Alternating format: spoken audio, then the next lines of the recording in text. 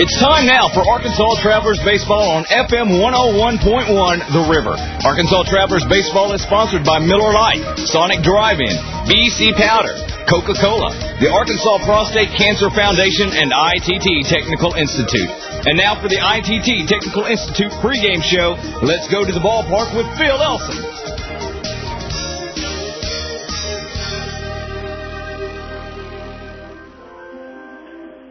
Live from Little Rock, Travelers Baseball is on the air. Hello again, everybody. This is Phil Elson. Welcome to Raywinder Field, where tonight, Minor League Baseball and the Texas League present the Arkansas Travelers and the Frisco RoughRiders in Game 1 of a 4-game series. Welcome to the broadcast. Yes, we are playing baseball today, even with light rain at Raywinder Field. Don't forget, folks, it never rains at Raywinder Field, and we will be playing baseball in Little Rock today. The first-place Frisco RoughRiders 3-game lead over the Arkansas Travelers, the second-place team in the Texas League East Division, and a very important battle between these two teams as we welcome Steve Marston onto the broadcast of the ITT Technical Institute pregame show. Steve, when these two teams last met, the Travs and the RoughRiders were tied for first place going into the previous road trip with the Travs just finished.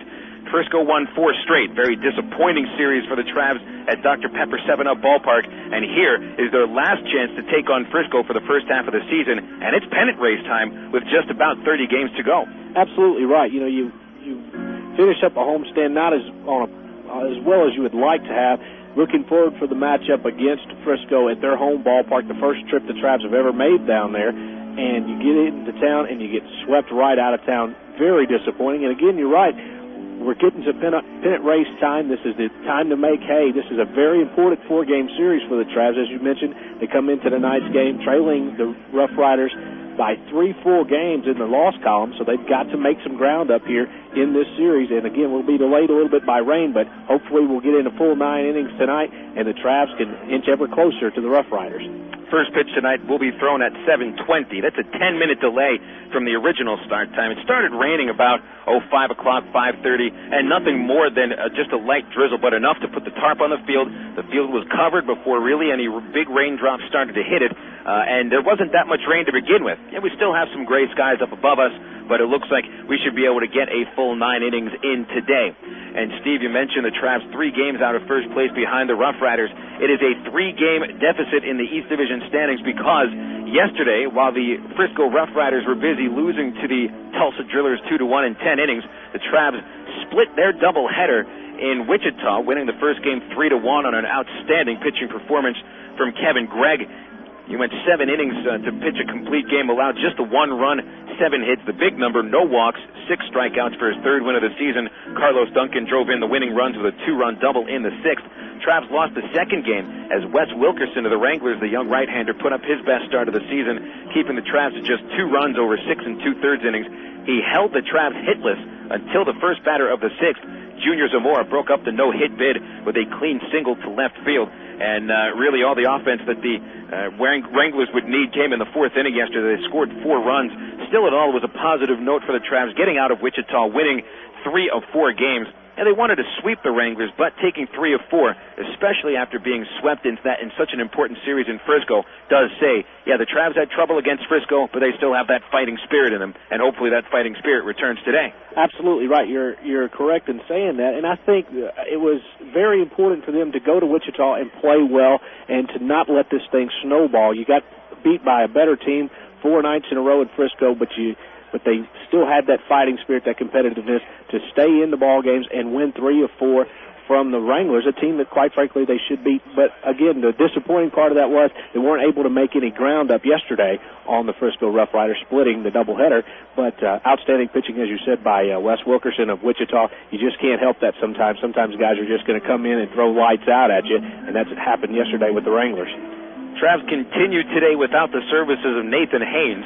The potential all-star center fielder is still out with that dislocated ring finger that he suffered in Frisco, diving to first base on a bunt single Nathan not hurt enough to go on the disabled list, but he is expected to be back in the lineup sometime this series against the Frisco RoughRiders. That's the best timetable that we can give.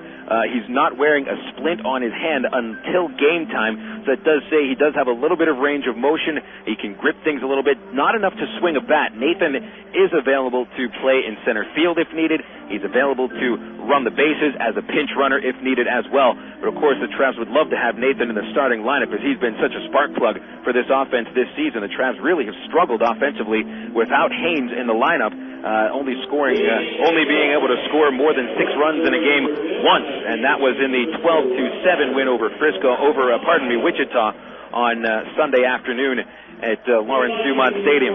Also, the Travs right now wondering if they will be able to send Eric Sear to the mound. Sear scheduled to be the starting pitcher on Saturday night in the series finale against the Frisco RoughRiders, but he's been suffering from that elbow pain all year. Of course, Eric had the elbow surgery, the shoulder surgery during the off-season. I thought that it's a wonder he's even throwing to begin with, but he's going to be visiting the doctor and seeing really where that elbow pain is coming from, and if he can make his next start this Saturday against the Frisco RoughRiders. Speaking of pitching, Steve Marston, the big thing for the Frisco RoughRiders, they have an outstanding pitching staff, all left-handed starting pitchers. Today they send up a big left-handed pitcher, Ben Kozlowski, to the mound, who made his best start of the season against the Travs 5 days ago at Dr. Pepper 7-Up, picking up his first win of the season. But he's just one of many left-handers on this staff. The Travs will face 4 left-handed starting pitchers. Tomorrow, A.J. Murray, the only left-handed starting pitcher the Travs didn't face in the Frisco rotation during the series at Dr. Pepper 7-Up ballpark. And then Friday and Saturday, possible all-stars in Mario Ramos and Tony Mounts. Mounts, the league leader in wins with 7 and a 122 earned run average, and he also defeated the Travs his last time out. So the big question is, can this Traveler team hit starting pitching that is coming from the left side?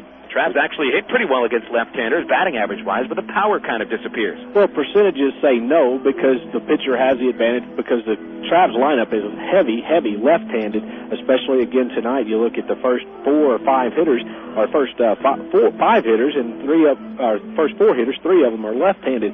So they're going to face a tough left-handed rotation, and it's tough to get power, as you were talking about, on the at-bats against those guys, because the natural break of the ball comes in at you instead of across the plate. So the Travs are going to have their hands full tonight, as they had in Frisco with this pitching staff for the next few nights. On the hill for the Travelers tonight will be right-hander Mike Brunet, who will take the hill for his 3rd start of the season. It's his 3rd professional start. Mike made a terrific start 6 days ago against the RoughRiders at Dr. Pepper 7-Up ballpark. Picked up a no decision, although he held Frisco to just 3 hits over 5 1/3 innings and allowed just an unearned run. So Brunet taking the hill tonight for his 3rd start of the season. And of course, the Travs have been getting some very good starting pitching recently, highlighted by starts from Kevin Gregg and Billy Stokely, along with Rich Fisher, who have just been lights out their last couple times out. Hopefully getting the same thing for Brunet tonight. Absolutely right, especially with Fisher and with Gregg. Those 2 guys have pitched lights out and have been the guys that the Travelers were able to turn to when they wanted to shut down the opponent's bats. Now, obviously, in the Fisher start, the Travs did lose that game, but just to know that you can send out a pitcher to the mound and get 5, 6, 7 quality innings from the guys, and know that you're going to stay in the ball game the whole way through with that guy on the mound, is very, very good for your manager and for your whole team's psyche. We are getting set for baseball out here at Raywinder Field in Little Rock, Arkansas. The field crew removing the last piece of tarp from the playing field, so it'll be about 20 minutes until the field is ready for action today. We'll keep it here during the broadcast while we are delayed. You are listening to the ITT Technical Institute Traveler pregame show. ITT Technical Institute is committed to helping you develop the skills and knowledge where you can pursue opportunities in technological fields such as computer electronics. At ITT Tech, you will learn specialized techniques in a hands-on environment that help you reach your potential. You can learn more about ITT Tech by calling 565-5550 or just go online to ittech.edu. What else is going on in the Texas League? We'll answer that question after this break on FM 101.1 The River. Sports is fun, but it's just a game. Your life, on the other hand, needs a little more serious game plan, like preparation for a career in today's growing technical fields. That's why ITT Technical Institute offers associate's degree programs in areas like electronics, computer drafting and design, and information technology. The skills and knowledge taught are in technical areas that can have practical value in the workplace. For more information on ITT Tech, call 565-5550 today. Or find us on the web at itt-tech.edu. Miller time. It's time to tuck the sun in and give it a good night kiss. Miller time. It's time to put the 9 to 5 back on the shelf. Miller time.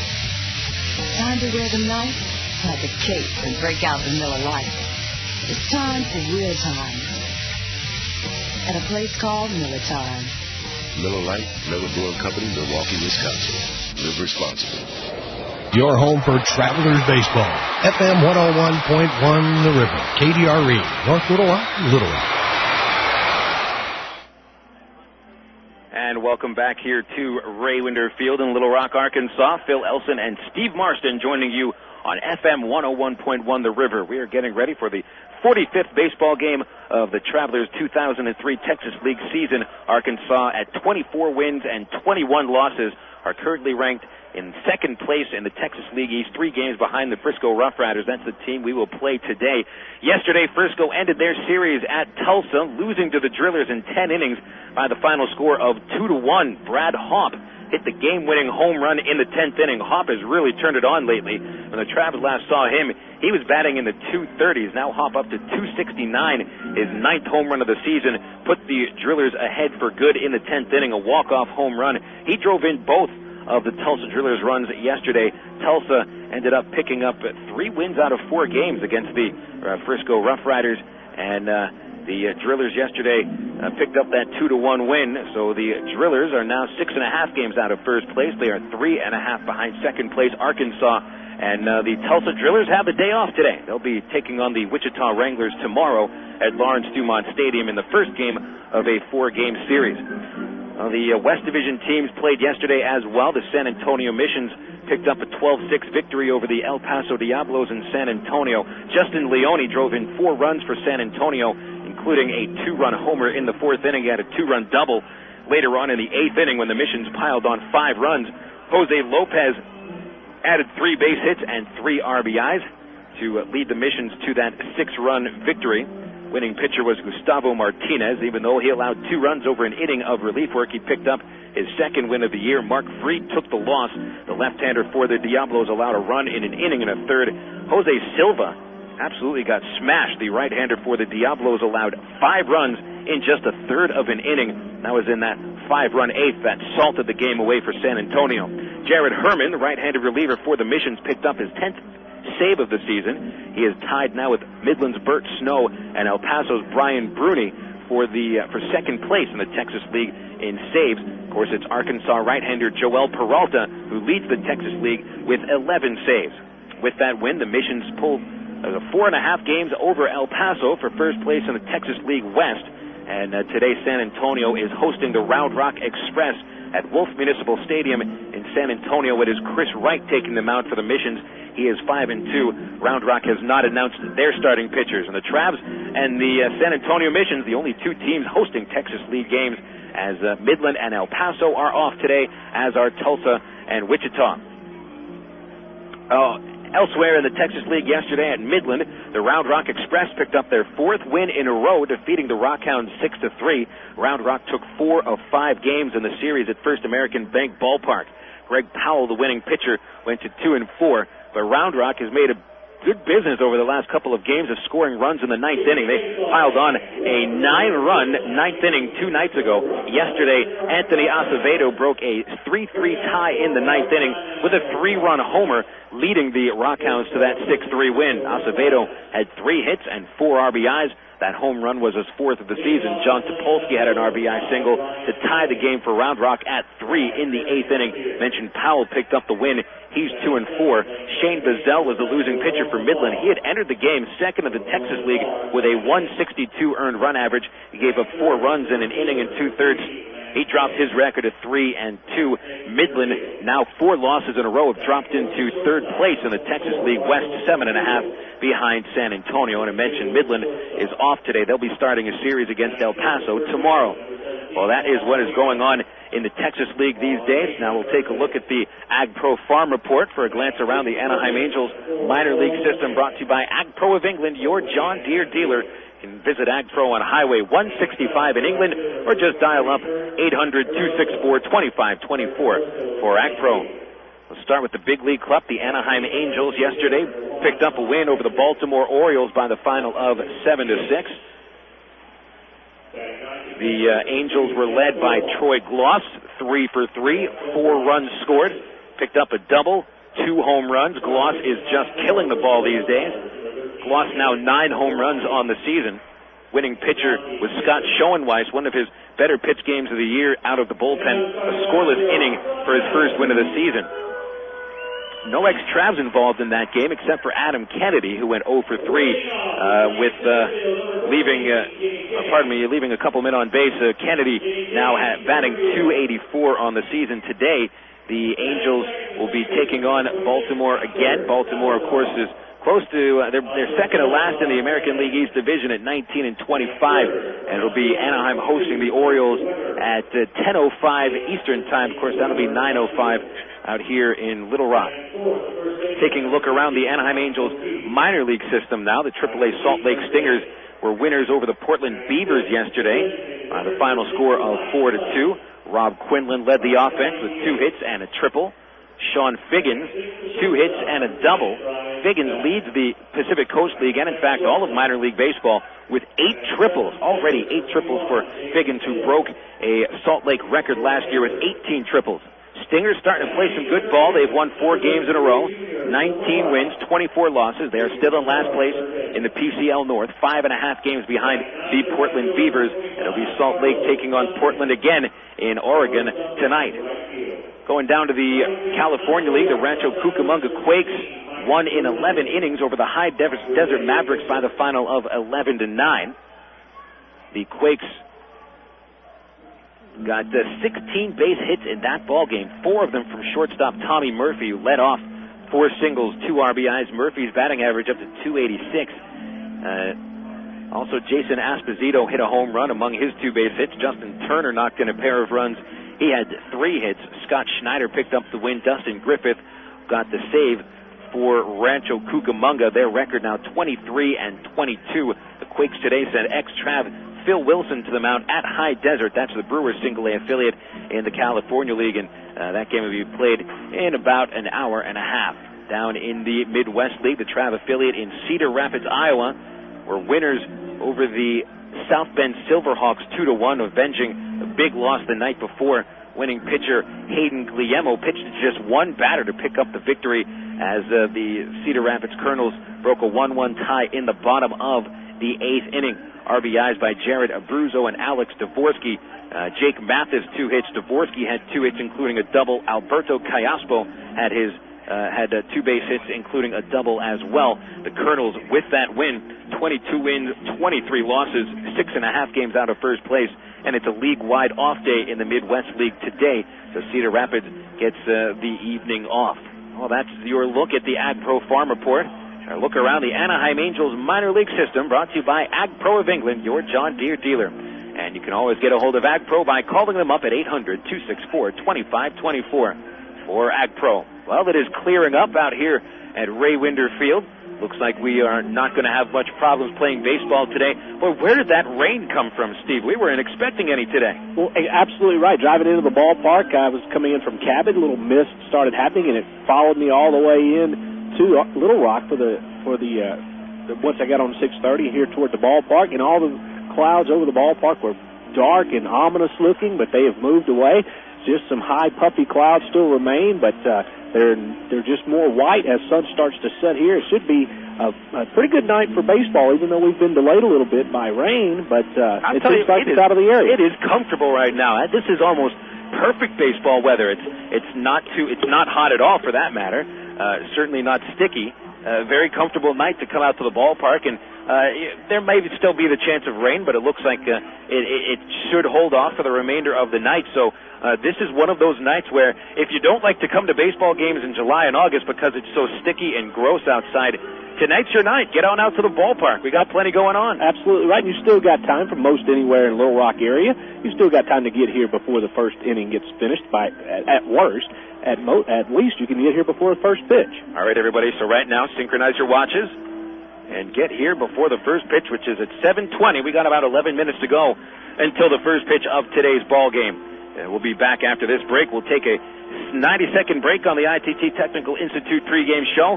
When we return, we'll have a look at today's starting lineups and also a glance at the Southwest Airlines scoreboard. So we'll return after this break on FM 101.1 The River. Hey, what's up? This is Lala, and welcome to Coke FM, bringing you the hottest new sound. Gotta make it real, come dance away. The real can't be bought, the soul, taught and told. The boy tried to keep it, but he lost his soul. On the road to the riches, he lost control. About the eye of a needle, I was off control. It's just never nothing to fall for gold, and your actions all is told. Gotta make it real, come dance away. This is Lala at Coke FM, keeping it real with a cool taste of Coca-Cola. There is a place in Arkansas where people come from around the world to obtain treatment for their illness. A place that is the breeding ground for tomorrow's cures through medical research. Perhaps a breakthrough in cancer treatment or a new way of helping with memory disorders. But this place is more than a hospital. It's a place where the majority of Arkansas's doctors, pharmacists, nurses, and other medical practitioners are trained. It's the University of Arkansas for Medical Sciences. It's where medicine lives, and it comes to life every day in the hands of some of the brightest doctors, nurses, and healthcare professionals in the nation. Since 1879, UAMS has been making a difference in the lives of Arkansans through healing, searching, teaching, and serving. UAMS is the foundation for the future of healthcare in Arkansas. UAMS is where medicine lives. And welcome back out here to Raywinder Field. It has not been raining for the past 15 minutes, and the field currently being dragged by the tarp crew and the field crew. They are getting this baseball field ready for action as the Travs and the Frisco RoughRiders are getting set for the first game of a very important four-game series as the RoughRiders, looking to pick up a division championship in their first year in the Texas League, are 3 games ahead of your Travelers. Phil Elson along with Steve Marston up in the gym box, as we call it up here at Raywinder Field. Take a look at the starting lineups for Game 1. So, Steve, who is going to be playing today for Frisco? Well, they'll start out with Ryan Fleming batting leadoff, playing in left field. Ramon Navarre is their second baseman and will hit second. Lance Nix is the is a center fielder and hits third. Marshall McDougal is their cleanup hitting shortstop that you don't see very often. Then 5 is Paul Ottavania. He'll play first base. In the 6th hole is Cole Liniak is the third baseman. The 7th place hitter is Kurt Arasso. He plays in right field. 8th is Todd Minstick, and he will play the designated hitter role tonight. And Jeff Goldbach rounds out their starting 9 at catcher and hitting 9th. Now the lineup for the Arkansas Travelers. Today it'll be Kenny James leading off. KJ in center field. Oscar Salazar just had an outstanding road trip. Salazar batting second, playing second base. Oh, looks like we're going to have the national anthem right now, and don't like to talk during the Star-Spangled Banner, so we'll just turn the crowd mic up and let you hear that. We'll return with the Travs starting lineup after the Star-Spangled Banner.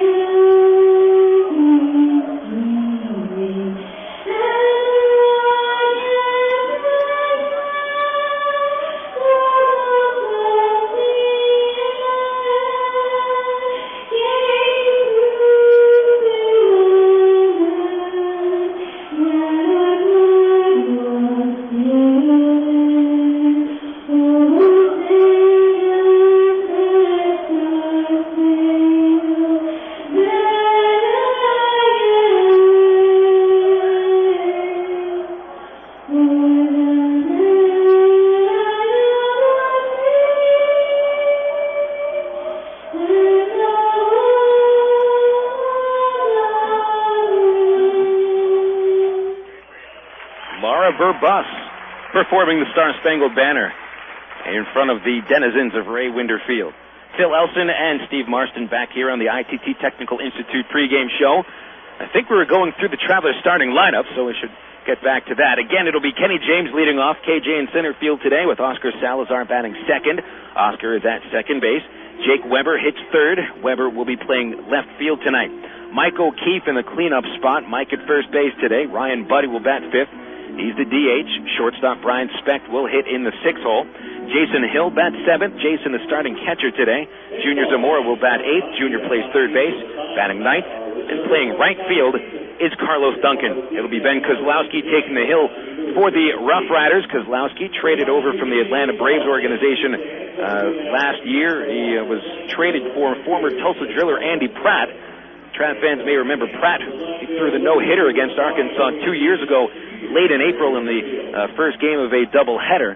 And Pratt's still in the Braves organization. Kozlowski came over and pitched very well last year with the Tulsa Drillers and then made his major league debut late in the season. So Trav's facing a guy, Kozlowski, who has seen a little bit of major league time, although this year he hasn't been able to transform that major league time into a successful season. Kozlowski has an earned run average over 6. In fact, he seems to be the lone weak link in the RoughRiders starting rotation, as all of those starting pitchers, with the exception of Kozlowski, have an ERA under 4.5, and only A.J. Murray, who's going to be starting tomorrow against the Travs, has an earned run average just a hair over 4. Other than that, C.J. Wilson in the starting rotation, 3.79 ERA. Mario Ramos at 3.54. Tony Mounts a league leading mark at 1.22 with that earned run average. And the Travs will be putting Mike Brunet on the mound. Brunet, who made his first professional start ever on May the 10th. Didn't look like it was a very good experiment at the time. He had allowed 3 home runs over 3 2/3 innings, and picking up a loss in a fairly ugly game. Travs lost that game by the final score of 10-2 against Tulsa. But last time out, Mike pitched an outstanding game, focusing on getting ahead early in the count with a first pitch fastball. He was ahead of a lot of batters and only gave up 3 base hits out of 19 men faced, 1 walk, 1 unearned run. So Brunet takes the hill looking to pretty much repeat what he did last time. He would have picked up a victory if the Travs didn't blow a 4-run lead in the 8th inning. So hopefully Brunet gives a little bit more of what he gave 6 days ago in Frisco. Well, the starting lineups are being exchanged at home plate between the managers. Ty Boykin of the Travs and reigning Texas League Manager of the Year, Tim Ireland. Of course, Tim last year, the manager of the Tulsa Drillers, took them to the championship series where they lost in a thrilling 7-game series against the San Antonio Missions. Of course, he rejoined the AA affiliate of the Texas Rangers, moving from Tulsa out to Frisco, and he's the skipper for the RoughRiders. The umpiring crew going over the ground rules, along with Boykin, who's pointing out all the intricacies of Ray Winder Field, in which Ireland is very well versed in the intricacies of this ballpark. He has been managing in the Texas League since the early 90s, and he knows this league pretty much better than any other manager in this league. The umpiring crew of Peter Durfee, who's the crew chief, he'll be behind the plate today. Delphine Colon is the third base umpire. He's from Puerto Rico. Ben Clanton is he's a boy from right around here. He's from around Memphis, actually Nesbitt, Mississippi, just close to Memphis. That's where Ben is from. Ben is going to be the first base umpire today. Well, it looks like the field is just about ready to go, Steve. What do you think? I see a little bit of sunlight actually pouring in from over the grandstand out in center field. Looks like the baseball gods are smiling on the fans today. Absolutely right. We have the stadium lights on all over the ballpark, but it has turned out to be a very nice night. It's one of those little showers that we had that was long enough to break all the humidity, really, and make it a cool, comfortable evening, and not too heavy where it spoiled baseball for tonight. So just a very nice evening is going to be had here tonight in Little Rock, and the Travs need a win, especially not only tonight, but they need to win this series to keep pace with Frisco and to make this a pennant run all the way to the end. I'll tell you another reason why it rained like that. We need to keep this field green. It looks better than it has all season. There's very bright green color out there, and when the season started, the grounds crew didn't have a very good time to really, not a lot of time to get the field ready for being green and for a 10-game homestand to start the season. But right now, the field looks as good as it has all year. Well, absolutely. Well, you guys being out of town for the last 8 or 9 days, that'll help. We have not had anything more than about a day and a half with pause in the rain. It has just rained and rained in this area here and all over central Arkansas. Had a lot of storms again the last week or so, but tonight looks like a fairly good night. And again, as you say, the outfield is being bathed in sunshine right now as it's on its way down for the evening. But boy, it's going to be just a pleasant evening to be out here at the ballpark. And very pleasant for you to join us today on the baseball broadcast here on the ITT Technical Institute pregame show. Don't forget that usage of the internet is still expanding, and qualified web developers are needed throughout the country. ITT Technical Institute will help prepare you to design, create, and maintain websites and online databases. You can learn more about ITT Tech by calling 565-5550 or just go online to ittech.edu. Well, they're just about to introduce the Sonic Field of Dreams team out to the field. That'll give us a chance to run down quickly your Southwest Airlines scores. We'll start with the final score in the National League. The Milwaukee Brewers playing some good baseball. They're led by 3 home runs from Richie Sexson. He leads the Milwaukee Brewers to a 10-0 win over the San Diego Padres at Miller Park. Padres held to just 2 base hits in the ball game, and Ryan Franklin picked up the victory. Jake Peavy suffered the loss, dropping to 4-4. Actually, some conflicting reports on who hit those home runs today. Apparently, it was Jeff Jenkins who hit 3 home runs for the Milwaukee Brewers. He now has 11 on the season. Sexton still did hit 1 home run, and he has 15 on the year. So the Brewers win their 18th game of the season. Looks like they're threatening to jump out of the cellar if the Pirates continue to stink the joint out. Pirates right now lead Chicago 1-0 after 2 innings in the Berg. Kerry Wood on the mound against Jeff D'Amico. There's one final score in the American League. The Minnesota Twins pick up the victory over the Oakland Athletics 4-3. Torrey Hunter hitting his 7th home run of the season, but Troy Hawkins moves to 4-0. Eddie Guardado saved his 11th game of the season. The Twins have overtaken the Kansas City Royals for first place and now ahead of KC by 1 game in the American League Central. And really a lot of people expecting the Twins to be there as the cream of the crop in the Central Division. And maybe just like Oakland last year, it took them some time to get back into the swing of things, but the Twins are back and they're in first place. Here's some games in progress in the National League. Florida 1, Montreal 0 in the bottom of the 2nd. I mentioned the Pirates lead the Cubs 1-0 after 2 innings of play. Scoreless game in Cincinnati in the 3rd between Atlanta and the Reds. Philadelphia at New York. The Mets lead 1-0 in the bottom of the 2nd inning. Bad news for the Mets today, finding out that they probably are without catcher Mike Piazza for the remainder of the season. Later today, it is St. Louis at Houston. That should be an outstanding game. They played a good game yesterday with the Astros picking up the victory. Woody Williams takes them out for the Redbirds. He is looking for his 6th win to start the season. Peter Monroe will oppose him. In the Bob, it's Arizona Diamondbacks hosting the San Francisco Giants. Jason Schmidt and Miguel Batista are the starting pitchers. Jason Jennings of the Colorado Rockies takes on Kazuhisa Ishii at Dodger Stadium in Los Angeles. Those are your later on games in the National League. In the American League, still battling it out at Fenway Park, the Red Sox look to make it 2 in a row over the Yankees after that dramatic come-from-behind win yesterday. The Yanks and the Sox are tied for first place in the AL East, and right now it's Boston and the Yankees tied at 2. Garcia Parra and Jason Giambi have hit home runs. Roger Clemens pitching at Fenway Park in the pinstripes. He's looking for career win number 299. In Cleveland, the Tigers playing at Jacobs Field, 4-0 Tribe after 5 innings of play. Jeremy Bonderman and C.C. Sabathia, the starting pitchers, are still in it. White Sox and Blue Jays, no score after 1.5. In Texas, a scoreless game between the Devil Rays and the Rangers. Later tonight, the Tribe affiliate Anaheim Angels look to pick up their 2nd win in a row over the Baltimore Orioles. Aaron Seeley toes the rubber against Sidney Ponson. Kansas City looks to end a 4-game slide in Seattle tonight. Very tough stretch right now for Kansas City. They'll play their next 8 games against Seattle and Oakland. Tonight in Seattle, it's Freddie Garcia for the Mariners against Chris George. Those are your Southwest Airlines scores, brought to you by the official airline of the Arkansas Travelers, Southwest Airlines. And remember, you can log on for low fares at southwest.com. Well, now we get some serious sunlight glaring off the left field fence at Raywinder Field. The lights are on right now. Mike Brunet getting his warm-ups in.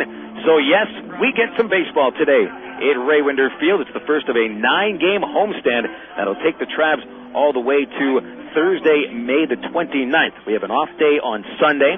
Don't forget, fans, this Friday and Saturday is the Sonic Discount Family Weekend, and you can go right now to your local Sonic Drive-In if it's a participating Sonic Drive-In in Central Arkansas, and you can pick up your $2 discount coupons for either Friday or Saturday's game. $2 gets you in, $2 more gets you down to the box seat area, and on Friday we've got that post-game fireworks extravaganza that'll be right after the final out of the game on Friday night. Well, maybe about 10 minutes after the final out. Saturday, we're giving away visors to the first 1,000 adults at the ballpark. That is all compliments of Sonic Drive-In and Comcast Cable. Well, it is time for baseball. Mike Brunet just finished the warm-ups. Glad to have you with us for this, well, now beautiful Wednesday evening. It wasn't so beautiful in the early afternoon and the early evening, but now it is gorgeous outside. Brunet facing Ryan Fleming. We are ready.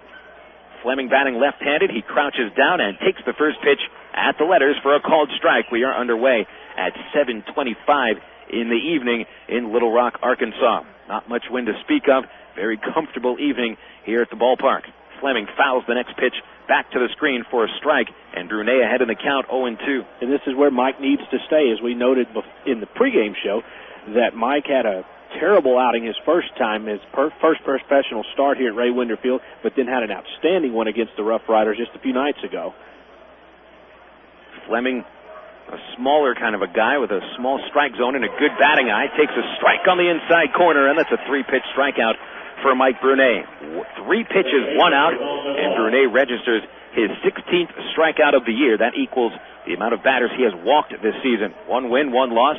Mike's earned run average coming into today's game is an even .900. .330 batting average against, and 4 home runs allowed. 3 of those homers came in one game against Tulsa on May the 10th. Other than that, Mike pretty much keeps the ball in the ballpark. Ramon Nivar standing at the batter's box, a dangerous right-handed hitter, and Brunet starts him off with a strike on the inside corner. Another fastball, as we will see from Brunet. He's going to try to get ahead with first pitch fastballs, and so far he's successful. But Nivar will lash the next pitch into right center field for a base hit. Just over the leaping second baseman Salazar. Nivar leads the Riders in base hits. That's his 60th base hit of the season. Nivar is now 9 base hits behind Chris Burke of the Round Rock Express. Burke, the Texas League leader, batting .373. Nivar actually should jump over him right now. They were tied at .373, but Nivar now an even 1-for-1. Brings up Lance Nix. This is a very dangerous left-handed hitter with good power to all fields. Travs kept him pretty much in check at the series at Dr. Pepper 7-Up Ballpark, as Nix batted only .200 with 3 singles. He did knock in 3 runs. Left-handed hitter facing Brunet, the right-hander from Land O'Lakes, Florida. Pitches from the stretch, and he checks Nivar with a throw to first base. Ramon gets back in. Just underway here at Raywinder Field at the top of the first inning. 1 away, 1 man at first. Brunet, 6'2", 160 pounds. He'll throw to first base again, chasing Nivar back in. Nivar had suffered a bruised head, and he slammed his head trying to make a catch against the fence at Dr. Pepper 7-Up Ballpark last week. He's back in the lineup now. Brunet throws a changeup. It dives outside to Lance Nix. Ball 1. Nix hitting .320 this year. 7 home runs, 31 RBIs. He has pretty much been the linchpin in the offense for Frisco, and he'll take outside from Brunet. Ball 2. Very important for Brunet to stay ahead of batters. He does have a full complement of pitches, a fastball, slider, split finger, and changeup. Mix in a curveball now and then. Into the stretch, he's ready. Here's the 2-ball pitch, and Mike misses high and outside for ball 3. Looked a little bit awkward in his delivery the last couple of pitches, not really following through. Instead, sort of whipping his arm back and letting the recoil fall back into his body, not really bending through with his right arm and his back. Here's the 3-0, and he walks him on 4 straight, that fastball above the strike zone. Well, that's one thing you don't want to do. You can live with giving up base hits relatively speaking, you can live with giving up base hits, but you don't want to mix in walks with them. And now they're 2 on and only 1 out for their cleanup hitter, Marshall McDougal. Catcher Jason Hill with a couple of words for Brunet, finishes with a pat on the backside. Sometimes it's all about confidence in whatever you're throwing. Some pitchers seem to shy away from contact. Pitching coach Keith Comstock tries to teach, don't be afraid of contact. In fact, he wants the pitcher to initiate contact and force the batter to hit pitches that he doesn't want to. Here's McDougal, a right-handed shortstop batting cleanup. And there's a first pitch slider at the knees. Strike 1. Good pitch. McDougal on a 9-game hitting streak coming into this game. He leads Frisco with 34 RBIs. Raised his average about 30 points over the past 4 games. 264 average, 3 homers, and the 34 ribbies. Trav infield looks to turn 2. Brunet's pitch is chopped towards third, played by Zamora. He runs to third base for 1 out, throws to first.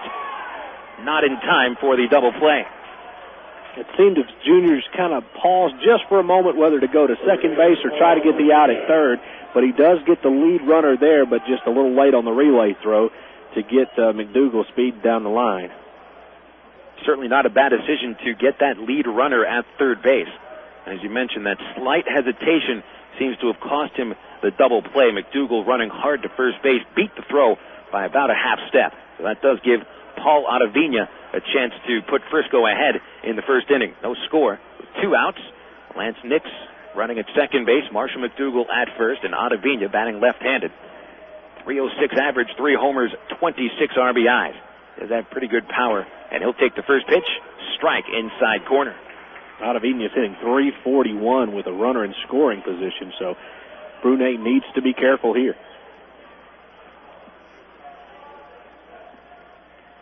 Mike leaning in. Trav infield plays for Ottavina to pull the ball on the right side, giving a lot of room towards the left field corner. Brunet's 1-strike pitch just off the inside corner. Very close, ball 1. 1 ball, 1 strike on Ottavina. We saw him quite a bit last year as a member of the Tulsa Drillers.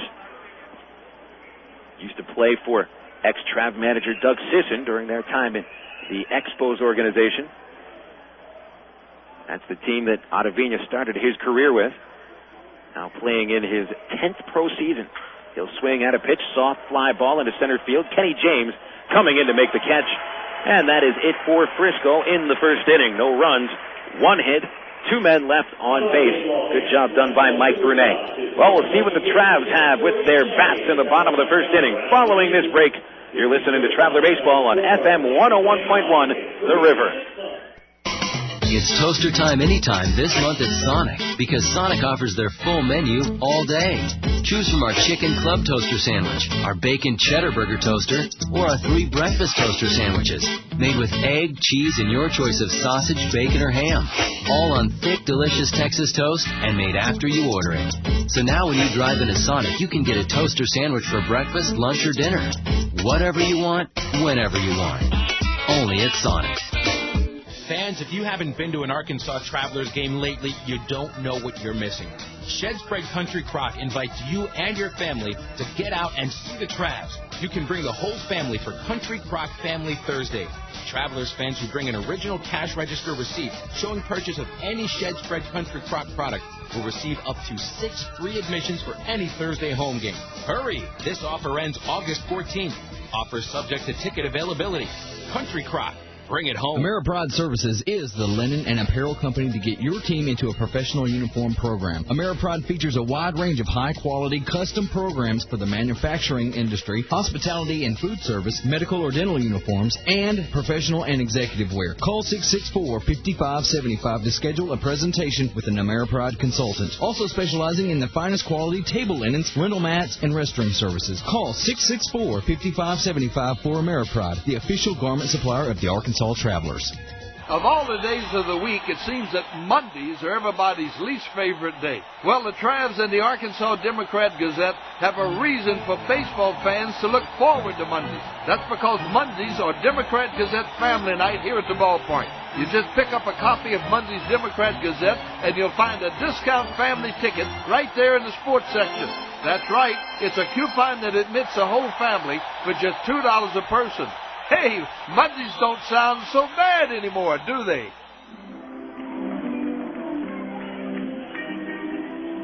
And back here at Raywinder Field, Phil Elson and Steve Marsden joining you on Unforgettable Favorites FM 101.1 The River.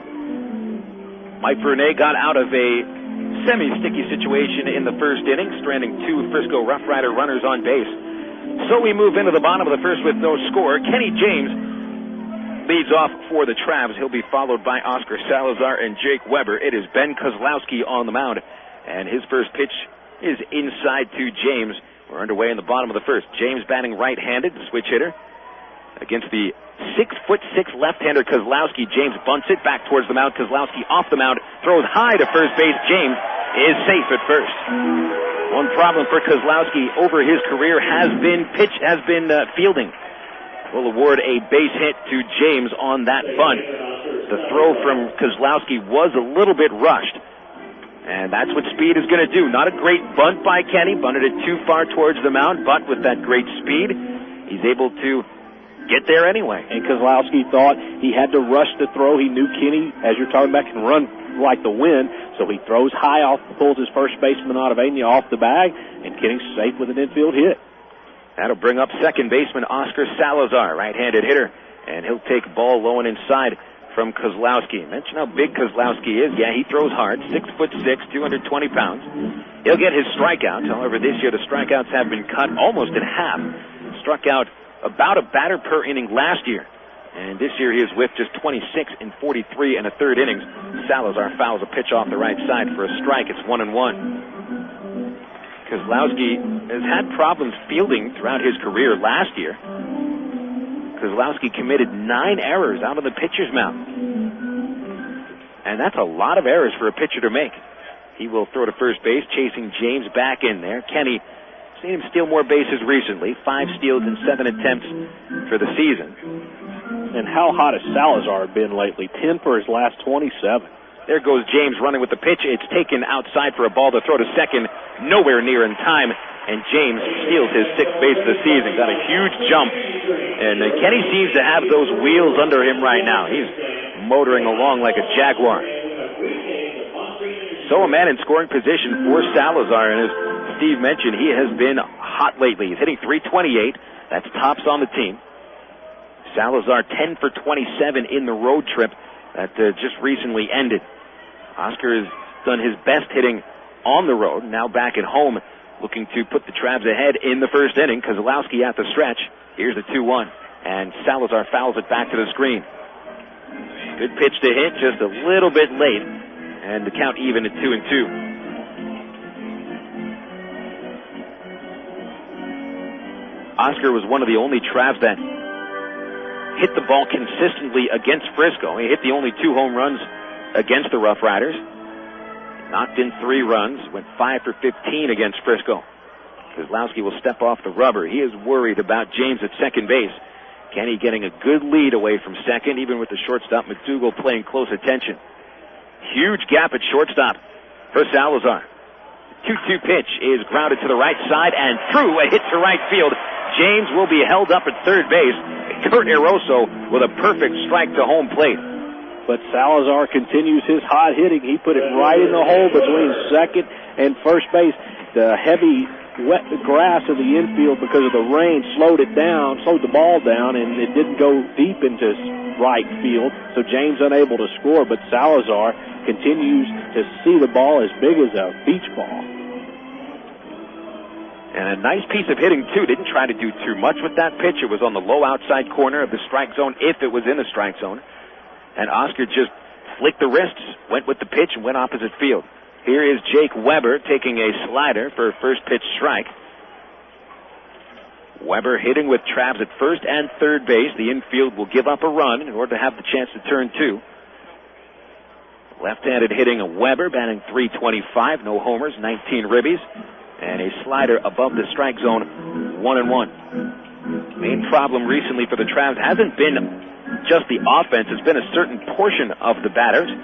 The inability to hit with men in scoring position. It's been the real problem lately. There's a throw to first base. Salazar walks back in there safely.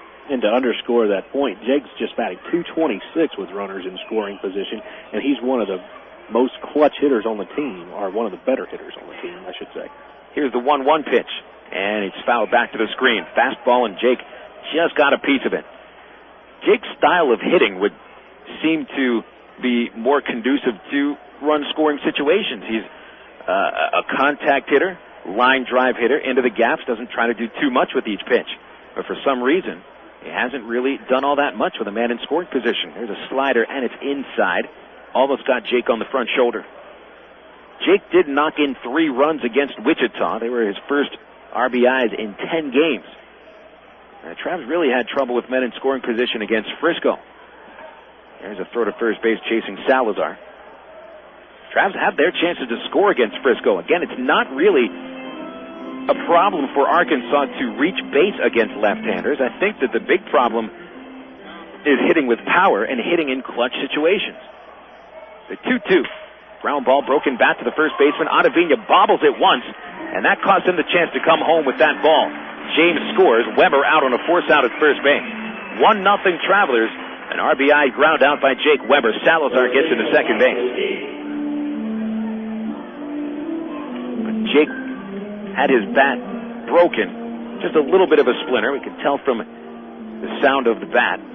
Ottavina had that ball just about 2 steps to the left of first base. It looked like he had a chance to throw home, but he bobbled the ground ball, and that ruined his chance. Here is first baseman Mike O'Keefe, and a curveball misses, ball 1. And that's what the speed of Kenny James will do. He saw it earlier. He reached base because Kozlowski rushed his throw, and he didn't want to bobble and rush the throw himself. A 1-0 pitch from Kozlowski, and Mike takes it outside. 2 balls, no strikes. Case in point about left-handers, Mike O'Keefe seems to be the batter that managers focus on when it comes to left-handers. Late in the game, managers always want a left-hander to face O'Keefe, but he hits left-handers pretty well. A 2-0, and it's fouled out of play for a strike. 2-1. But just take a look at the numbers here. O'Keefe batting .319 against left-handed pitchers, but most of his power comes against righties. In fact, O'Keefe hitting better against lefties than righties by almost 70 points. And you wouldn't think that would be the case, but Mike can hit a left-hander. Just a matter if he can do it in an important situation like this. The 2-1, and a slider at the knees for a called strike. Nice pitch by Kozlowski. Late break on that pitch. 2-2. O'Keefe hitting .272, still leads the team with 33 RBIs. RBIs 31, 32, and 33. Came on a home run against Wichita Sunday afternoon. Kozlowski calls timeout. That home run that O'Keefe hit was a mammoth line drive that hit off the scoreboard at Lawrence Dumont Stadium in left center field, an opposite field home run. Here's the 2-2 pitch. Mike swings, breaks his bat, and grounds it foul.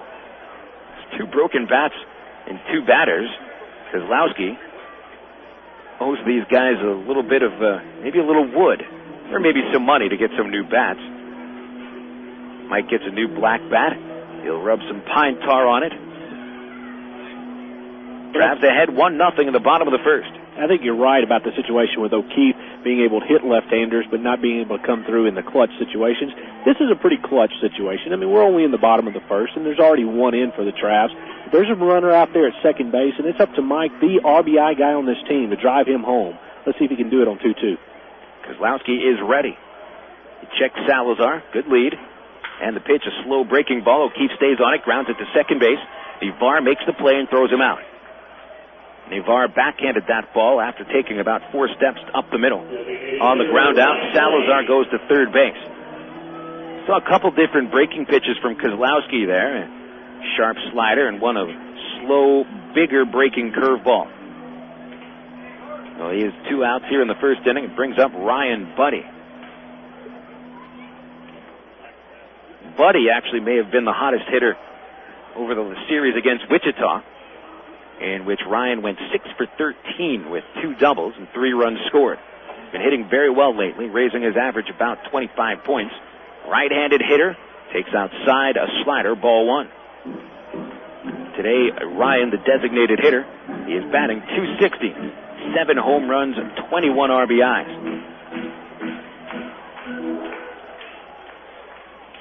1-0 pitch, and a swing and a foul off the catcher's mask. It almost ricocheted off of Brian Speck, who's sitting there in the on-deck circle. And that foul ball rolled into the Church at Rock Creek circle right in front of the Travs dugout. There is a little bit of a puddle there, so that baseball will be ruined. A 1-ball, 1-strike count on Buddy. He swings at the next pitch, flies at dead center field. Lance Nix is right there to put it away. And the Travs are finished in the first inning. But Arkansas draws first blood in this series. 1 run on 2 hits. A man left stranded at third base. The Travs lead 1-0. We'll go into the second inning at Raywinder Field after this break on FM 101.1, The River. Hi, I'm Derek Cope, race car driver and TV analyst. You've probably heard me talk about Avacor, the revolutionary hair regrowth system that has been successful for most everyone who's used it. Now, listen to what Avacor users have to say about this remarkable treatment. I am 39 years old. I've been slowly balding over the last 10 years. Thanks to Avacor, my hair is coming back, and I couldn't be more excited. The best product that I've tried. Nothing has worked like this product to restore the hair that I had when I was in my 20s. Avacor is the product of the 21st century. Avacor is safe and effective. It's worked for tens of thousands of satisfied users, including me. Let Avacor work to regrow your hair naturally.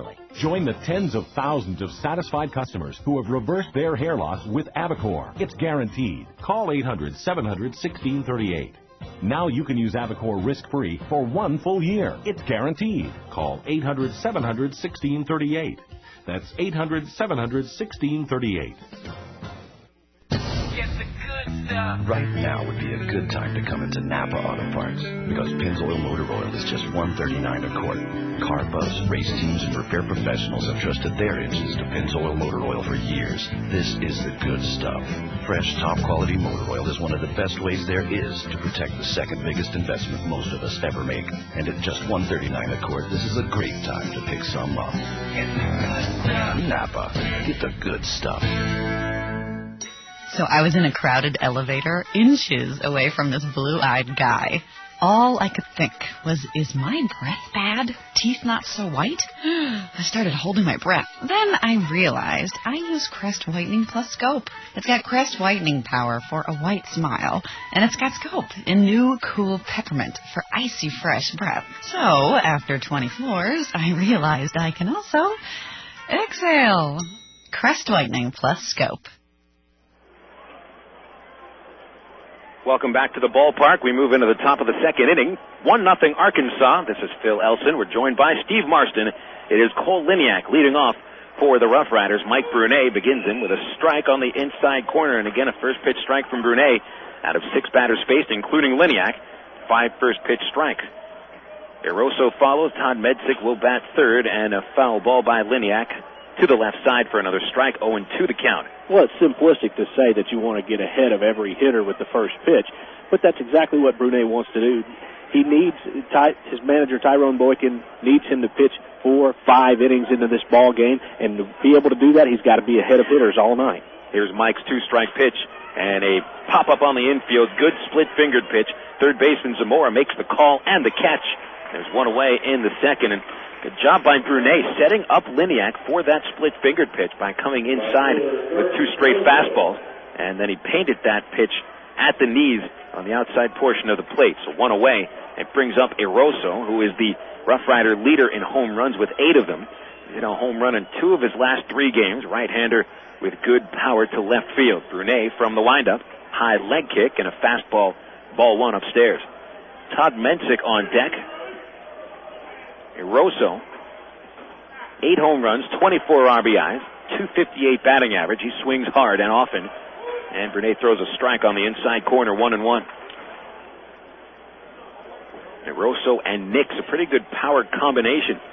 7 homers by Nix, 8 homers for Eroso. Between the two of them, they account for almost a third of the home runs hit by Frisco this year. Pitch in the dirt to Eroso, 2-1. Jason Dewey, their backup catcher, 4 home runs, ranks 3rd on the team. 2-1 count, bases empty, second inning. Brunet from the windup. And the right-hander's pitch inside, ball 3.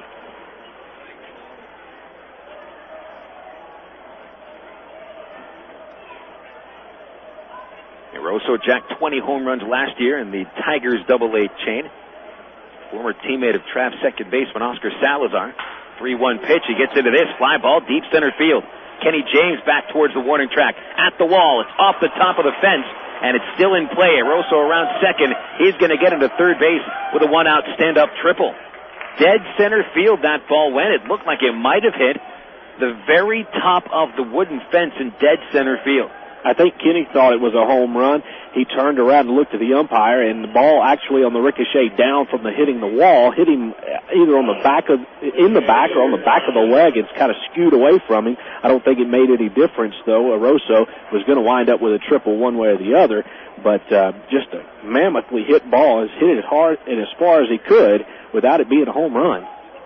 About a 380-foot shot to dead center field, and the ballpark did hold it. So a one-out triple. A Rosso's 3rd triple of the season. Tying run now at third base in the second inning. The Trav infield plays on the infield grass. Mensick, the batter, he's left-handed. And a strike to start him off at the letters, 0-1.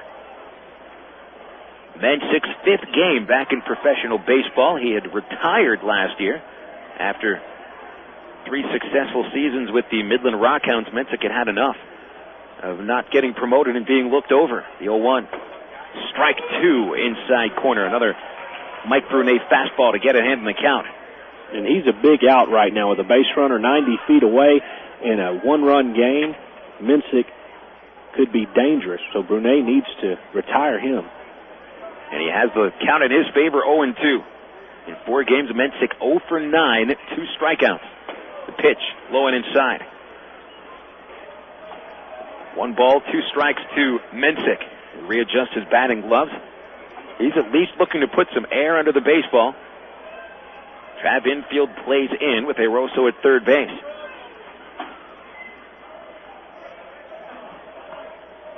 Mensick deep in the batter's box. The catcher sets up inside. Brunet's pitch pops him up behind the plate, and this one is on top of the roof and out of play.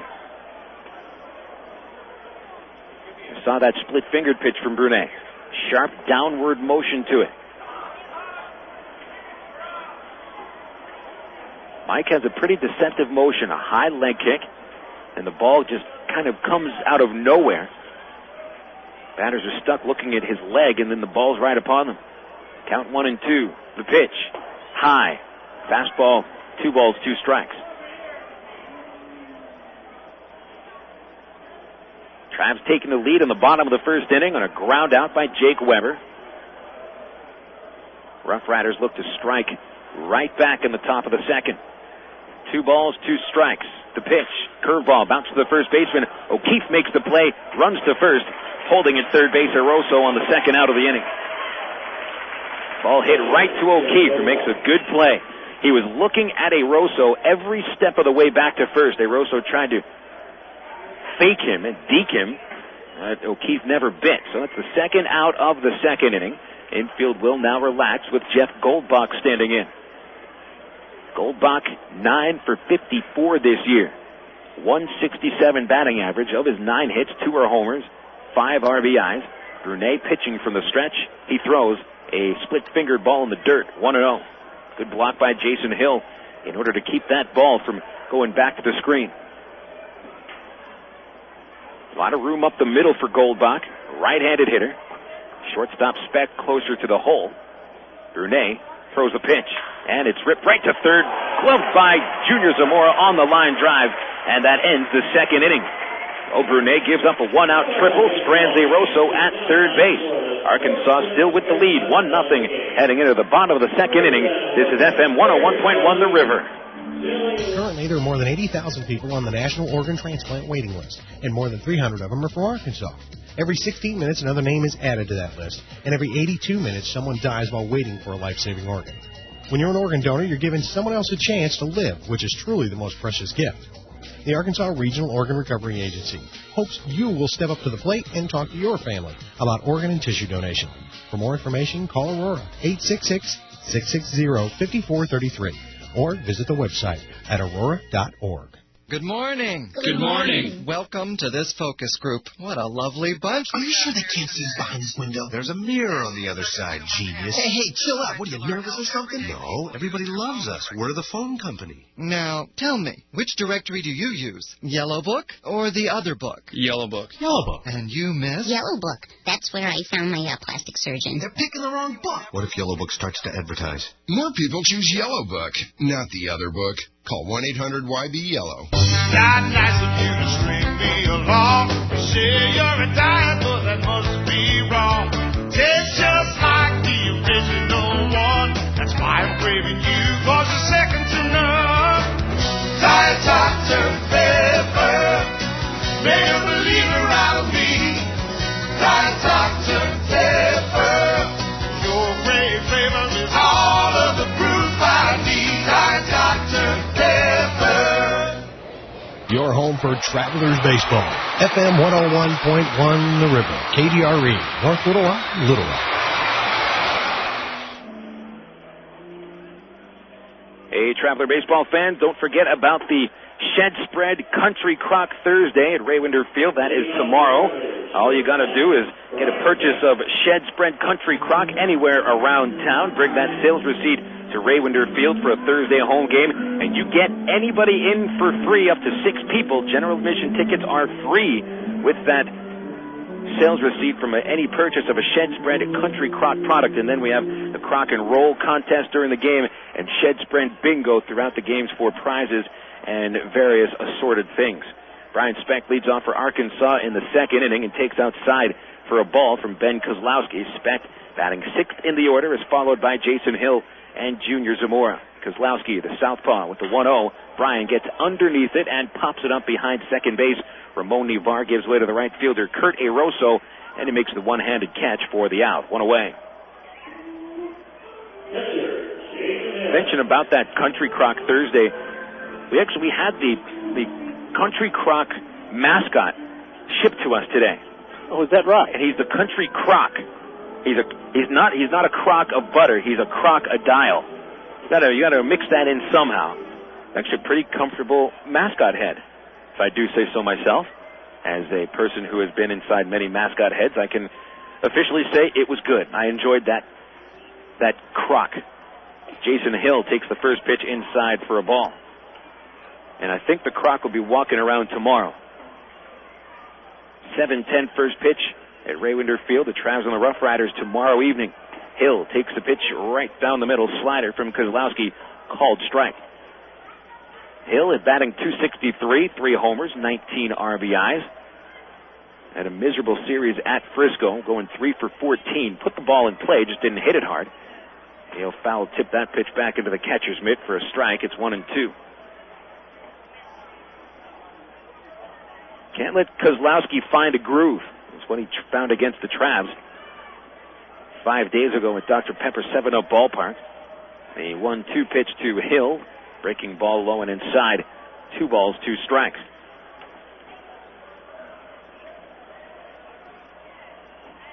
Going into that start against the Travs, Kozlowski had lost his first 2 decisions of the year and had allowed 19 runs in the previous 3 starts. The Hill lines this pitch in the right center field, a clean base hit.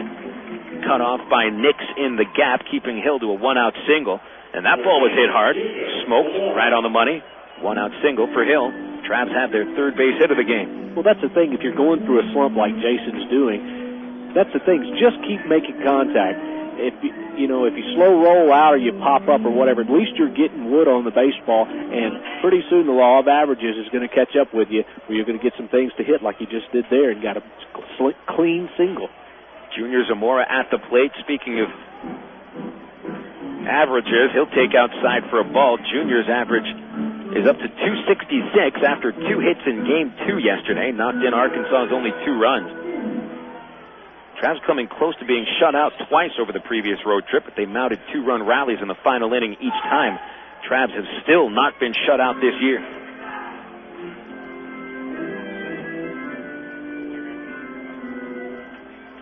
Zamora starting to get those wrists back. That's where all of his power comes from. He has very quick wrists. Hill running on the pitch, and Zamora slaps the ball out of play. 1 ball, 1 strike. Little hit and run action. Yeah, that was not a straight steal for Jason. They were just trying to get him in motion a little bit and hope that Salazar puts a little wood on the ball and give him a little head start, hopefully get him into second base. Jason, however, even on the hit and run, seems to focus on still getting a good break off of the pitch. Kozlowski will throw back to first base. Hill saw that, got back in. A lot of times you see batters on a hit and run.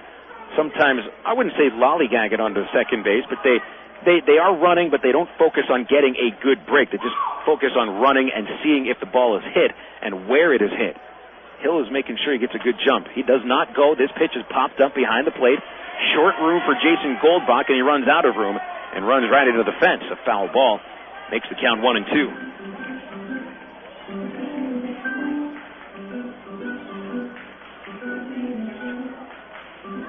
Rawinder Field and Dr. Pepper 7-Up Ballpark actually have about the same size foul territory, with one exception. Travs at Rawinder Field, much smaller area behind home plate to the back screen than at Dr. Pepper 7-Up. Here's the 1-2.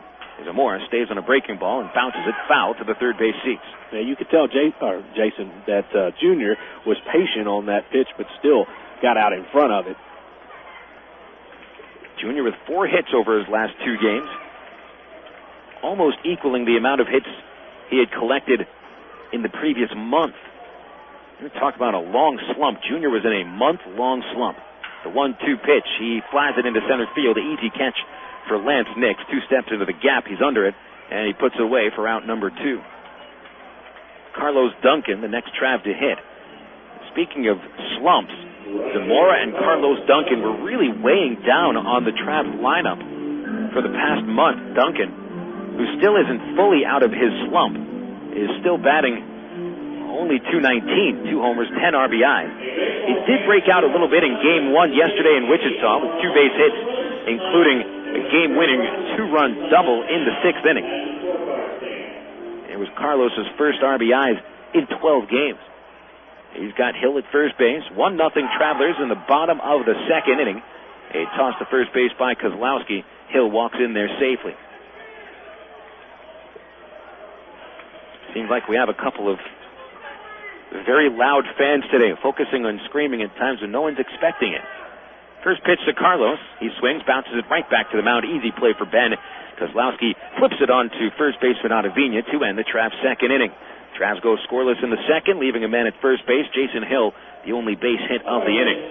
We played 2. The Travs leading 1-0 at Rawinder Field here on FM 101.1, The River. If you have a Shell or Texaco credit card, your life just got easier. Shell is now accepting the Texaco credit card, and Texaco is now accepting the Shell credit card.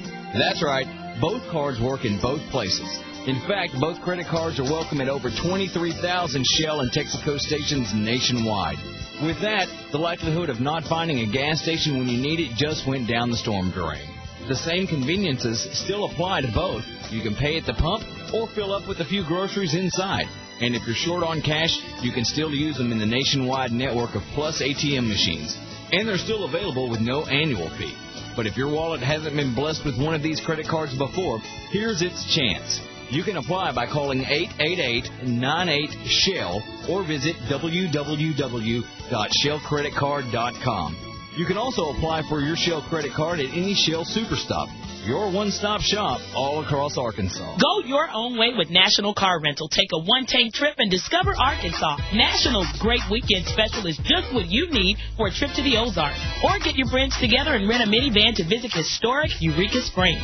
National offers a wide choice of sizes and styles, from luxury cars to vans and sport utility vehicles. Unlimited mileage rates are available. National Car Rental has 2 convenient locations, Little Rock Airport and North Little Rock at 3919 Pike Avenue. See National Car Rental's ad in the yellow pages for more information. Go your own way with National Car Rental.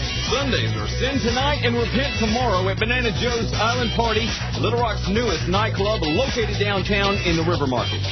Sunday Sin Night features $2 domestic beer, contest featuring color TV giveaways, and a free buffet from 9 until 11 p.m. when you sign up for a Sin card. plus other specials on Monday, Tuesday, and Wednesday nights. Banana Joe's any night of the week at 300 President Clinton Avenue in the River Market.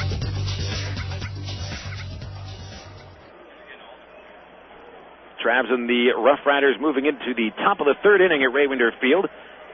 No runs, 2 hits, no errors by the RoughRiders. Travs 1 run, 2 hits, no errors. Top of the order for the Riders, Ryan Fleming against Mike Brunet.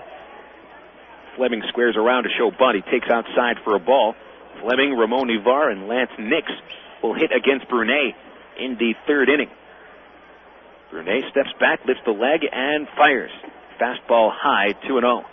And it's the second time through the order for Brunet now, so these RoughRider hitters have had a chance to see all his pitches and his velocity, so see what Mike can do here. The 2-0, and Fleming takes outside. Brunet started only one batter with 3 balls in his first couple innings, walking Lance Nix on 4 straight in the first. Now he does the same on the leadoff man in the third inning, and he'll walk him on 4 straight. Fleming now down to first base. 2 walks by Brunet, 2 hits, 1 strikeout. And certainly never like to see a 4-pitch walk to start off any inning. Well, it just makes things so much harder for yourself. This game's hard enough as it is, and then you start giving out free passes for base running, and it just can be a long night for you. Ivar hit the ball hard in the first inning with a line drive single over Salazar's head at second base.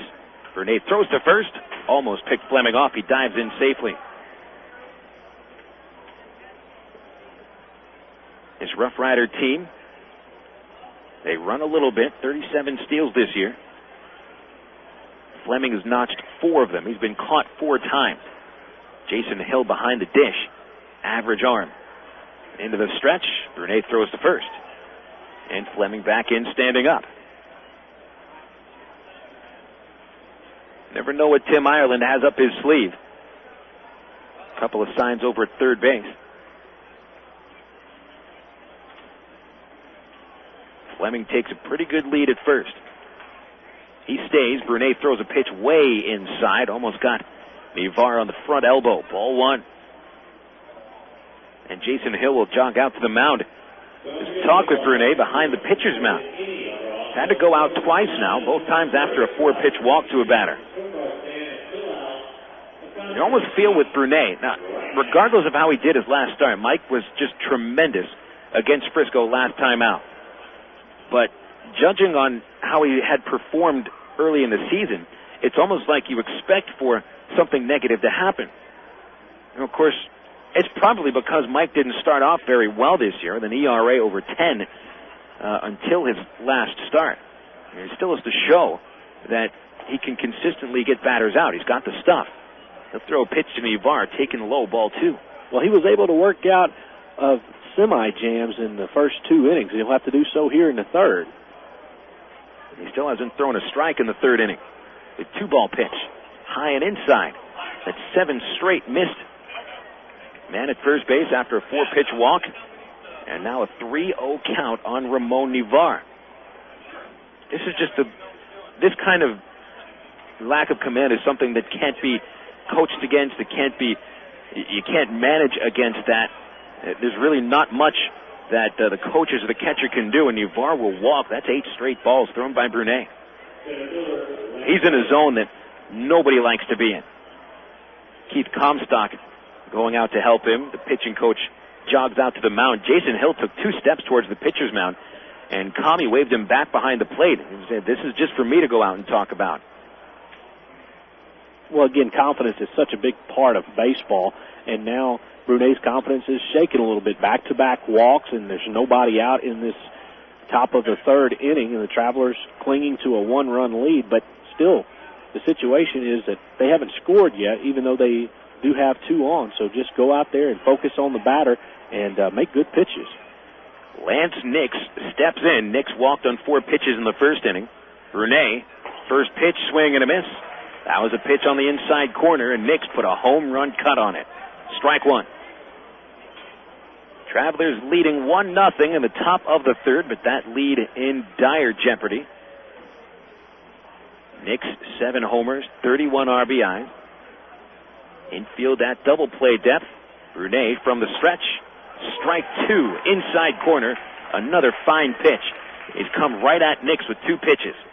And Nix just as dangerous, if not more dangerous than Nivar. I'd say he's more dangerous. He has more power, especially with men on base. And so for some reason, Brunet just didn't challenge Fleming or Nivar. If he goes right at Nix on an 0-2, he is ready. Brunet checking Fleming at second. He takes an extra step. The pitch is lined foul to right field and into the Traveler bullpen. Well, Nix hit that ball pretty well. It looked like a slider on the inside corner, and Nix with that quick bat got around on it. Perhaps that's what Keith Comstock came out and chatted with Brunet about on the mound. Quit trying to nibble around the corners. Just go out there and throw strikes to these hitters. Put the pressure on them. Still ahead 0-2. Let's see where the catcher Hill sets up. He moves inside again. Brunet throws inside and turns Nix away. Take over that inside portion of the plate. And Nix spun away from that one.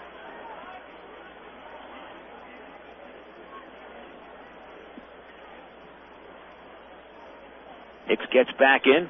Straightaway stance. He's off the plate a little bit. Hill flashing the signs out. Brunet leaning in. Fleming at second and Nivar at first. Fleming about a 4-step lead. Brunet throws, and it's nubbed towards shortstop. Charging in Brian Specht on the run. He gloves and throws to first for the out. Good play by Specht, but the runners move up 90 feet. Nivar to second, and Fleming to third. This is a good choice of pitches by Hill and Brunet. Nix didn't put a good swing on the ball, but he was able to keep his hands back just a little bit, enough to nub the ball off the end of the bat. And it pretty much just turns into a sacrifice bunt with the runners at second and third base now. Marshall McDougal standing in. Well, the RoughRiders had a man to third base with 1 out in the second inning. The Travs brought the infield up, but now with McDougal at the plate, the middle infielders play halfway. Corner men even with the bag. First pitch to the right-handed hitter. McDougal flies it into left field. Jake Weber in the gap is underneath the baseball. Tagging at third, Ryan Fleming. The catch made. Throw comes to the plate. It's cut off by Zamora, and Fleming scores the tying run. McDougal drives in his team-leading 35th for Frisco with a sacrifice fly. On that play, Nivar holds at second base. A good job by Weber keeping Nivar at second by not overthrowing the cutoff man. Absolutely good point, because there really wasn't any chance to get Fleming coming down the line from third base. The ball was hit fairly deep, so Jake does the good thing, keep the ball to the cutoff man and keep the runner at second base. Here is Paul Ottavina. Ottavina left 2 men on base in the first inning when he flied out to center field as the final out. And he's at the plate here with a man at second. A slider from Brunet inside, ball 1. Brunet started this third inning with 2 walks on 8 pitches. Got Lance Nix to ground out to shortstop. A good play by Specht for the first out of the inning. McDougal's sacrifice fly ties the game at 1. And now Ottavina, the batter. 306 hitter coming into the game. And then the lefty takes a strike on the outside corner from Brunet, 1-1.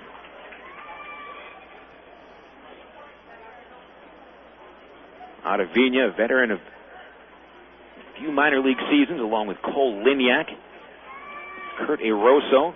Neither of these players are homegrown. Todd Mensick also. It's a pretty veteran team.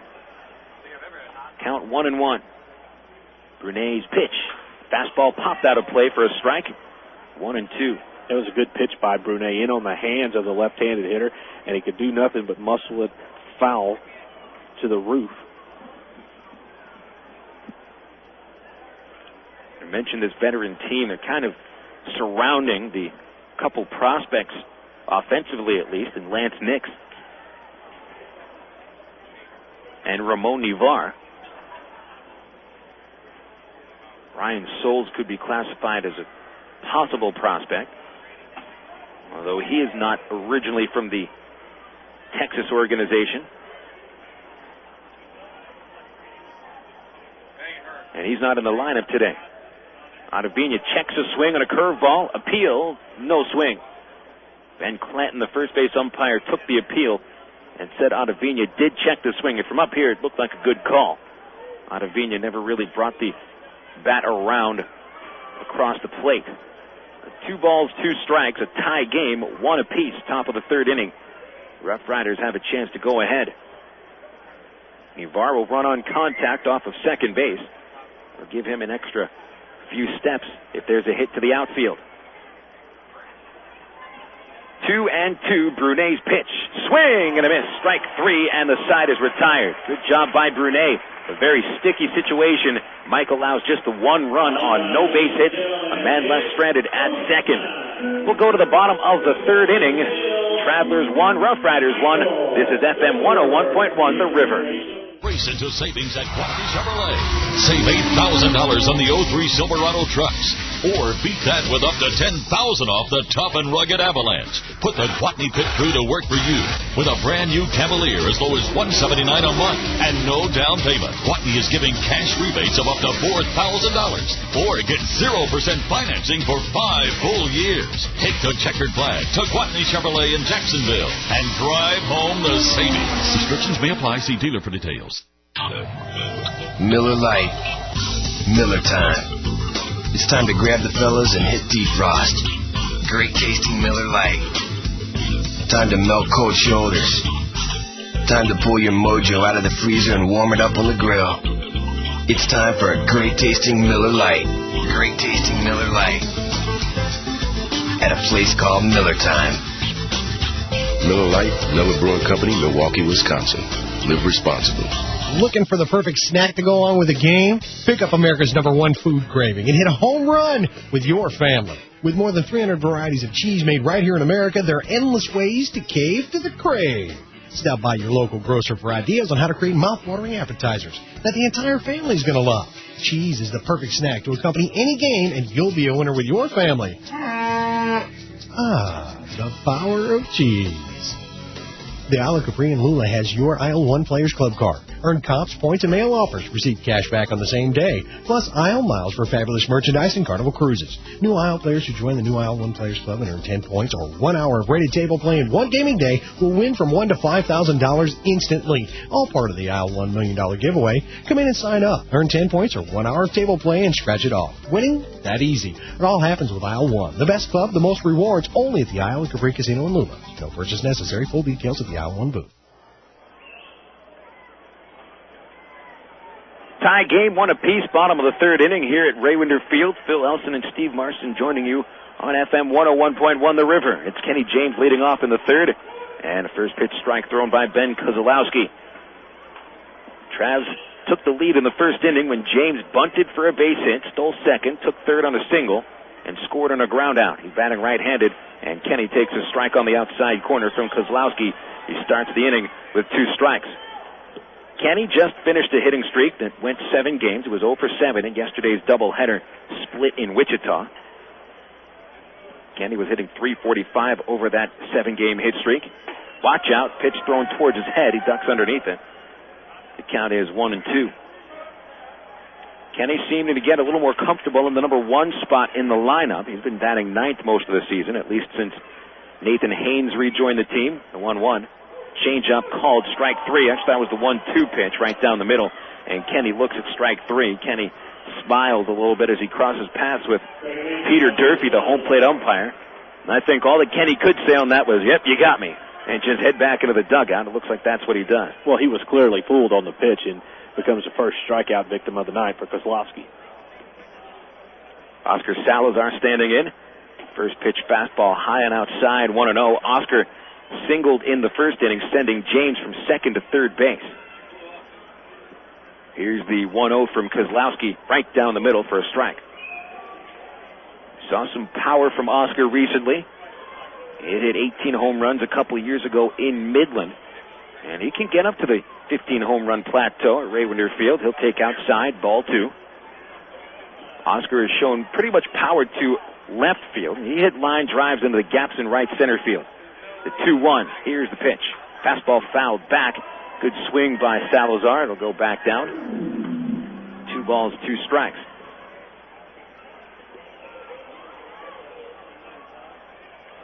One away in the bottom of the third. Each team with a run on 2 base hits. Kozlowski throws the 2-2. Curveball low and inside. 3 balls, 2 strikes. I think the question from Salazar is consistency. He plays with a lot of flair. Makes a lot of plays on the infield. Sometimes the easy ones don't come as easy. The 3-2. Curveball low and inside. And Oscar draws a 1-out walk. He heads down to first base. Salazar hitting with a very good eye this year. 19 walks, leading the team against just 17 strikeouts. So he's finding his way on base. He also has the top on base percentage at over .414. And he's on base twice already today. Here is left fielder Jake Weber.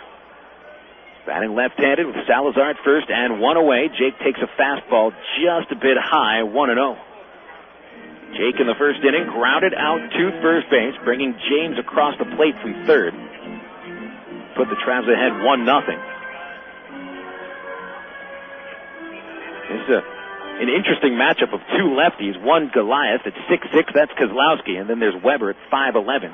Check swing, the fastball inside, appeal. No swing, says Ben Clanton. So the count is 2-0.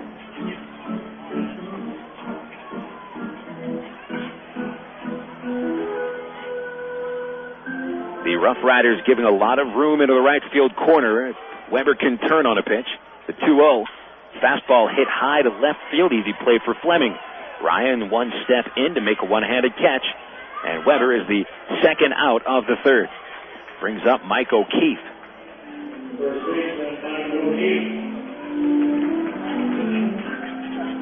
O'Keefe stepping up to the plate. He also went hitless in the doubleheader against the Wichita Wranglers.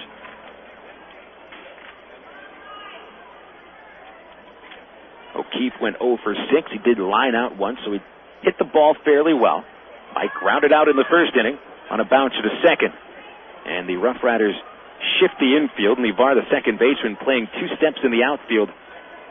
And there's a throw to first base chasing Salazar back. We saw Ireland shift the infield a ton against O'Keefe last year as the manager of the Tulsa Drillers. Third baseman Liniak off the line about maybe 10 to 15 steps. There goes the runner. The pitch is a strike. Throw to second. Salazar steals second base. I think Oscar caught everyone by surprise by running on that pitch. Well, yeah, he sure did. And Salazar didn't get a very big lead off of first base. I was surprised when he took off. I thought, oh, he's gunned down for sure. But a throw to the shortstop side of second base allows Salazar to get in the scoring position. So O'Keefe has the man at second base now. Salazar has good speed. The 0-1 pitch. It's just a bit outside. That was a slider. It missed the strike zone, and not by much. 1-1.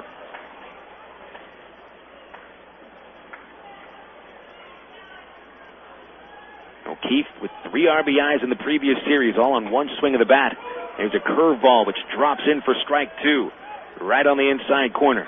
And these tend to be the hardest base hits to come up with, these with 2 outs.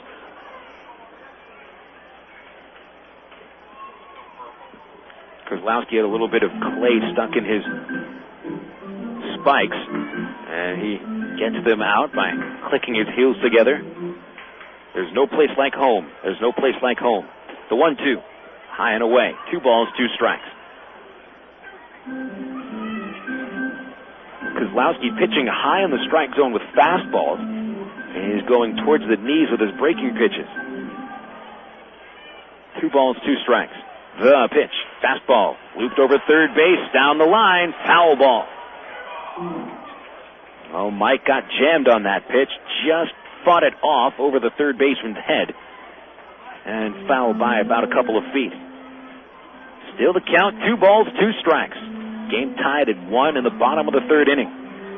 Travs looking to fight back against Frisco, the team that swept them out of Dr. Pepper 7-Up Ballpark. The Riders are the first place team in the Texas League East. The 2-2 pitch. Mike rips it hard to the second baseman. Nevar positioned perfectly, knocks the ball down and throws O'Keefe out. Wow, Mike really couldn't have hit that ball much harder. But again, the perfect positioning gets the RoughRiders out of the third inning. No runs, no hits, and a man left stranded at second base. After 3 innings at Raywinder Field, the Travelers and the RoughRiders are tied at 1. This is FM 101.1, The River. Warmer days are moving in. Get moving on your tan. Look good and feel great with a healthy, glowing tan from Advanced Sun Systems. Advanced Sun Systems has 4 levels of tanning to suit you and unlimited tanning packages that start at $20 a month with a one-time enrollment fee.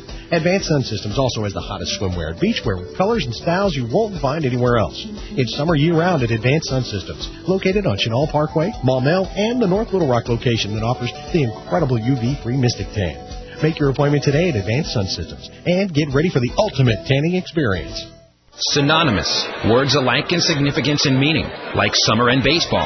Baseball and Raywinder Field. Raywinder Field and hot dogs. Hot dogs and Coca-Cola.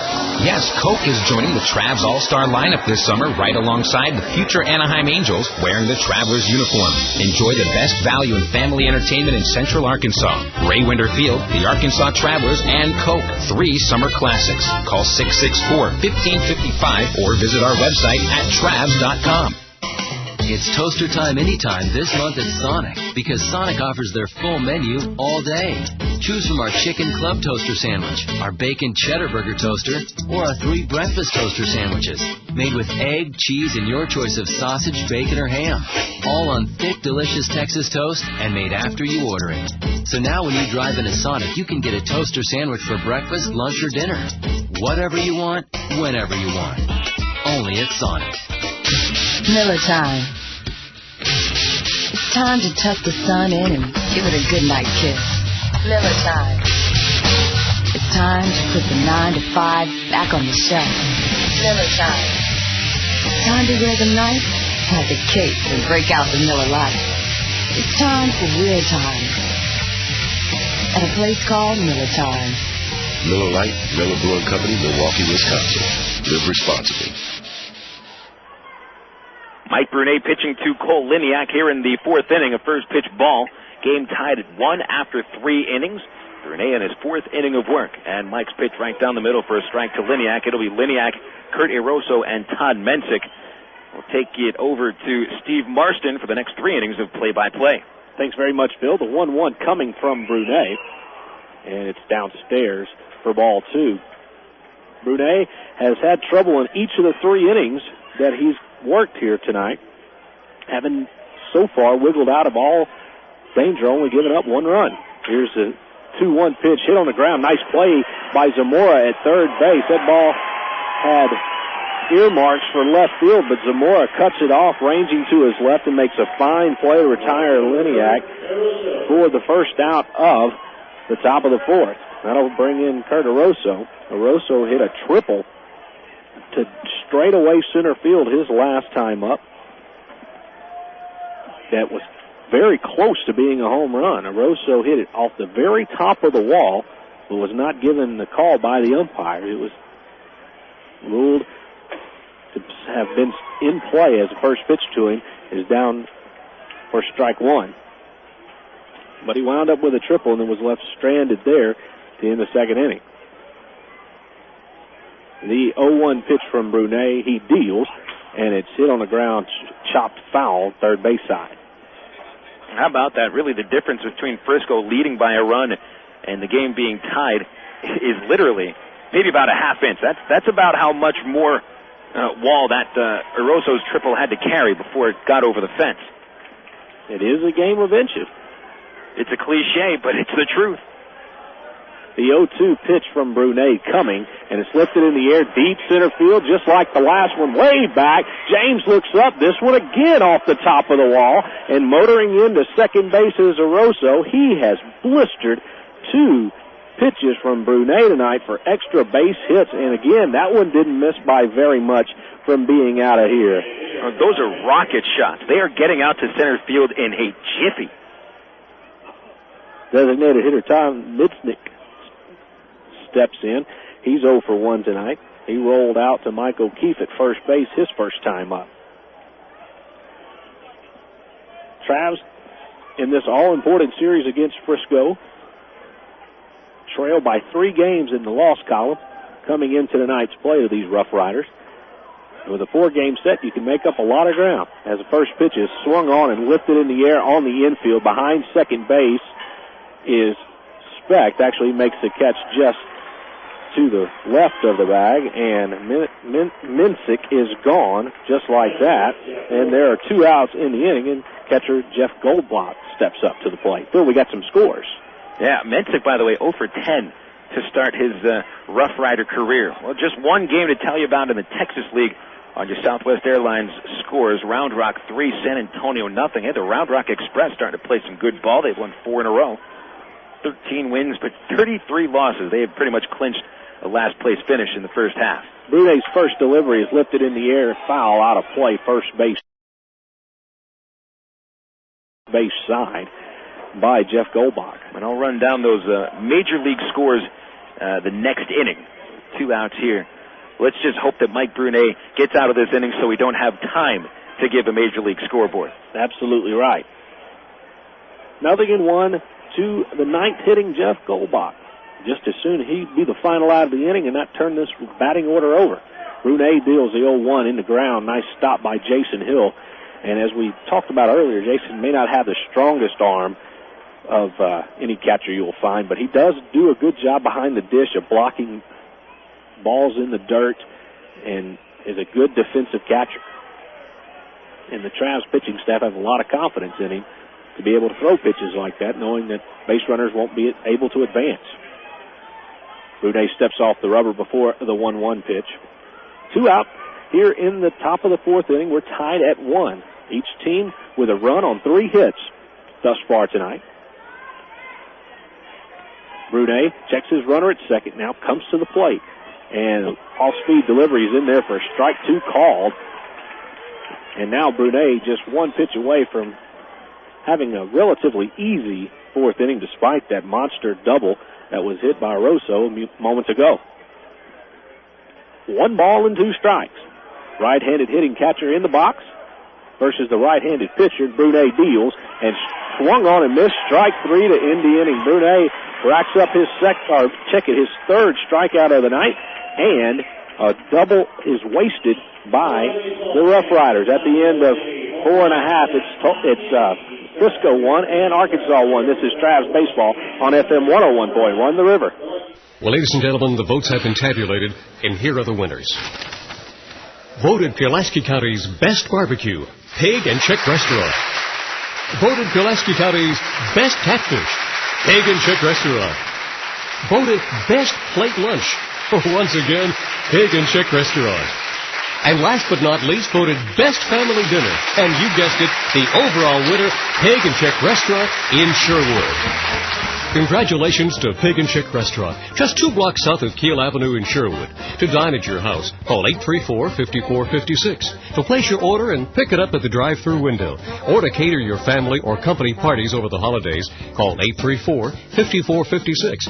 And for the best barbecue, catfish, plate lunch, or family sit-down dinner, visit Pig and Chick Restaurant, 7824 Highway 107, that's JFK Boulevard, 2 blocks south of Kiel Avenue in Sherwood. Open Monday through Saturday. Hey, it's a proven winner.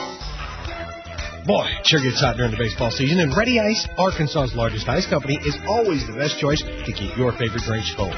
Once again, Ready Ice is proud to present Ready Ice Wednesdays at Ray Winder Field. Just pop in anywhere Ready Ice is sold in Greater Little Rock, like Exxon stations or your local convenience store, and grab a coupon good for a $2 admission to any Travs Wednesday home game. Get ready, get the coupon, and go to Ready Ice Discount Wednesdays at Ray Winder Field. Stop by AgPro at Highway 165 in England and take a look at the new John Deere 5020 Series tractors. This rugged lineup can handle your livestock chores with ease. Choose the 45 to 75 PTO horsepower straddle mount, isolated open operator station, or cab model that fits your needs. The new tractors offer improved comfort, control, and convenience. So check out the new John Deere 5020 Series tractors at AgPro at Highway 165 in England. Welcome back to Ray Winder Field along with Bill Elson. I'm Steve Marston. We go into the bottom half of inning number 4. Travs and Rough Riders tied at 1. Ryan Buddy leads off for the hometown Travelers. We had a little bit of a rain shower delay to begin this ball game, but it's turned out to be a very pleasant evening as the first pitch sails away from Buddy. 1 ball and no strikes from the big left-hander Ben Kozlowski. Right now, 64 degrees, mostly cloudy. Winds from the north at 5 miles an hour. I'd say that's comfy. The next 1-2, Buddy is taken on the inside third for strike one. So 1 ball and 1 strike to the catcher, or to, the designated hitter tonight, Ryan Buddy. Kozlowski deals the 1-1, and it's taken on the corner for strike 2. So Buddy in the hole now, 1 ball and 2 strikes. Travs got their first run in the first inning, and really haven't threatened since, as Buddy fouls one back to the screen, and the count hangs at 1 ball and 2 strikes. Ryan got a good hack on that pitch. That pitch was thrown where he wanted it. Just missed it by a bit. So he spoils that 1-2 pitch. Here's the next from Kozlowski, and it's on the inner half, but misses. 2 balls and 2 strikes. This is the first game of a 4-game set between these two teams, with all important playoff implications here, as Buddy looks at the 2-2 and lifts it in the air foul, dunks it into the area close to the bullpen in right field, out of play to stay alive. 2 balls and 2 strikes. I'll tell you what's too bad about right now, it looks like it'll be a pretty good pennant race in the first half.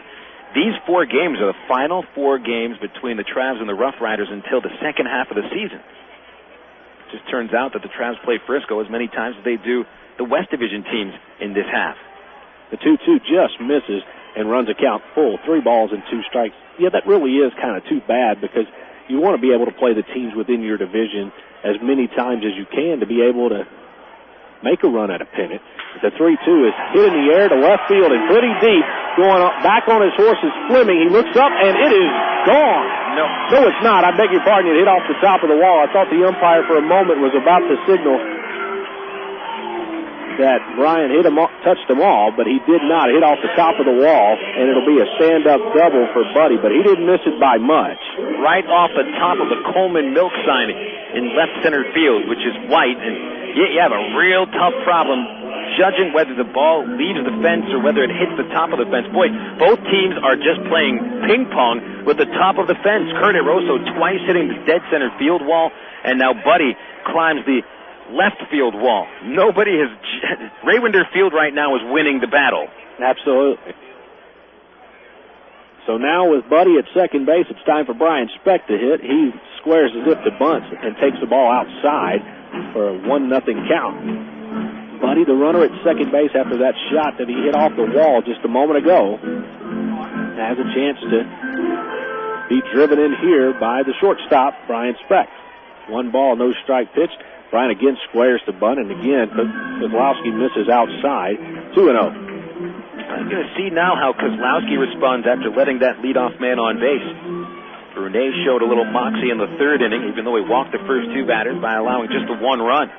Buddy gets his lead from second. Kozlowski comes to the plate and delivers a strike to get back in this count a little bit at 2-1.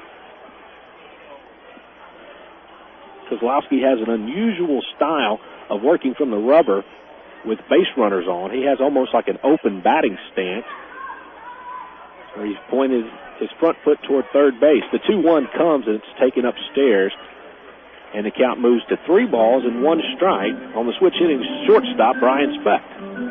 Well, he should get a pretty good pitch to hit here. Kozlowski has walked only 1 batter and has fairly good control.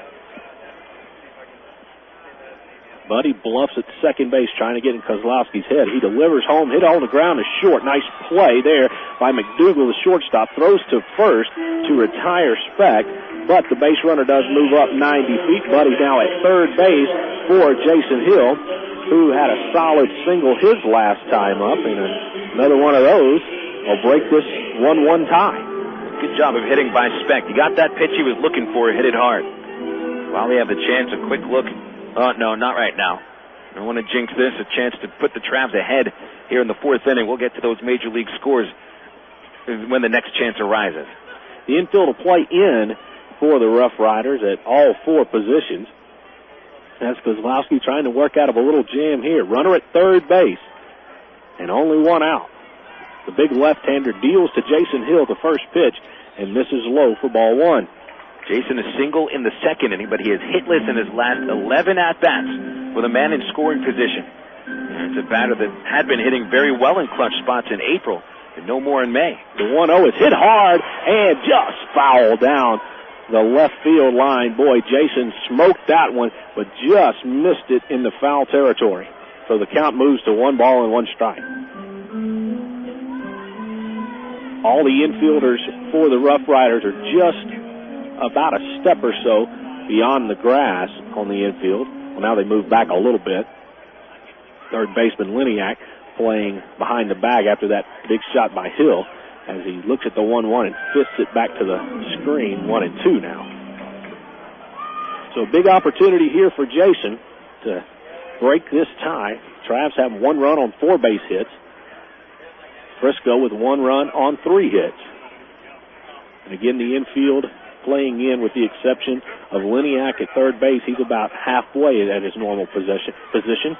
The 1-2 to Hill is tapped and rolled to the mound, but it's fouled off of Jason himself. Jason will walk around and try to walk that off. Kozlowski spun another breaking pitch. He seems to have confidence in that breaking ball, especially now with 2 strikes. And it's not that breaking ball that really snaps all that much. It's more of a bending breaking pitch. Not very sharp. I'm not sure if Kozlowski is throwing it exactly the way he usually does, because I remember more movement to that pitch than really just a rolling break. Well, it's a tough spot for him here. 1 ball and 2 strikes to the Travs catcher with a runner at third base. Kozlowski gets his sign, checks the runner, and comes to the plate. And again, Jason well out in front of a changeup and fouls it off. 1 ball and 2 strikes. The count remains. 4 consecutive fouled pitches by Jason Hill. So he's reading the ball out of Kozlowski's hand pretty well. Again, the infield playing in to try to cut down what would be the go-ahead run that's standing 90 feet away from home plate. The 1 ball, 2 strike pitch from Kozlowski comes to Hill, and he fouls it away again to stay alive. 1 ball and 2 strikes. And as you say, Phil, this is turning out to be quite a battle here between Hill and Kozlowski. Well, that was one of the first fastballs I've seen Hill get over the last 3 or 4 pitches. And swinging just a little bit late on it. Again, Kozlowski with kind of an open stance with his front foot pointed toward third base as he delivers the 1-2 and is called inside third strike, and Jason sits down after being rung up on strike. That is strikeout number 2 for Ben Kozlowski, and it comes at a big time. That's a big out, and now there are 2 gone in the traveler inning, and it's up to Junior Zamora to drive in Buddy from third base.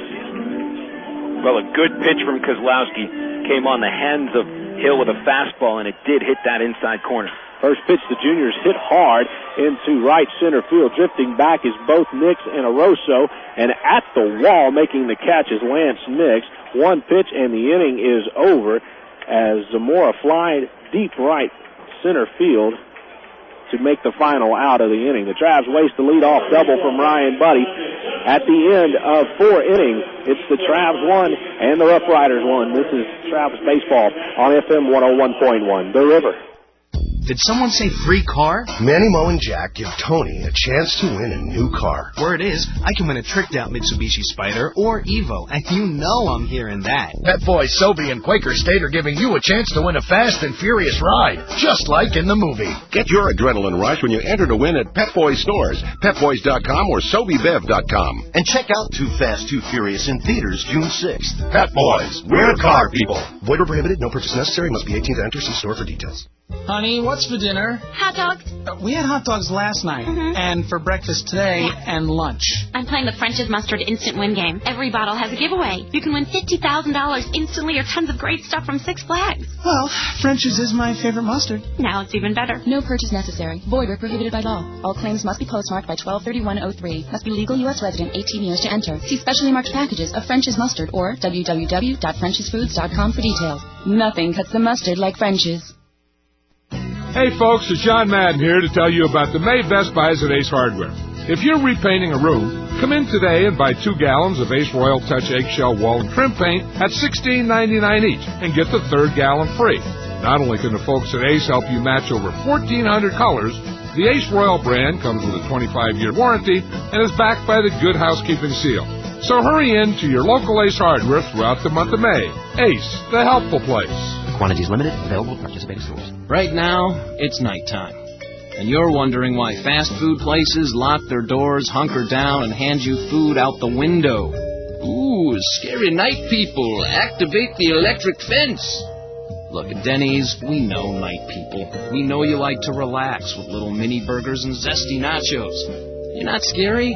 You're just daylight challenged. Denny's, good place to sit and eat.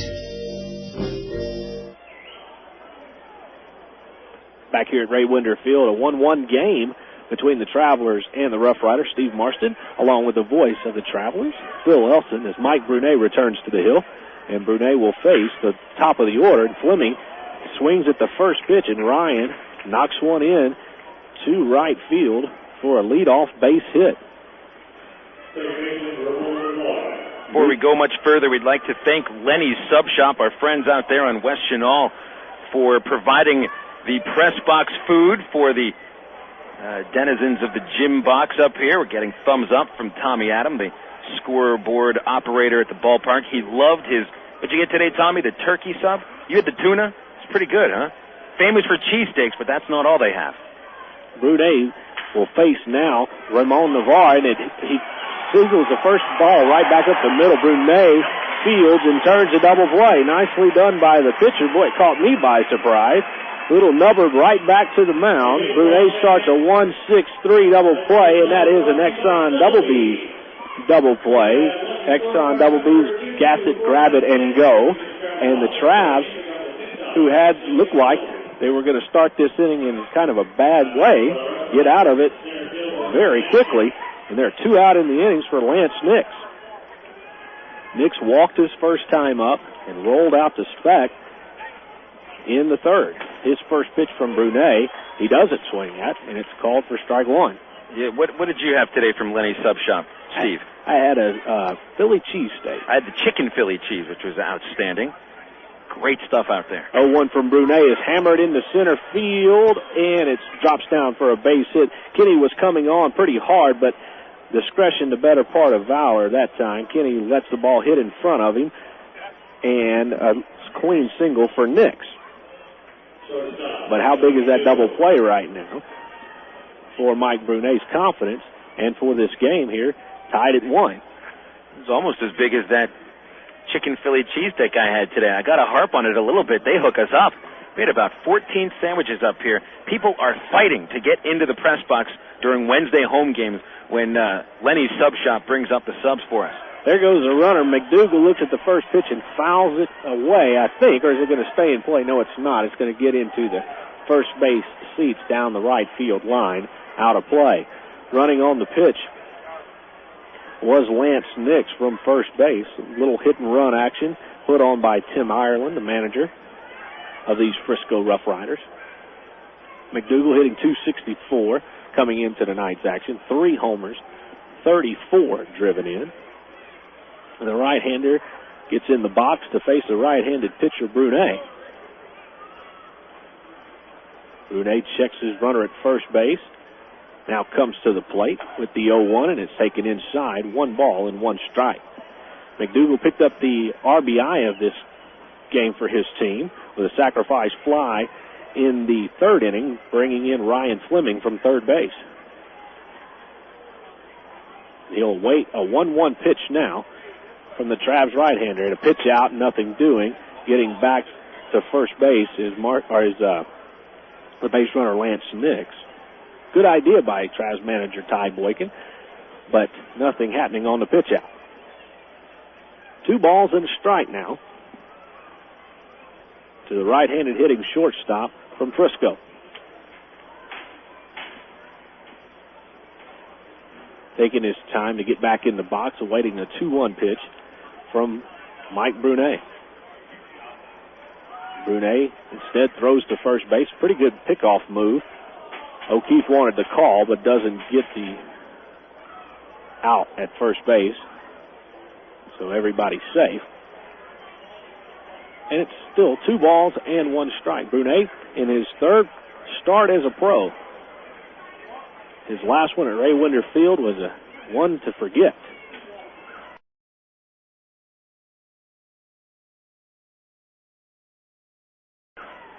The 2-1 pitch instead of throw over to first base. Again, another good move by Brunet. But getting back head first is the runner Nix. Brunet gave up 3 home runs his first time as a starter here at Ray Winder Field. 1 coming to McDougal. Inside, and the count moves to 3 balls and 1 strike. But as we mentioned earlier, his last time out as a starter was a very good performance against these same Frisco RoughRiders. Dr. Pepper 7-up Park. 5 1/3 strong innings, only gave up 3 hits and an unearned run, and didn't get the decision. As there goes the runner, and the 3-1 is hit over the head of Salazar into center field, and advancing to third base will be Nix on the McDougal 3-1 count single. And now a little bit of trouble here with 2 outs for Trav's right-hander Mike Brunet. Salazar very close to making that play as he was running towards second base on the possible steal. Put him right on the line of the baseball, but it was just a little bit too high as Salazar leapt from the ground. And Keith Comstock out to the mound to speak with Brunet. Nobody loosening in either bullpen right now, so this game still belongs to Mike Brunet.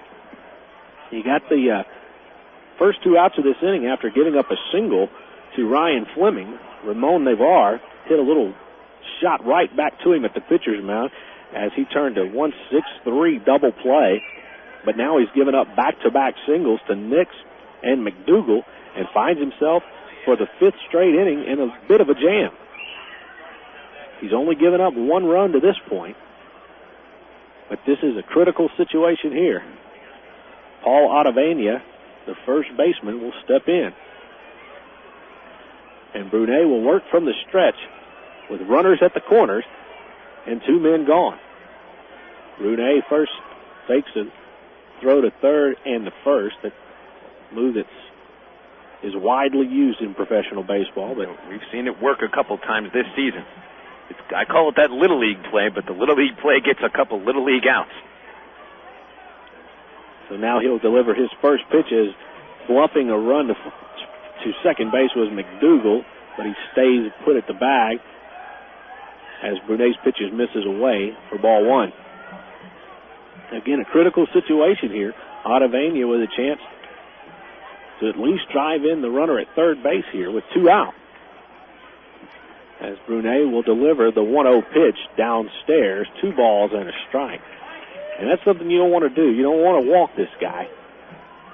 And now you've fallen behind the count, 2 balls and no strikes to somebody as powerful as Ottavania.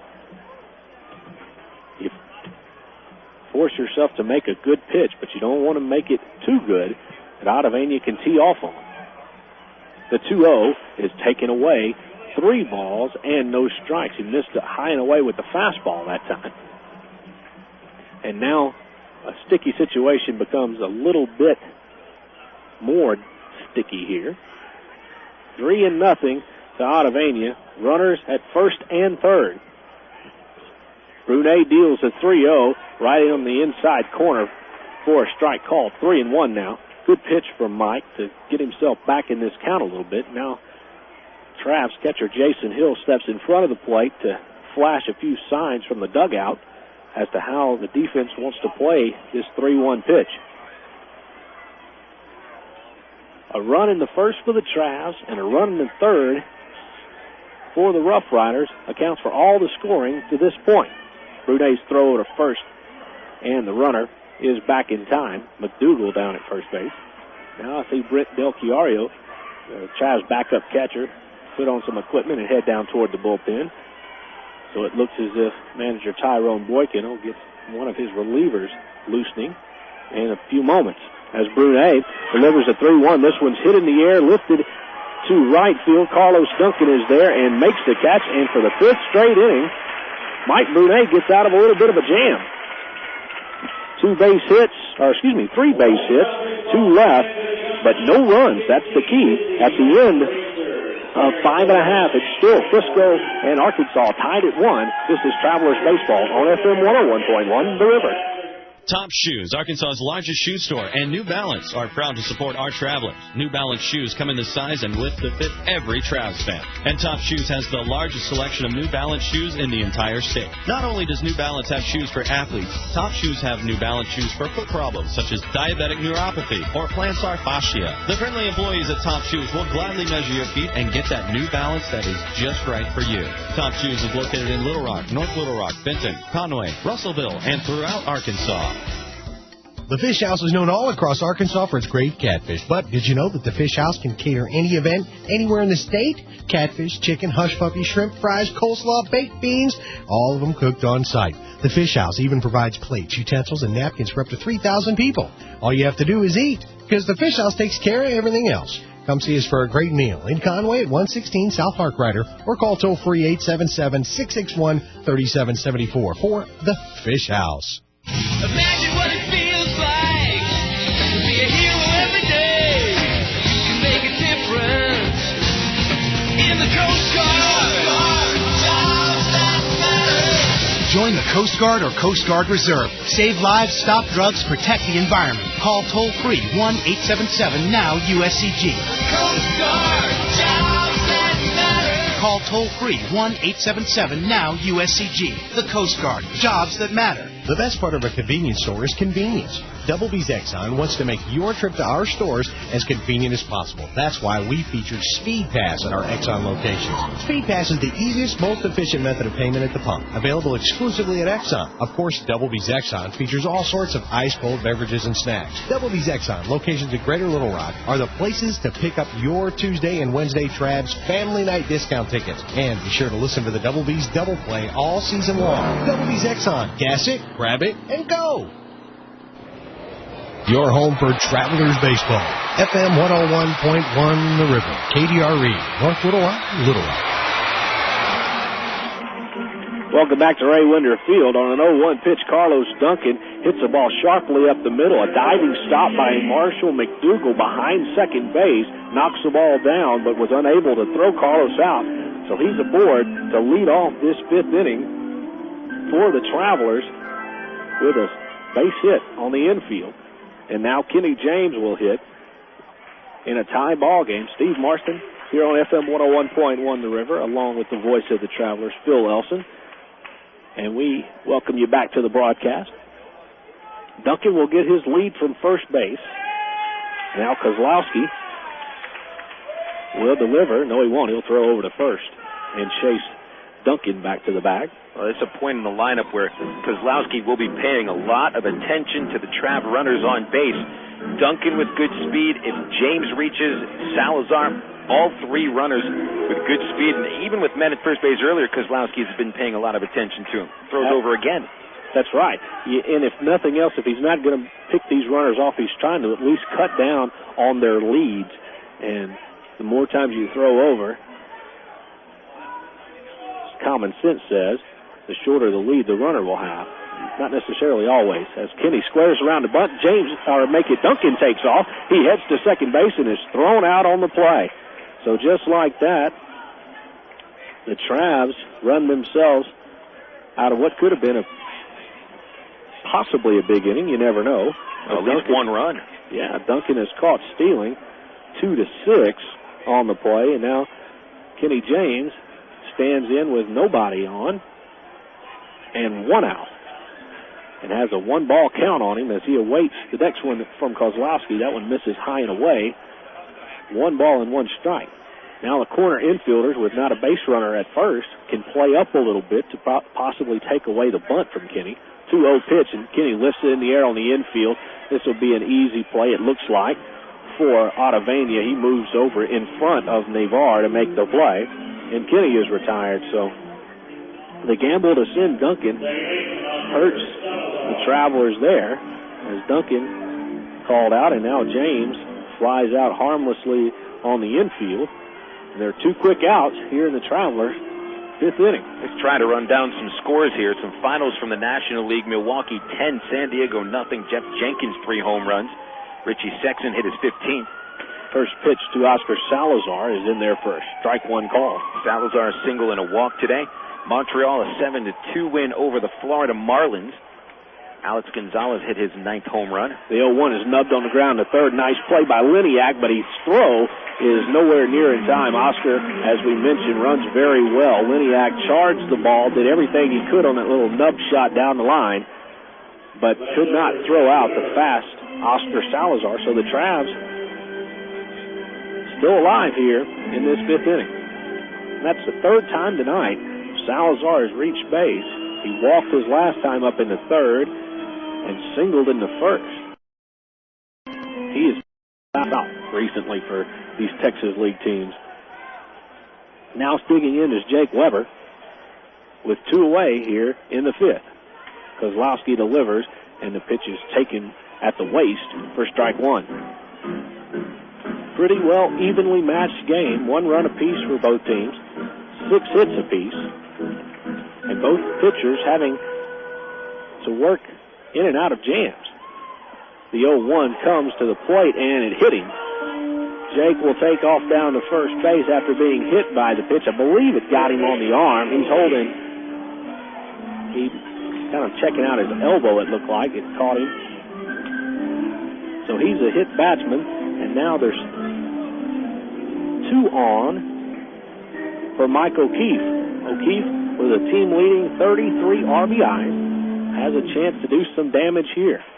Have to get this one in. This final score, Pittsburgh Pirates beat the Chicago Cubs 5-2. Brian Giles and ex-Trav Jack Wilson each hit their 3rd home runs of the year. Jeff D'Amico beats Kerry Wood. Mike Williams saves his 13th. The Cubs lose their 3rd straight, now just a game ahead of Houston. O'Keefe looks at the first pitch from Kozlowski outside. 1 ball and no strikes. Houston right now down to the St. Louis Cardinals 6-2. Albert Pujols is just killing it. 13th home run of the year. Woody Williams looks like he's on his way to his 6th win. The 1-ball pitch to O'Keefe from Kozlowski is a little bit high, but in there for a strike called. 1 ball and 1 strike. Some final scores from the American League. Minnesota beat Oakland 4-3. Cleveland shuts out Detroit 4-0. And those are the only 2 final scores in the junior circuit.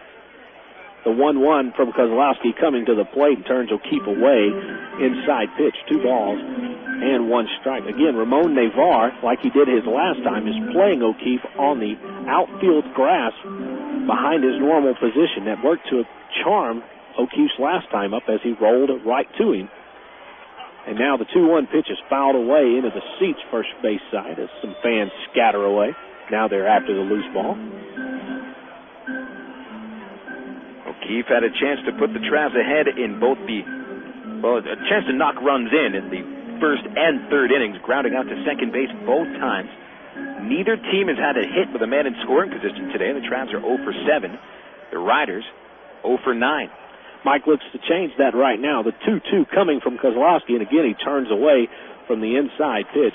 3 balls and 2 strikes. So now Weber at first and Salazar at second will have an extra step on this 3-2 pitch here with 2 outs. As O'Keefe stands in, Kozlowski deals a payoff pitch, and it's hit in the air, high to center field. Coming in is Lance Nix. He camps under it, and he makes the squeeze and retires O'Keefe and the Travelers in the 5th inning. 1 hit, a hit batsman, and 2 left here for the 2 hits and a hits batsman, and no runs for the Travs. We go to the top half of the 6th, still tied at 1, Frisco and Arkansas, and this is Travelers Baseball on FM 101.1, The River. Hollywood Sports and Memorabilia specializes in autographed collectibles from the worlds of baseball, football, basketball, movies, and music. Memorabilia signed by the likes of Joe Montana, Mickey Mantle, Ted Williams, John Wayne, Marilyn Monroe, Elvis, Britney Spears, and the Beatles. And remember, everything sold at Hollywood Sports and Memorabilia is 100% authentic or guaranteed. It's all at Hollywood Sports and Memorabilia at the intersection of Rainwood Drive and Green Mountain. Give them a call at 219-0003 for Hollywood Sports and Memorabilia. Miller Lite. Miller time. It's time to grab the fellas and hit defrost.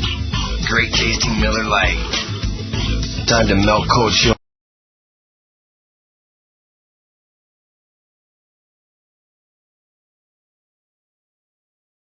shoulders.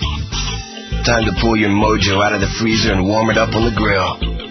It's time for a great tasting Miller Lite. Great tasting Miller Lite. At a place called Miller Time. Miller Lite, Miller Brewing Company, Milwaukee, Wisconsin. Live responsibly. Hello? I've got good news. What? My Aristotle internet bill is only $5.50 this month. Last month it was only $7. And that's your good news? Uh-huh. With Aristotle, you only pay for the time you spend online at the rate of 50 cents an hour. How much time do you spend on the internet? Well, I bet you'd save money with Aristotle, too. I probably would. Okay, bye. Oh, yeah, also, I'm getting married. Good news should be shared with good friends. Sign up for Aristotle Internet at www.aristotle.net.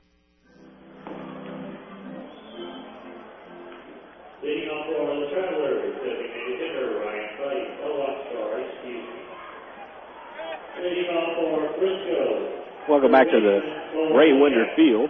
Travelers and Frisco doing battle here at the old ballpark. 1-1 tie. As we go into the top half of the sixth inning, Cole Liniak will lead off for the RoughRiders, who come into tonight's play 3 full games ahead of the Travelers in the Texas League East. Mike Brunet returns for his sixth inning of work, and the first pitch hits Liniak on the arm, and he's in pain at home plate. He's doubled over. Looked like it caught him on the arm, on the forearm, perhaps the wrist, and he is in some pain. Trainers are heading out to check on him out there. That's Kyle Turner, the Rough Rider trainer, walking with Liniak and Tim Ireland down the first base line, checking on that left elbow. Yeah, it was his front elbow. He's a right-handed hitter. And, boy, that one stung. And he's still feeling the effects of it as he's still in the baseline. And let's see if they're going to have to pull him out of the game because of this. And have a pinch runner for him. I saw manager Tim Ireland motioning towards the dugout. And I believe they're going to make a change here and bring in a pinch runner for Liniak. And Liniak won't go without a fight. He kind of pulled back on the arm of his trainer, Turner. He wanted to go back to first base. He is a reluctant warrior to leave the field. So we'll see who they'll bring in just a moment to run for Liniak. So his night is done, having gone 0 for 2 and being hit by a pitch. This allows Mike Brunet to continue to get loose, get a few extra warm-up tosses in. They're going to bring in Andrew Beinbrink, sorry. Beinbrink will jog down the right field line and try to get loose a little bit. He'll have a little bit of time to do that as he's coming off cold, off the bench. And we'll see if he'll stay in to play third base or whatever, but right now we know he's a pinch runner. Andrew can play some second base, some shortstop, some third base, so he'll blend right into the lineup almost seamlessly. So he will more than likely come in to play third, as you're saying, Phil. So he'll take Liniak's place at first base, and now Brunet will work to Rosso. And boy, he has hammered the ball both times he's been to the plate. Brunet checks on the runner, and Beinbrink back in time. And Rosso has hammered fastballs, and it's what he's been sitting on from Brunet. He's got 2 extra base hits, missing home runs by a total of probably 2 feet off the top of the walls here at Ray Winder Field. There goes the runner. High pitch from Brunet. Hill's throw skips in on one hop, and second in one base. Almost threw him out. Good play by him. Got it into one hop to Specht at shortstop, but just a shade tardy. And Beinbrink is now in scoring position. And with the way this guy hits at the plate and the way he's hit tonight, he'll have a very good chance of being driven in. 1 ball is the count on Rosso, as Brunet will work from the stretch. He comes to the plate, misses high and tight for ball 2. Dusty Bergman throwing in the Traveler bullpen. I have a feeling that you may see him this inning. Brunet has really never worked 6 innings over his career. He went 5 1/3 last time out. He got hit hard in the 5th inning, allowing 3 hits. Even the double play Nivar hit into was a hard ground ball. Aroso waits on the 2-0, and it's in there on the inner third for strike 1. So Liniak led off the inning being hit by a pitch. He was forced to leave the game for Beambrick. He steals second base, and that's where we are with Aroso at the plate in a 2-1 count on him here in the top half of the 6th inning. Brunet wants Jason Hill to go through the signs again. And now ready, but Aroso says, that's too much time for me, and backs out of the box.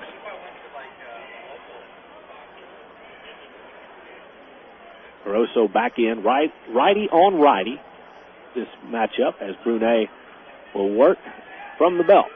Comes inside in a half swing by Aroso. He was fooled on the pitch, and the count moves to 2 balls and 2 strikes. Looks as if that may have been that splitter again. It started up around knee high and then kind of dove down. And Aroso couldn't pull the trigger. Runner at second base. Nobody out, and a 2-2 count to the RoughRiders right fielder. Here's Brunet's delivery, and it's a little nubber to third base. Charging is Zamora, and he can't field the ball. Junior did all he could there. He was playing deep, respecting the power of Aroso, but he little nubber on the infield grass. He charged and was unable to come up with the play. It's a clean single for Aroso, and the runner moves up to third base. Or, I beg your pardon, it's going to be called an error on Junior Zamora. So, for the third time tonight, Aroso is on base. Here comes Ty Boykin from the dugout. This may be it for Brunet. Left-handed hitter Todd Mensick is the batter to face now. And with 2 runners on base, Boykin wants to come out and at least talk about it first. No, he's already made the call, pointed out there, and that is it for Dusty Bergman. Actually, it for Mike Brunet. Here comes Bergman out of the bullpen. All right, and we'll take a 90-second pitching change here in just a moment. But first, we want to let you know that the Arkansas Prostate Cancer Foundation wants every man to know over the age of 40 that you are at risk of getting prostate cancer. 2 simple tests done annually for prostate cancer can save a man's life. You can learn more at arprostatecancer.org. We'll take this pitching change timeout and be right back. We're in the top half of the 6th inning. It's the Travs and the RoughRiders tied at 1 on FM 101.1 The River. Hello, this is Steve Stevens, and I'd like to talk to the men out there about a disease you don't want to think about: prostate cancer. Prostate cancer hits 1 in every 6 men during their lifetime. More than 1 million men have been diagnosed in just the last 5 years. 200,000 have already lost their lives. Early detection could have saved a lot of good men. The Arkansas Prostate Cancer Foundation urges you to get tested. So please take the first step, because it's time to say no more to prostate cancer. Hi, fans. This is Phil Elson, voice of the Travs. I hope that you enjoy listening to Traveler Baseball as much as I love broadcasting it. Thanks for welcoming me and Arkansas's only professional baseball team into your house, car, or workplace. Please show your support of the Travelers radio broadcast by thanking our sponsors when you get the chance. Let them know that you heard them. They'll appreciate it, and the Travs certainly do, too. And keep tuning in all season to the Travs on Unforgettable Favorites, FM 101.1, The River. Back here at Ray Winder Field, the night for Mike Brunet is completed after 5 innings. He gave up 1 run.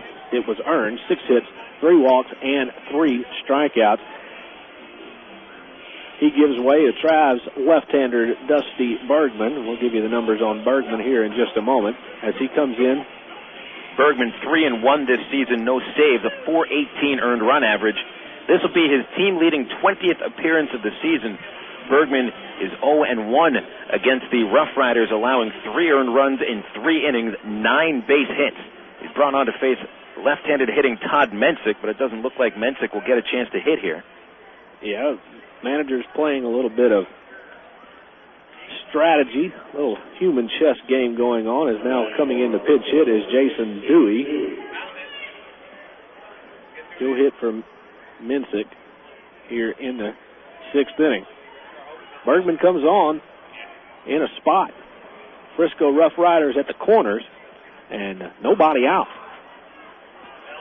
His first pitch to Dewey is taken upstairs for ball 1. Dewey, a right-handed hitter, 269 average, 4 homers, 12 RBIs. Guy that strikes out a lot, 93 at-bats, 26 strikeouts. Strikeout would be huge right here for Bergman and the Travelers. 1 ball, no strike pitch coming, and swung on and missed. Good hard fastball from Berge. Blew it by the right-handed hitting Dewey. And the count is even, 1 ball and 1 strike. O'Keefe holds the runner on at first base. Zamora in at the grass at third. Middle infielders are back at double play depth for the Travelers.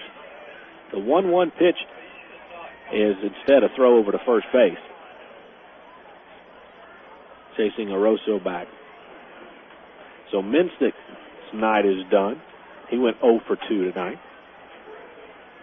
And now the pinch hitter Dewey awaits a 1-1 pitch from Dusty Bergman. Bergman from the belt comes to the plate and swung on and missed. Strike 2. Another good pitch by Dusty.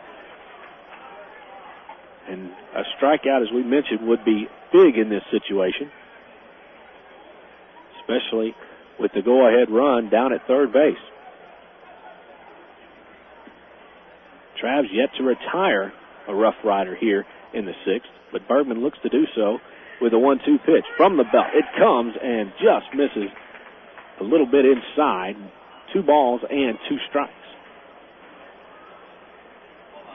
We're tied at 1. Each team has 6 hits, and the Travelers have committed the only error of the game that came a few moments ago by Junior Zamora on a ball hit by Kurt Aroso. Bergman ready with the 2-2. Long look into the plate, and now time is granted to the batter, Dewey, and we'll have to wait.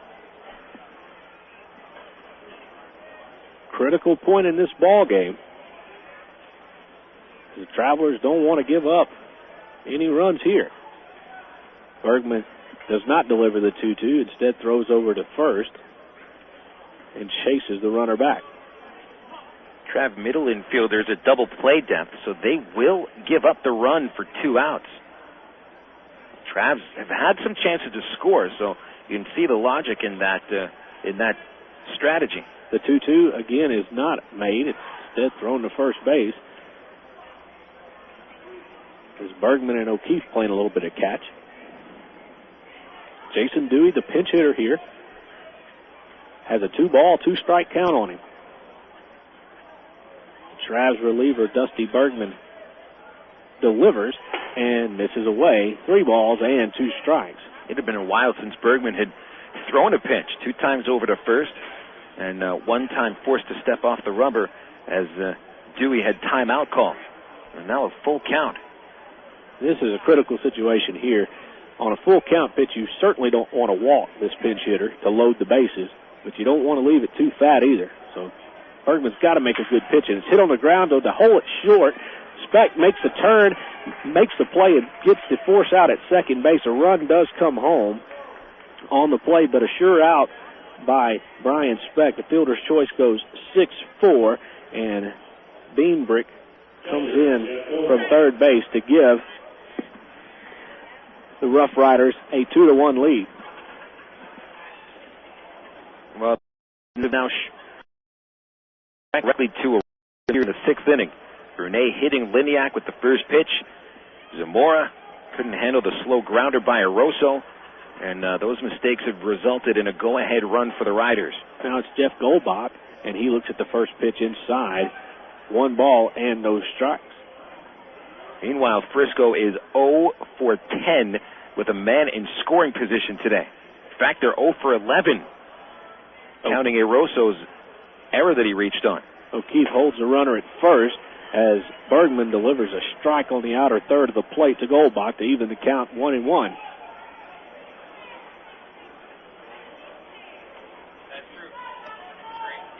So that run goes as Bergman will deliver the 1-1 instead of throw to first base, chasing Dewey back to the bag. That run scored by Beanbrick goes as an unearned run, correct? I'm not positive, honestly. Okay.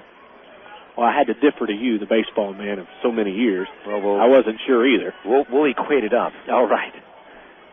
1 ball and 1 strike, and it's hit in the air, and it'll get out of play down into the Southwest Airlines picnic area, down in left field. Didn't mean to put you on the spot, Roger. I would say that it is an earned run. Okay. Because there really was no force out at second base on the ground ball that Zamora mishandled at third.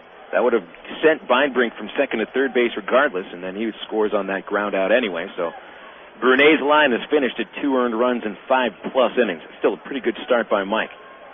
So Goldbach in the hole, 1 ball and 2 strikes as Berge delivers, and this one's lifted in the air to the infield. Junior Zamora comes in just a step or two into foul territory and makes the catch to retire Goldbach. Now there's 2 out in the inning, and the batting order turns over for Ryan Fleming.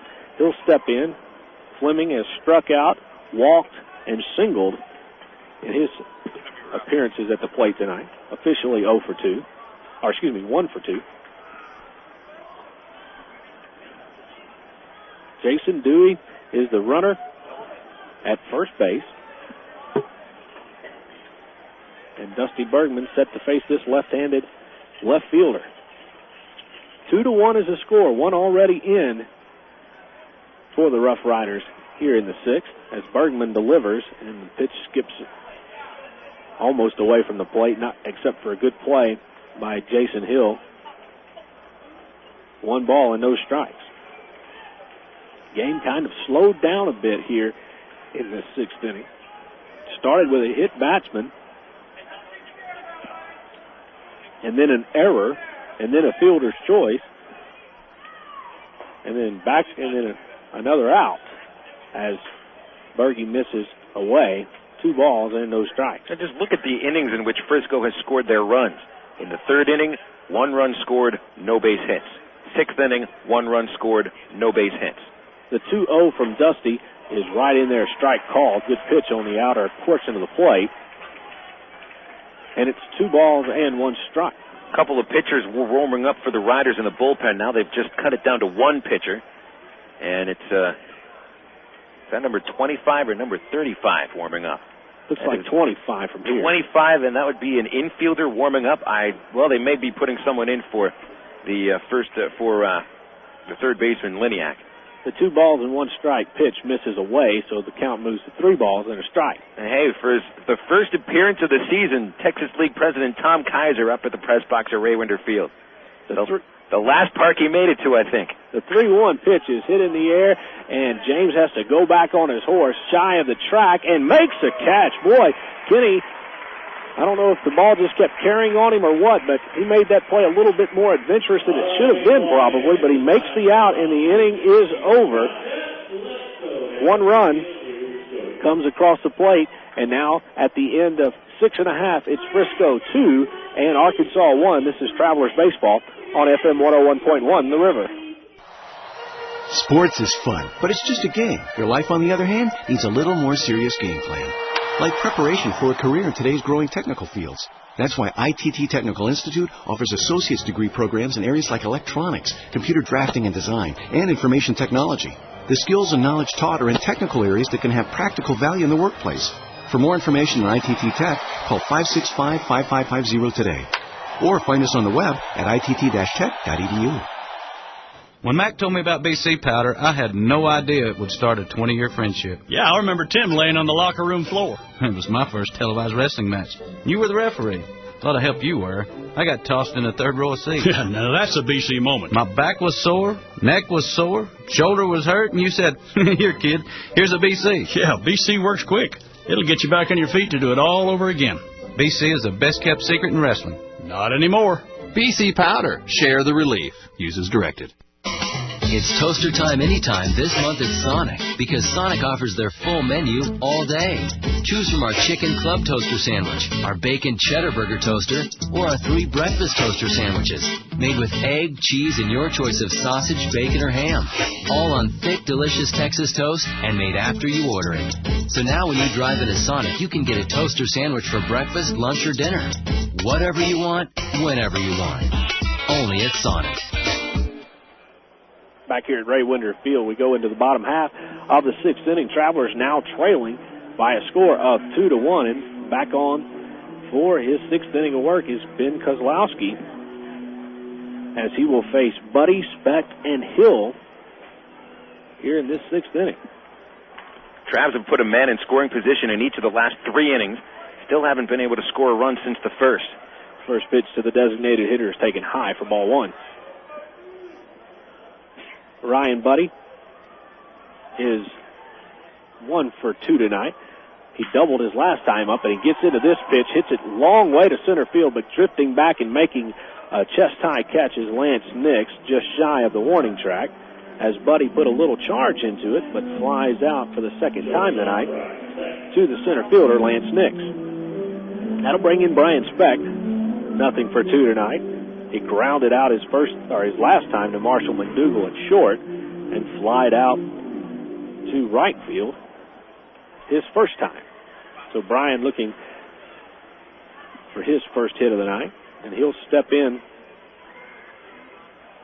from the right side of the plate against this left-hander. He'll work from the windup. Kozlowski deals, and the first pitch is swung on and hit fair down the first baseline, beating the Speck to the bag after making a nice play as Ottavania. He makes a backhanded stab at the foul line, fielded the ball and beat Speck down the line, and retires the second man of the Traveler inning. Nice play. He just beat Speck to first base by a half step, too. They almost collided. I think Ottavania reasoned that he had plenty of time to make the play.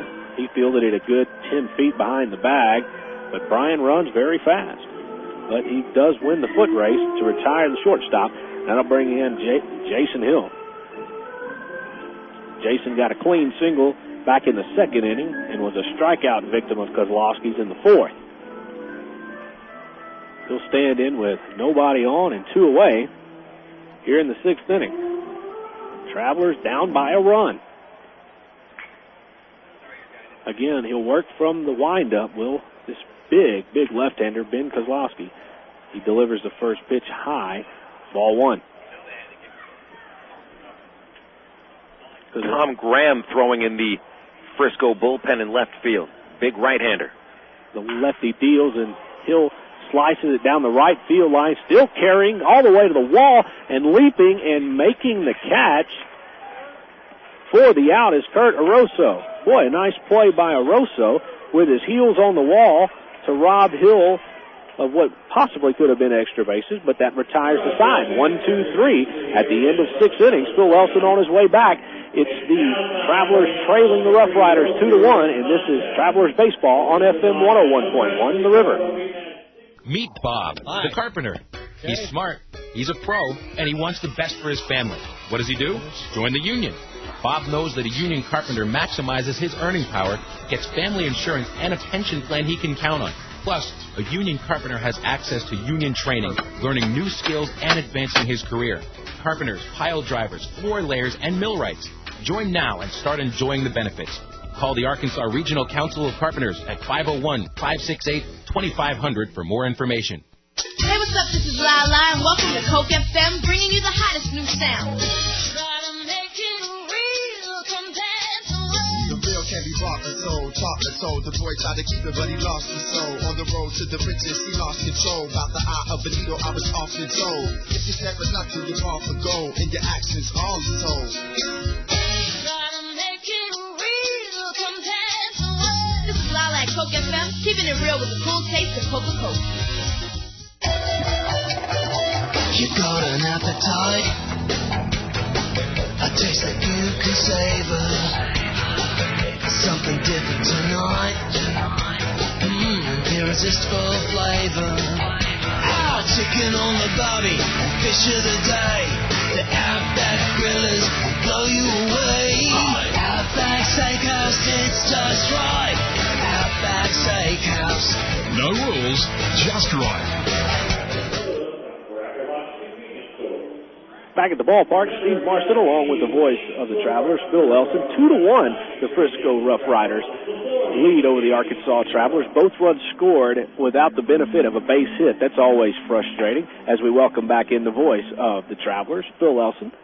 Thank you, Steve. Yeah, the Riders scored their first run in the third inning and tied the game on 2 walks and a sacrifice. Scored the go-ahead run in the 6th on a hit batsman, a stolen base, an error, and a fielder's choice ground ball.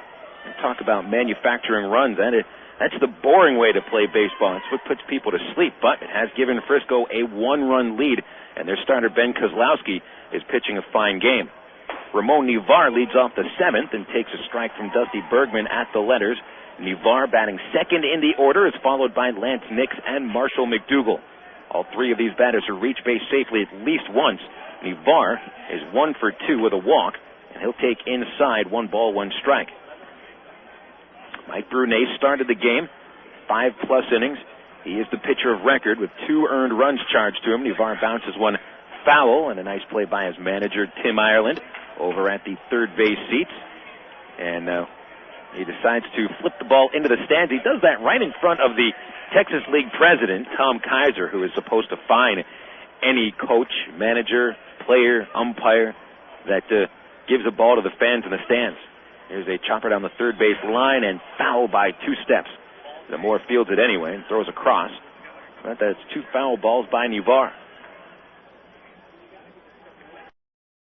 I think Ireland knew what he was doing. He flipped the ball when President Kaiser was talking instead with the Travs beat writer from the Democrat Gazette, Todd Traub. We got our all-star ballots today. Broadcasters, managers, and beat writers are the voting, the voters, the registered voters, as Nivar fists one towards the shortstop, a little pop-up for Brian Specht, and he makes the catch in short left field, 1 out. We got to get those ballots in by the end of the homestand. We have to vote for players in our own division, so I have votes. I can only vote for players from either Frisco, Tulsa, or Wichita. Can't vote for a Trav, can't vote for anybody in the West Division. So, it's actually one of my favorite parts about the job. First pitch to Lance Nix, a 1-hopper grounded the shortstop Specht. Makes the play, and from short left field, a good arm to first base.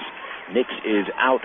He's 1 for 3. Brings up Marshall McDougall. 2 quick outs recorded by Dusty Bergman in the 7th inning. That one was smoked to Specht down at shortstop. He made a nice play on 1 hop, as you say, to record the out. Specht is playing pretty well over at short today. Bryant seemed to maybe steady a little bit at shortstop, cutting down on the errors. Here's McDougall. McDougall is 1 for 2. He knocked in a run with a sacrifice fly in the 3rd inning. First pitch breaking ball, strike at the letters. Graham still warming up in the bullpen for Frisco. That seems to say that Ben Kozlowski is finished after 6 innings. This pitch is hit high in the air. Straightaway center field. It's carrying further back. Kenny James at the warning track, at the wall. He leaps. Can't catch it. It falls right in front of him. McDougall trying for 3. Brian Specht throws the cutoff into third base, and McDougall slides in with a triple. A good relay throw from Brian Specht, and Marshall McDougall is out. Specht caught the ball in plenty of time, but his throw was down the line from third base. Junior Zamora had to go out and field it there. If it's on the money, he's out at third base. James went back on the ball somewhat awkwardly as he leapt back towards the home run fence. It seemed like he hit his back. He had the ball in the glove, but the impact from hitting the fence seemed to knock the ball right out of his glove. Kenny gave good effort, but McDougall is into third base with a triple. Paul Ottavina stands in. Riders 2, Travelers 1, top 7 at Raywinder Field. Ottavina is 0 for 3. And all 3 of his at-bats have been the 3rd and final out of an inning, and he'll swing and miss at the first pitch for a strike. The Riders are 0 for 11 with a man in scoring position today. Ottavina stranded 2 runners in the first inning, 1 man in the 3rd, and 2 in the 5th inning. 2 flyouts and a strikeout. It's a lefty-on-lefty situation here. Trav infield will play for Ottavina to pull the ground ball. He'll take a pitch low and outside from Bergman. 1 ball, 1 strike. Well, this is just a 1-run game right now, but there's a Rough Rider at third base, and this is a big out to record because you don't want to fall down more than 1 run going into the final 3 innings. It's been tough for Arkansas to even score 1 run today. Ottavina fouls one behind the plate, strike 2. Trav scored the game's first run in the bottom of the 1st inning. Just 3 batters into the inning, Arkansas scored as James bunted for a hit, stole second, took third on a single, and scored on a ground out. And the Travs have not come through with many clutch base hits today, and they trail 2-1. McDougal takes his lead down the third base line. Ottavina ready, so is Bergman. Here's the 1-2 pitch. It's grounded over the mound. Shortstop Speck fields it in back of second. Good arm to first base. Side retired. The Riders get a 2-out triple from Marshall McDougal. They strand him. They still lead the Travs 2-1. Get him up. 7th inning stretch time. We'll be back after this on the River. The Electric Cowboy is open Wednesday through Sunday at 7:30. Wednesday, Ladies' Night. All ladies entering before 10 receive a $5 cash gift, plus dance lessons and a 9-ball pool tourney. Thursday features crazy cash games, dance lessons, and specials on pitchers and long necks. Friday night has special long necks until midnight, and Saturday's early bird long neck special lasts until 9:30. Then we wrap it up Sunday with an 8-ball pool tourney and $50 cash to the best karaoke singer. The Electric Cowboy off I-30 at the Chico Road exit. Tractor trailer accident, Gary Eubanks and Associates. Tractor trailer injury, Gary Eubanks and Associates. Tractor trailer investigation, Gary Eubanks and Associates. Tractor trailer settlement, Gary Eubanks and Associates. Tractor trailer litigation experience, Gary Eubanks and Associates. At Gary Eubanks and Associates, an experienced trial lawyer will handle your tractor trailer case. And as always, we'll win your case, or you don't owe us a dime. Now that the baseball season is here again, moms everywhere begin scouting for a cool, delicious recipe that won't take extra innings to make, like Del Monte's Quick 3-Bean Salad. Simply combine a can of Del Monte cut green beans, a can of Del Monte wax beans, a can of kidney beans, and a quarter cup of chopped red onion. Toss it together with some Italian oil and vinegar salad dressing, and you've got a quick score. Del Monte steps up to the plate with simple mealtime solutions that will have you saying, hey, I can do that. Look for Del Monte vegetables at your local Harvest Foods. Harvest Foods, an Arkansas company serving Arkansas.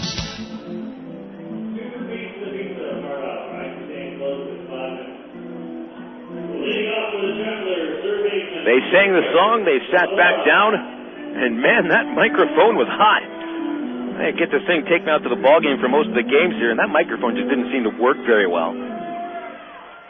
Rough Riders leading the Travelers 2-1. Tom Graham on in relief of Ben Kozlowski, and his first pitch to the leadoff batter, Junior Zamora, taken outside for a ball. Graham on here in the 7th inning, hard-throwing right-hander with good breaking stuff, and he'll miss again to Zamora. Ball 2, Junior 0 for 2. 2 flyouts to center field. Travs collected 6 base hits off Ben Kozlowski in his 6 innings. Junior takes one right down the middle for a strike. Kozlowski allowed the 1 run, which is earned. He walked just 1 batter. He hit another one. Kozlowski registers 2 strikeouts and is in line for what would be his 2nd win of the season. A pitch for a strike to Zamora, outside corner. Graham entering the game here, his 9th of the season. 2 wins, no losses, and a 2.77 ERA. The right-hander's 2-2. Junior swings at a changeup.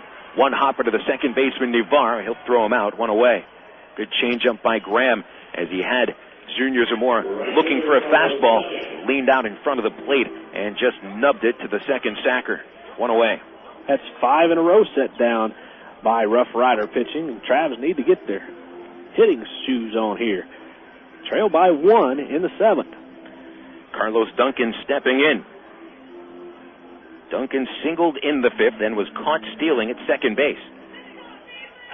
Travs with 6 base hits, none of them for extra bases since Ryan Buddy's 4th inning leadoff double. The pitch is low for ball 1. Warming up in the Frisco bullpen, left-handed pitcher Eric Burke. Probably see him come on to face Weber and O'Keefe the next time they come through. A change-up, and Duncan fouls it off the end of the bat to Wes Clements at the first base coach's bracket. 1 ball, 1 strike.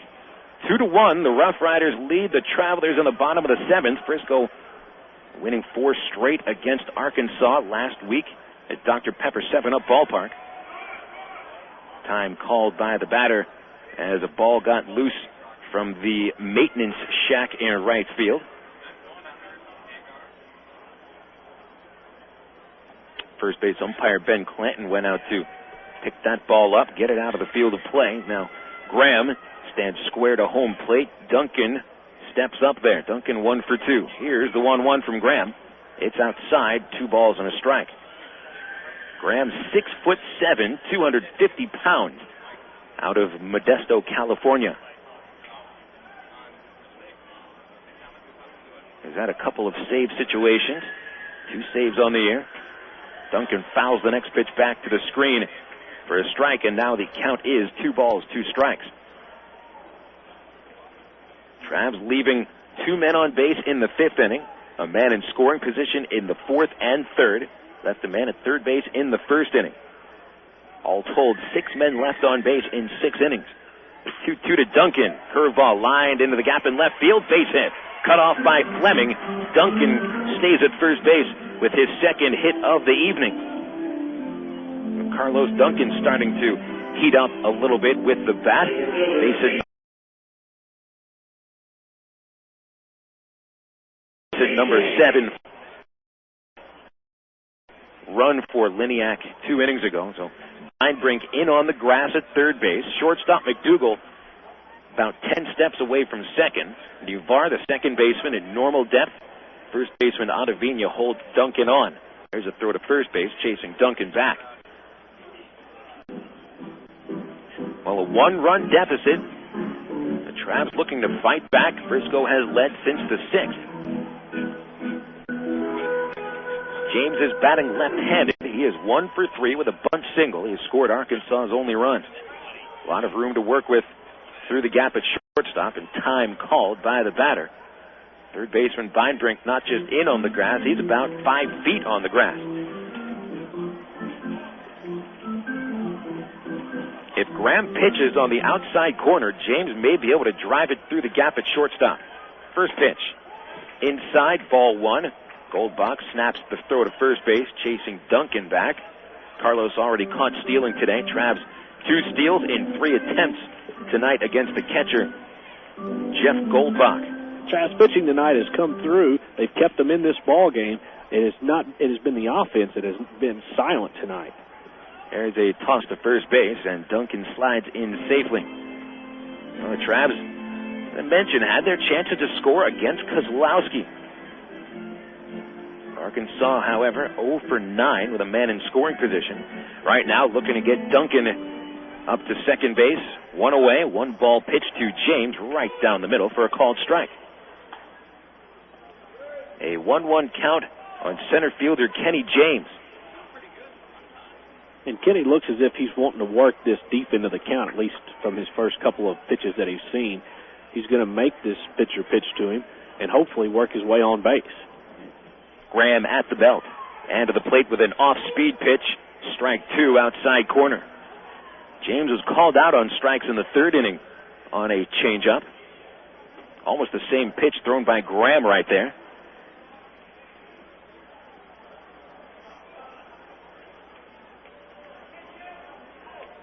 A ball and 2 strikes on James. He brings the bat back.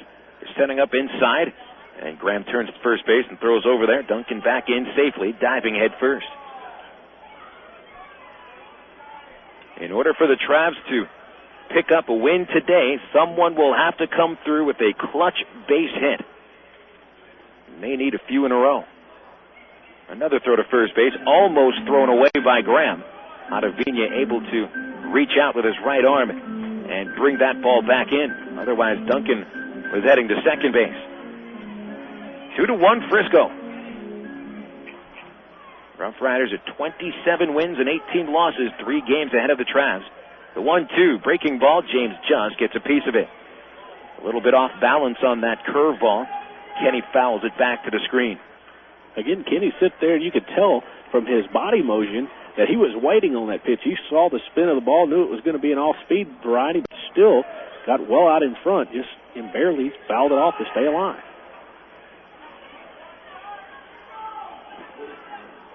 Graham ahead in the count, 1-2. A long pause, time called. Graham is taking a whole lot of time between his pitches here.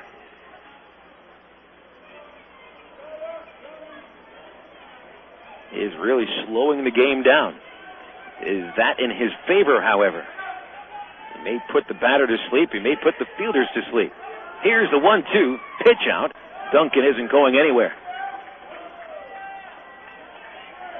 Well, you would think Kenny would get something to hit here. 2 balls and 2 strikes with only 1 out and a base runner at first base. So let's see if he can get one of those clutch base hits you're talking about, Bill. 2 balls, 2 strikes. Graham is ready. And the pitch, Duncan running, breaking ball low and inside. Gold box throw, not in time. Duncan is safe at second base. Carlos picked a breaking ball to run on. Third stolen base of the day for the Travelers.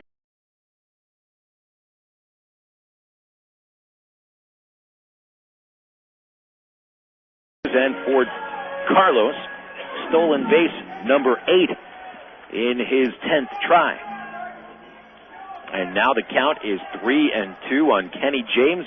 Oscar Salazar on deck, then Weber and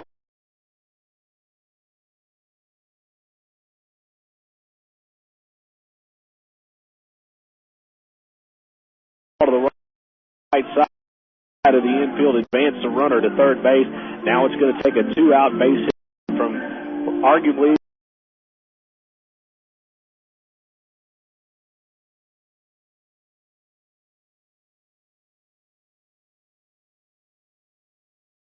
or maybe not even arguably, the hottest hitter on the team right now, Oscar Salazar. Game. Salazar, a single in the first, a walk in the third. He singled in the 5th inning to third base. Infield fans out, a lot of room up the middle. Rams, first pitch, breaking ball. Strike on the inside corner. Oscar with 20 RBIs. He's asked to tie the game. Graham is ready. They set up outside. He throws, curveball, just off the corner. 1-1.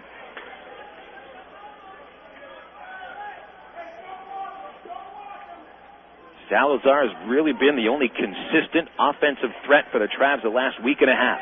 The 1-1, fastball, strike, outside corner. Strike number 2. Oh, Graham pitching very carefully here. Looked like the first pitch he hung to Oscar. The last 2 have been aimed for the outside corner. 1 ball, 2 strikes. Graham throws. Change up, Oscar gets in front of it and it's a high fly ball to right field. Easy catch for Kurt Aroso. And the Travs are finished in the 7th. Another man left in scoring position as Arkansas is trailing the Frisco RoughRiders 2-1. We take it into the 8th inning after this break on FM 101.1 The River. If you or a loved one needs glasses or contacts or are getting blurred vision and feel hopelessly trapped in the endless downward spiral of your vision getting worse and worse every year, finally the freedom you never thought possible is here, and it's called the See Clearly method. It wasn't long ago I couldn't read anything on my desk without the help of reading glasses, but after doing the See Clearly method for only minutes a day, my optometrist said to me, "You know, your vision is now better than 20/20. That's what you were in high school." I can't tell you how easy it is for you and your family to begin improving your vision today safely and naturally at home without the risk and expense of laser surgery. Thousands of people just like you and me are seeing clearer and sharper than we ever thought possible. I know. I'm Cliff Rose, founder of Vision Improvement Technologies, the company that brings you this scientific breakthrough, the See Clearly method. Call 1-800-900-0016 for your free video on the See Clearly method. That's 1-800-900-0016. Call 1-800-900-0016. Looking for better allergy relief? It's right under your nose. Benadryl Allergy, proven better than the leading prescription antihistamine. Medical studies prove histamine-blocking Benadryl to be a full 54% more effective at relieving your worst allergy symptoms, like runny noses. Now allergy relief is a walk in the park. So go out and take one. Benadryl, 54% more effective than the leading prescription antihistamine. Use as directed. Effects seen on total nasal symptoms with Benadryl allergy at 50 milligram dose 3 times daily.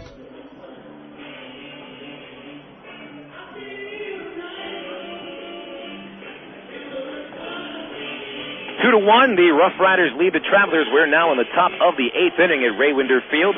This is Phil Elson, Steve Marston with us as well today. 2-7-0 for the Rough Riders. The Travs fitting in there at 1-7-1. Travs left another man in scoring position in the bottom of the 7th inning. It's now 7 men left on base, 5 in scoring position.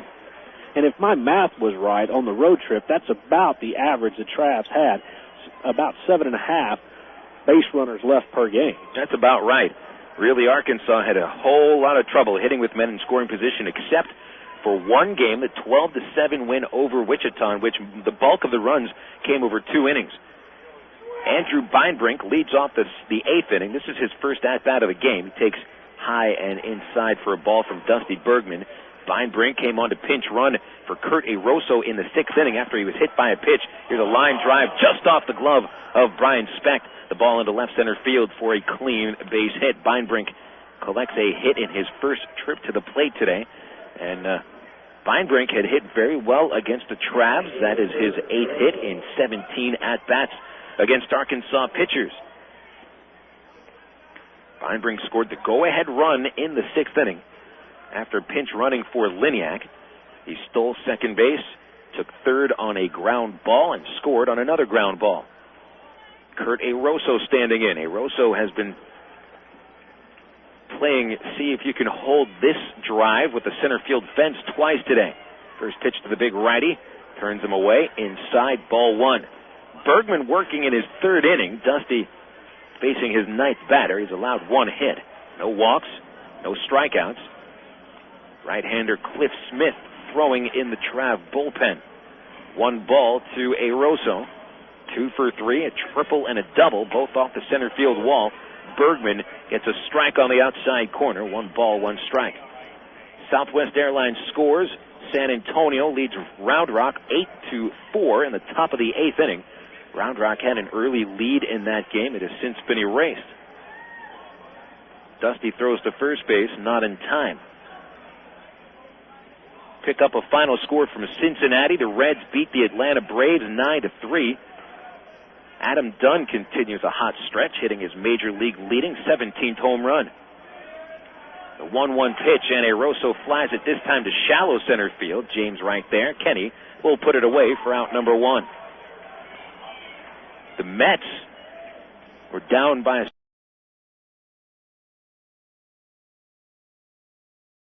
Cardinals 7, Houston 4, bottom of the 8th inning. Homers by Renneria and Pujols. Morgan Ensberg has hit his 5th for the Astros. Giants 2, Arizona nothing. Marquise Grissom his 6th home run. Dodgers and Rockies each 1 run apiece in the bottom of the 2nd. A pitch out to Jason Dewey. He takes it for ball 1. Dewey pinch hit in the 6th inning. With men at first and third base and no outs, he grounded to shortstop Brian Specht deep in the hole, and it was deep enough to score Beinbrink with the go-ahead run. So Dewey right now, owner of the go-ahead RBI. There's the runner going. The pitch is high. Jason Hill throws to second base, offline. It's into center field. There goes Beinbrink off for third base, and he gets there with no throw. Stolen base and a throwing error on catcher Jason Hill. Jason has had some problems throwing the ball today. In the dirt one previous time, this ball was thrown to the right side of second base. It looked like Jason might have rushed that throw as Beinbrink got a very big jump. At this point, the Travs have no choice but to bring the infield up, with Riders leading by a run. And you're a Frisco fan, that's a big insurance run standing 90 feet away. Third base, Beinbrink takes his lead. A 2-ball count on Dewey, and he fouls a pitch back to the screen. 2 balls, 1 strike. Jeff Goldbach on deck. This is the bottom of the order. This Dewey looks to be a powerful guy. to be somebody who could really do some damage with the bat. 2-1 on Dewey. Here's Bergman throwing, and he gets a fastball by him, a swing and a miss. 2 balls, 2 strikes. 1 away. The infield will look to relax if he gets this second out. Dusty Bergman ready. The 2-2 swing and a ground ball foul past third base. That was a rocket that he got out in front of and hit it hard down in the Frisco bullpen, but well foul. Dewey sitting on that fastball. You think he was waiting for that there? Certainly was. 2 balls, 2 strikes. And Bergman's next pitch, rounded hard and fair down the third base line. That scores Beinbrink. Here comes Weber charging the ball. He will throw into second base. Dewey slides in, and he is out. Good throw by Weber. However, Dewey knocks in his second run in 2 at-bats, and the Riders lead 3-1. Junior Zamora playing in at third base had virtually no reaction time as Dewey just smacked that ball right on the money again. Sitting fastball, the second consecutive pitch, thrown out at second base, 7-6. 2 outs in the 8th inning. Now the bases are empty. Jeff Goldbach pops a pitch out of play for a strike. Yeah, Junior did everything he could do there. He had to dive toward the line, but that ball was just had some smoke coming from behind it. The first base hit RBI in the game. There's a 1 high and outside. 1 ball, 1 strike. Goldbach is 0 for 3. Is lined to third, popped to third, and struck out swinging. Bergman will pitch from the windup. The count is 1-1. Shakes one side off, and time is called. Riders 3-9-0. Travelers 1-7-2. Ball and a strike, and time called. There goes Jason Hill out to the mound. And we'll run down some American League scores from Southwest Airlines. Cleveland shuts out Detroit 4-0. CC Sabathia wins. Sabathia went 6 innings, allowing just 3 hits. Traber, Boyd, and Baez finish it off. Boyd and Baez each struck out the side in their inning of work. Jeremy Bonderman takes the loss, dropping to 2-7. Shane Spencer, 2 RBIs. Matt Lawton, 2 base hits. Bergman's 1-1 is swung on and missed. Strike 2.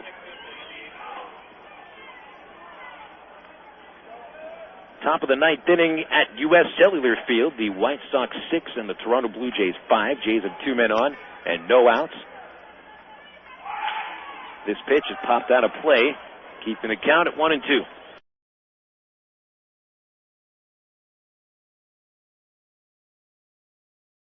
You know, we talked about the importance of coming through in the clutch with a big base hit. So far tonight, it's been the Rough Riders that have done that. I know it's still tough to call the AA affiliate of the Rangers anything else but the Drillers. The pitch from Bergman swung the river. According to scientists who study this stuff, people blink their eyes 20,000 times a day. So if you're not careful, you could easily miss how fast Geico Auto Insurance starts working on your claim. Often we can handle details in hours instead of days. And in just 15 minutes, or roughly 210 bats of an eye, Geico could save you 15%. So call Geico at 1-800-947-AUTO. You may blink twice when you see the savings. That's 1-800-947-AUTO. Geico Direct, the sensible alternative. Hit a home run with your family tonight. Whether you're planning a meal before the game or snacks for the game, remember to include milk, cheese, and yogurt in the game plan. 3 servings a day of dairy is the right amount to help keep your body healthy. It's easy. Just look for the 3-a-day logo on your favorite calcium-rich dairy foods at your local retailer. For more information, including recipes and coupons, visit www.3aday.org. Have you had your 3-a-day today? The power of cheese. It's toaster time anytime this month at Sonic, because Sonic offers their full menu all day. Choose from our chicken club toaster sandwich, our bacon cheddar burger toaster, or our 3 breakfast toaster sandwiches. Made with egg, cheese, and your choice of sausage, bacon, or ham. All on thick, delicious Texas toast and made after you order it. So now when you drive into Sonic, you can get a toaster sandwich for breakfast, lunch, or dinner. Whatever you want, whenever you want. Only at Sonic. Your home for Travelers Baseball. FM 101.1 The River. KDRE. North Little Rock, Little Rock.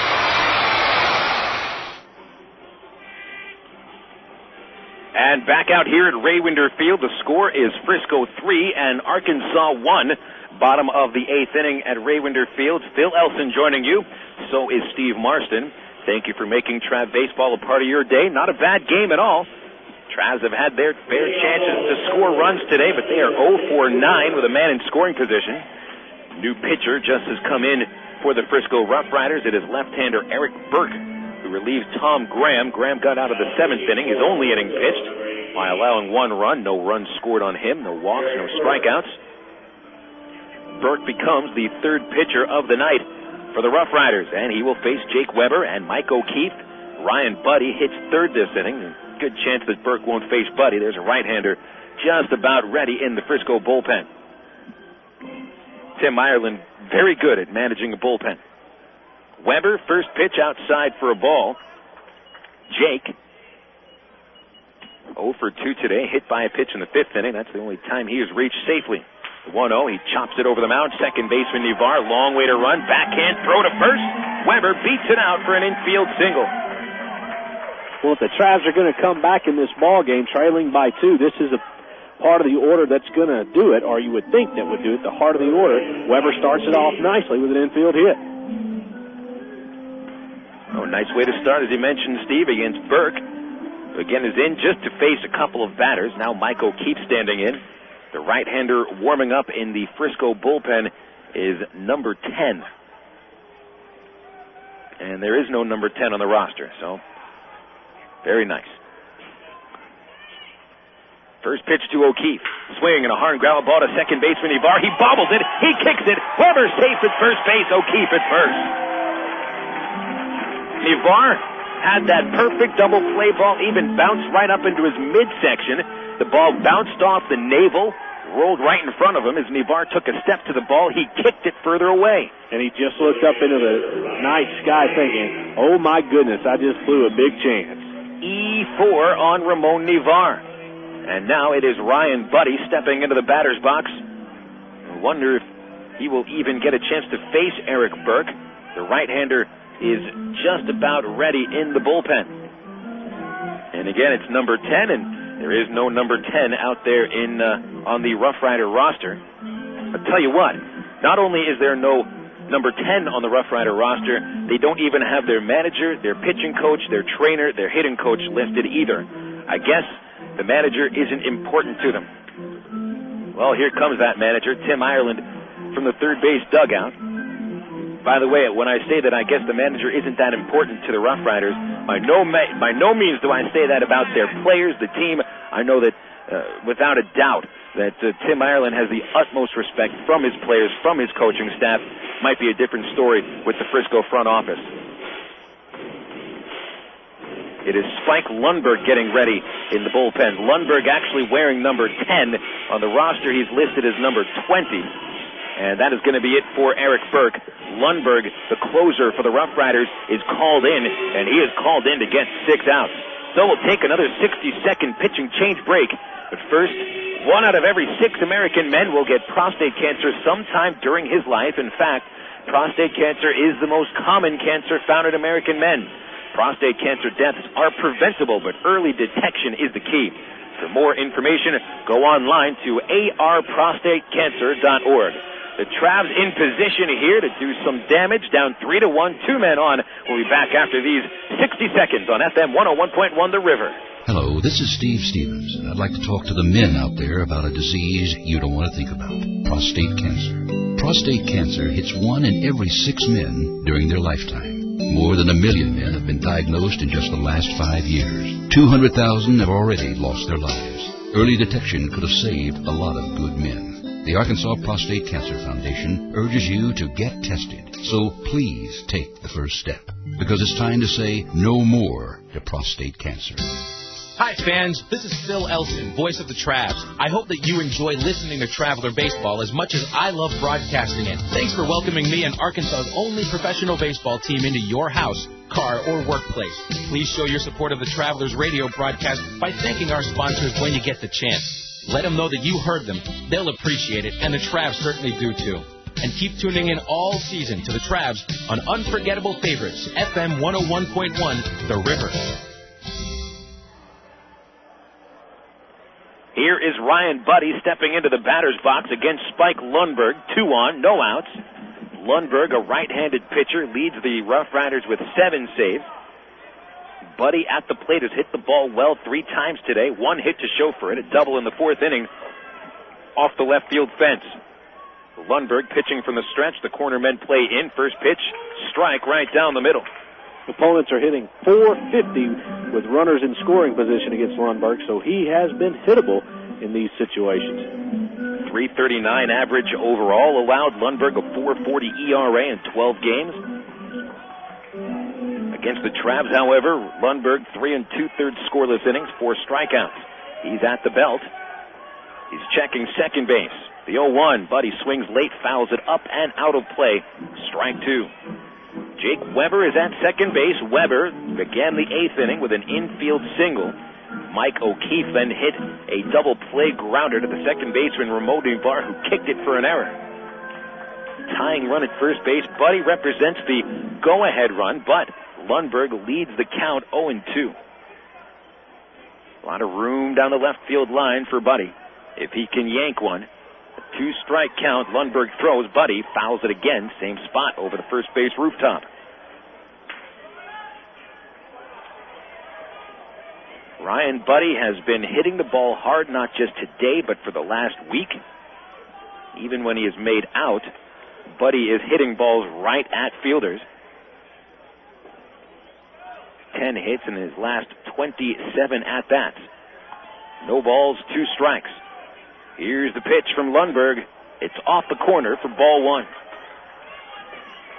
Travelers 0 for 9 with a man in scoring position today. If the Travs are going to win this game, someone has to come through with a clutch base hit.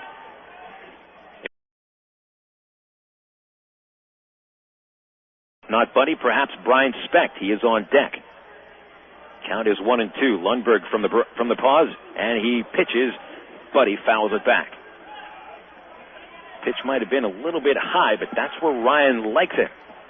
And if you're Ryan, first base, he's free to roam. Spike Lundberg facing his first batter.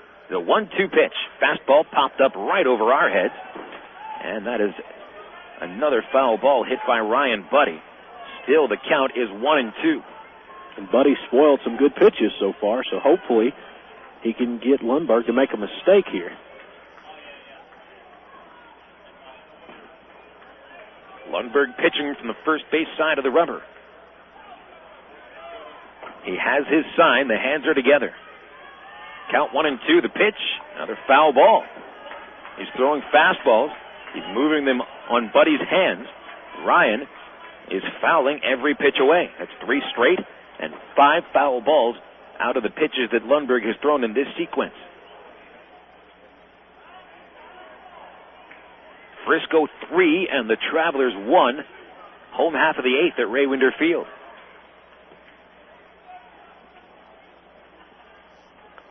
Still 1-2. Lundberg throws and Buddy lines it to right field. Eroso back on the ball to make the catch. Weber hustles back to second. He's going to tag and head to third base. He's in there safely. So Ryan Buddy again hits the ball hard. Hit it right to a fielder. Still something positive comes from that at-bat as Weber gets to third base. And there's one away now in the 8th inning. Here is shortstop Brian Specht. Well, Kurt Eroso almost got caught in no man's land. We've said all year how the ball carries to right field here at Ray Winder Field. And Eroso almost let that ball get over his head, but he recovered enough to make a nice play and get the out.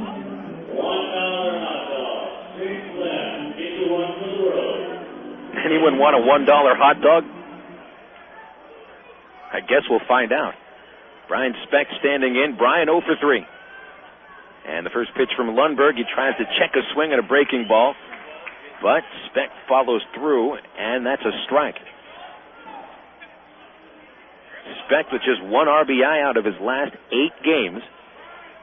He went just 2 for 15 against the Riders in the previous series. And counting today's at-bats, Brian is 2 for 18 against Rough Rider pitching.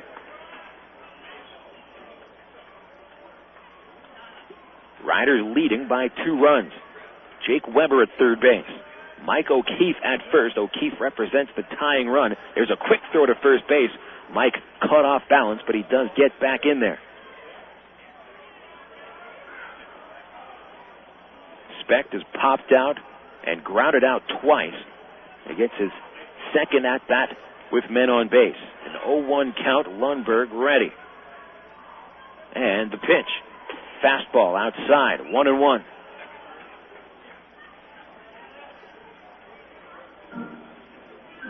The last series we came through, Ray Winder Field, Speck was the hottest hitter on the team. 3 home runs, everything he hit was hard.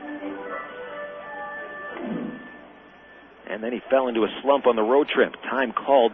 Goldbach heads out from behind home plate to speak with his pitcher. Lundberg taking a lot of time here, throwing a lot of pitches to just the one batter he's faced.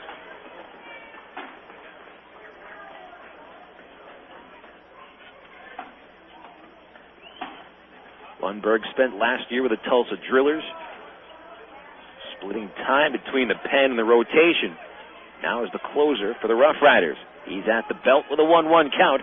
Throws to Speck, a strike on the outside corner. It's a 1-2 count on Brian Speck. He's taken 2 strikes.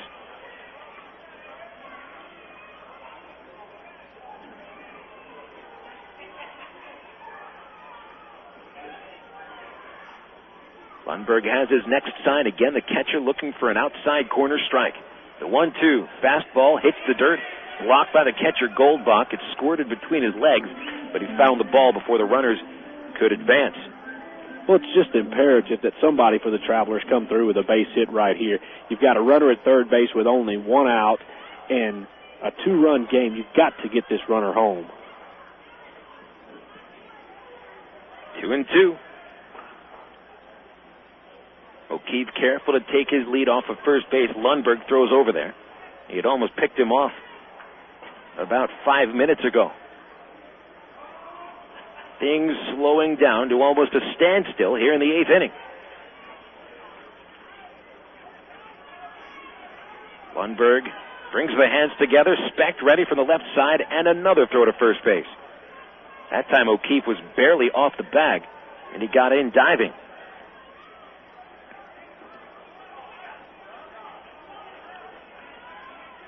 Speck steps back in. Very balanced batting stance. Holds the bat on his left shoulder. A 2-2 count. And the pitch. Fastball, low and inside. Now it's full. Good eye by Speck taking that last pitch. He has yet to swing at anything Lundberg has thrown.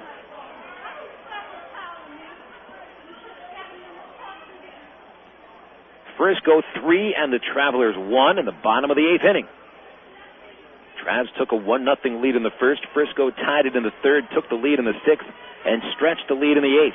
Here's the 3-2 with O'Keefe running. Swing and a miss, strike 3. Throw to second. O'Keefe is out, and the Travs are done in the 8th inning. They had men at first and third base. A strike him out, throw him out, ends the 8th inning, and the Travs go into the 9th, still trailing the Frisco Rough Riders 3-1. This is FM 101.1 The River. Fans, if you haven't been to an Arkansas Travelers game lately, you don't know what you're missing. Shedspread Country Crock invites you and your family to get out and see the Travs. You can bring the whole family for Country Crock Family Thursday. Travelers fans who bring an original cash register receipt showing purchase of any Shedspread Country Crock product will receive up to 6 free admissions for any Thursday home game. Hurry! This offer ends August 14th. Offer subject to ticket availability.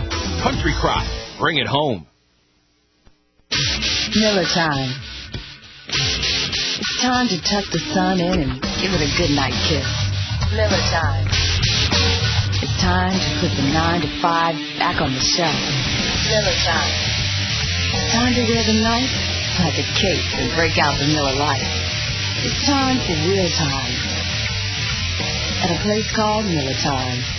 Miller Lite, Miller Brewing Company, Milwaukee, Wisconsin. Live responsibly. Banana Joe's Island Party, Little Rock's newest nightclub, located in the downtown River Market, featuring great early weeknight parties. Monday and Tuesdays feature $5 pitchers of beer and 25-cent wings all night. Wednesday is ladies' night with no cover and $1 beer for ladies. Plus our Sunday Spin Tonight or Repent Tomorrow party. It's all happening at Banana Joe's any night of the week at 300 President Clinton Avenue in the River Market.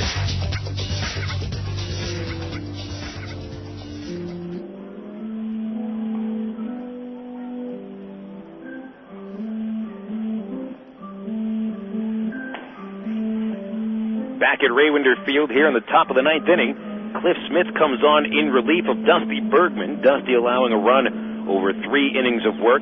He allowed 3 base hits. And the RoughRiders leading the Travs by a score of 3-1 after 8 innings. Here are the totals. Riders 3 runs, 9 hits, 1 error. The Travs 1 run, 8 hits, 2 errors.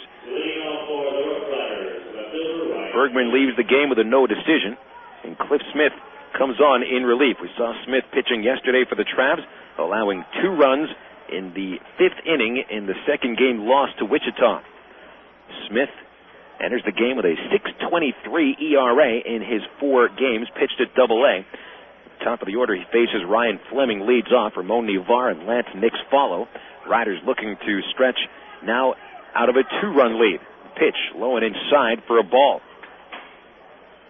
Phil Elson and Steve Marston joining you here on FM 101.1 The River. We have another game tomorrow, 7:10 first pitch, 6:50 ITT Technical Institute pregame show. There's a strike on the inside corner, 1-1 on Fleming. He has reached base twice today, scoring once. A walk in the 3rd inning. He reached 3rd base after another walk and a ground out, scoring the tying run on Marshall McDougall's sacrifice fly. Here's the 1-1 pitch, and the left-handed hitter takes outside for ball 2. Fleming singled in the 5th. He flied out in the 6th. Cliff Smith's job right now is just to get the offense on the field as fast as he can. Get outs. The 2-1 pitch is high, ball 3. Cliff suffering from a little elbow pain recently. Has not been all that impressive in his 4 games at Double-A. 3-1. Squeezed the strike zone. That one just outside for ball 4. And Fleming down to first base. That is the 4th walk issued by Trav pitching today, not including the 1-hit batter. Mike Brunet started. Right now, he's the pitcher of record. 5+ innings, 2 runs, both earned. Bergman took it 3 innings from there and allowed the 1 earned run. Now it's Smith's job to pitch a scoreless 9th. Ramon Nivar is the batter. He is 1 for 3. First pitch slider high for a ball. Looking ahead to the bottom of the 9th inning, and hopefully the Travs trailing by no more than 2 runs. It'll be the bottom 3rd of the order due to hit. Hill, Zamora, and Duncan against Spike Lundberg. Right now, no one warming for the Riders in the bullpen. The count is 1-0 on Nivar. Right-handed batter, and the runner goes. The pitch is outside. Jason Hill's throw to second on the money and in time for the out. Good throw by Hill, his best throw of the day. Tag applied by Brian Specht. The pitch was a strike, so it's 1-1 on Nivar. And that erases a little bit of momentum that the Frisco RoughRiders trying to start here in this top of the 9th inning.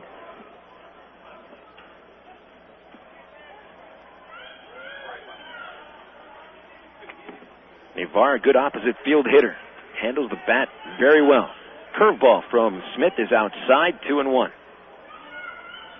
Tomorrow's pitching matchup, Travs will send the right-hander Rich Fisher against lefty A.J. Murray. Here's a pop-up on the infield for second baseman Oscar Salazar. 2 steps into the outfield, Oscar makes a one-handed catch for the second out of the 9th inning. Fisher, 3-5, a 4.73 ERA.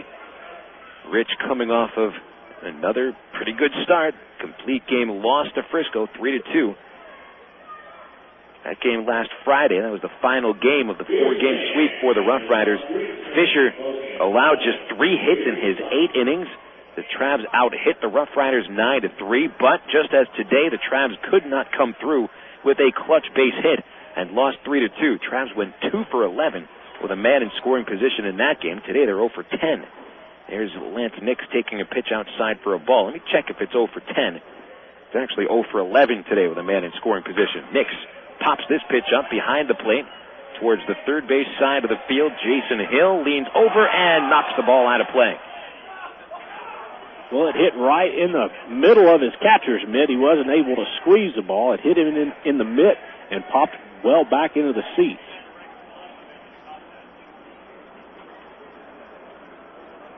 He went right towards the third base dugout. Knocked the ball into the dugout pretty much. So that's the first strike of the at-bat to Lance Nix. 2 outs in the 9th inning. Cliff Smith taking his time, shakes one sign off, nods his head on the second one. He winds, and Smith deals the 1-1. Nix swings and misses. Sharp slider, strike 2. Riders leading 3-1 at the top of the 9th inning. Game started 15 minutes late. Getting on to our 3rd hour of baseball today. Here's the 1-2 to Nix. He takes in the dirt about a foot in front of it. Jason Hill blocks it. Might have got him on the side of the body rather than the catcher's gear. I think that's what happened, and Jason kind of walking it off a little bit, maybe knocked the breath out of him.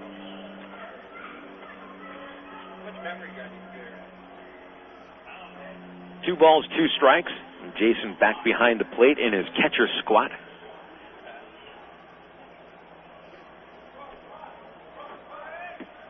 Smith has a 2-2 count on Lance Nix. The pitch inside. Full count.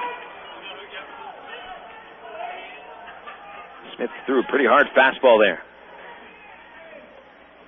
On deck, Marshall McDougal, who has 2 hits today. A 3-2 count. Here's the pitch. Swing and a miss. He got him on a fastball. And Cliff Smith sets the Riders down in the 9th inning scoreless. Last chance for the Travelers as we move into the bottom of the 9th inning at Raywinder Field. The RoughRiders 3, the Travelers 1. Back after this on FM 101.1 The River.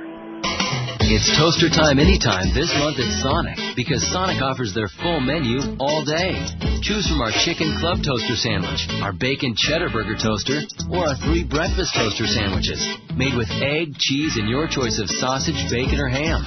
All on thick, delicious Texas toast and made after you order it. So now when you drive into Sonic, you can get a toaster sandwich for breakfast, lunch, or dinner. Whatever you want, whenever you want. Only at Sonic. Synonymous. Words alike in significance and meaning, like summer and baseball. Baseball and Raywinder Field. Raywinder Field and hot dogs. Hot dogs and Coca-Cola. Yes, Coke is joining the Travs All-Star lineup this summer right alongside the future Anaheim Angels wearing the Travelers uniform.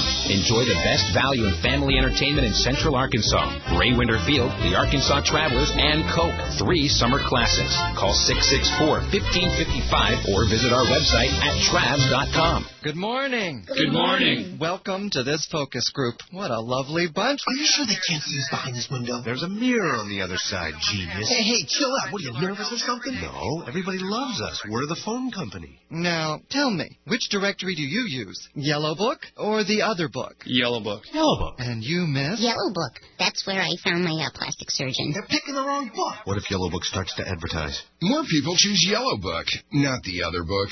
Call 1-800-YB-YELLOW.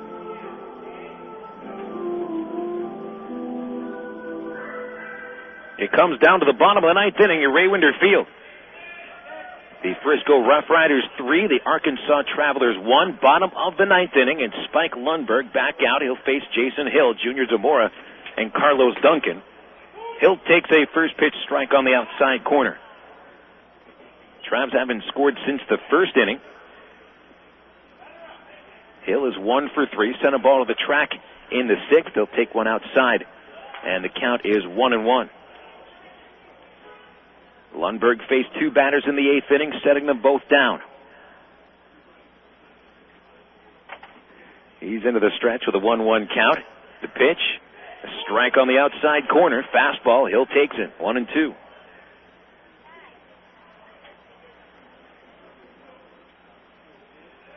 Outfield giving some room towards the gap in left. Center fielder Nix shaded about 10 steps into right field. Here's the 1-2 to Hill. Just off the corner, ball 2. Final score from San Antonio. The Missions beat the Round Rock Express 9-4. That ends the Express 4-game winning streak. The 2-2 pitch. Swing and a pop-up into the first base seats. Actually, that one on the roof.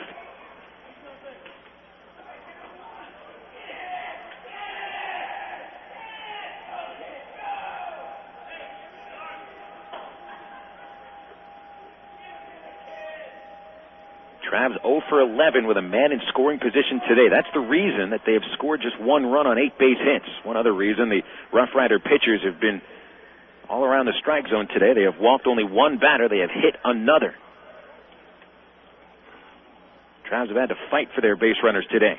Here's the 2-2. And it's called for strike 3. Fastball right on the outside corner. Hill does not like the call.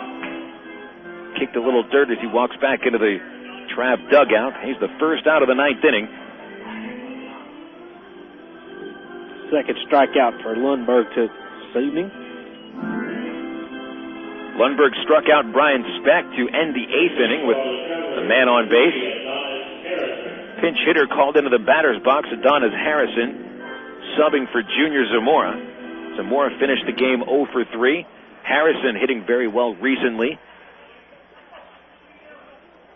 Adonis 7 for 18 in his last 6 games with a double and a triple. 4 runs scored. First pitch, swinging bunt out in front of the plate. The catcher makes the call. Goldbach with a perfect throw to first base. Nice play by Goldbach for the second out of the 9th inning. Now, he got out there in a jiffy, called off the pitcher. In fact, he almost pushed the pitcher out of the way. A dandy play by the backstop for these Frisco Rough Riders. The throw almost pulled Paul Ottavania at first base off the bag, but he did a nice job of keeping his foot there on the bag and retiring Adonis Harrison. Carlos Duncan standing in. Duncan 2 hits, 2 outs in the 9th inning. Rough Riders have won 4 straight against the Travelers. They're looking for their 5th in a row. Spike Lundberg throws the first pitch to Duncan, and it's high for ball 1. Carlos singled in the 5th. Was caught stealing at second. He singled in the 7th inning, stole second base, and was stranded at third. Bases empty, 2 outs in the 9th inning. Travs need a base runner. They trail by 2. The 1-0. Fastball high, 2-0. On deck for the Travs, Kenny James.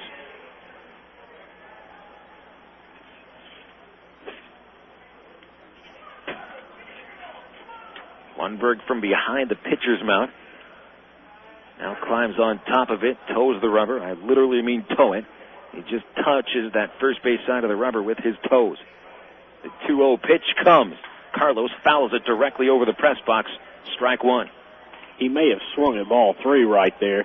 Kind of surprised with Carlos in the hitting slump that he has been in recently that he had the green light there 2-0, but he did and fouled it off, and now Lundberg back in this count a little bit. The 2-1 count. Lundberg's pitch. Fastball grounded right to shortstop McDougal. He makes the play, and the throw to first base ends the ball game.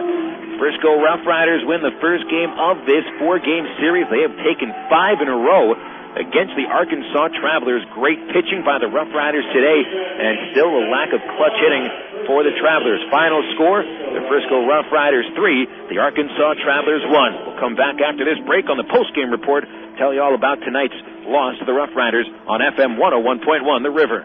Here's the line to pitch on the way, and you can catch the Travs online at www.travs.com. The Arkansas Travelers have one of minor league baseball's most user-friendly websites with easy access to Travs game stories, up-to-date stats, and Texas League standings. You'll be informed about the Travs online at travs.com.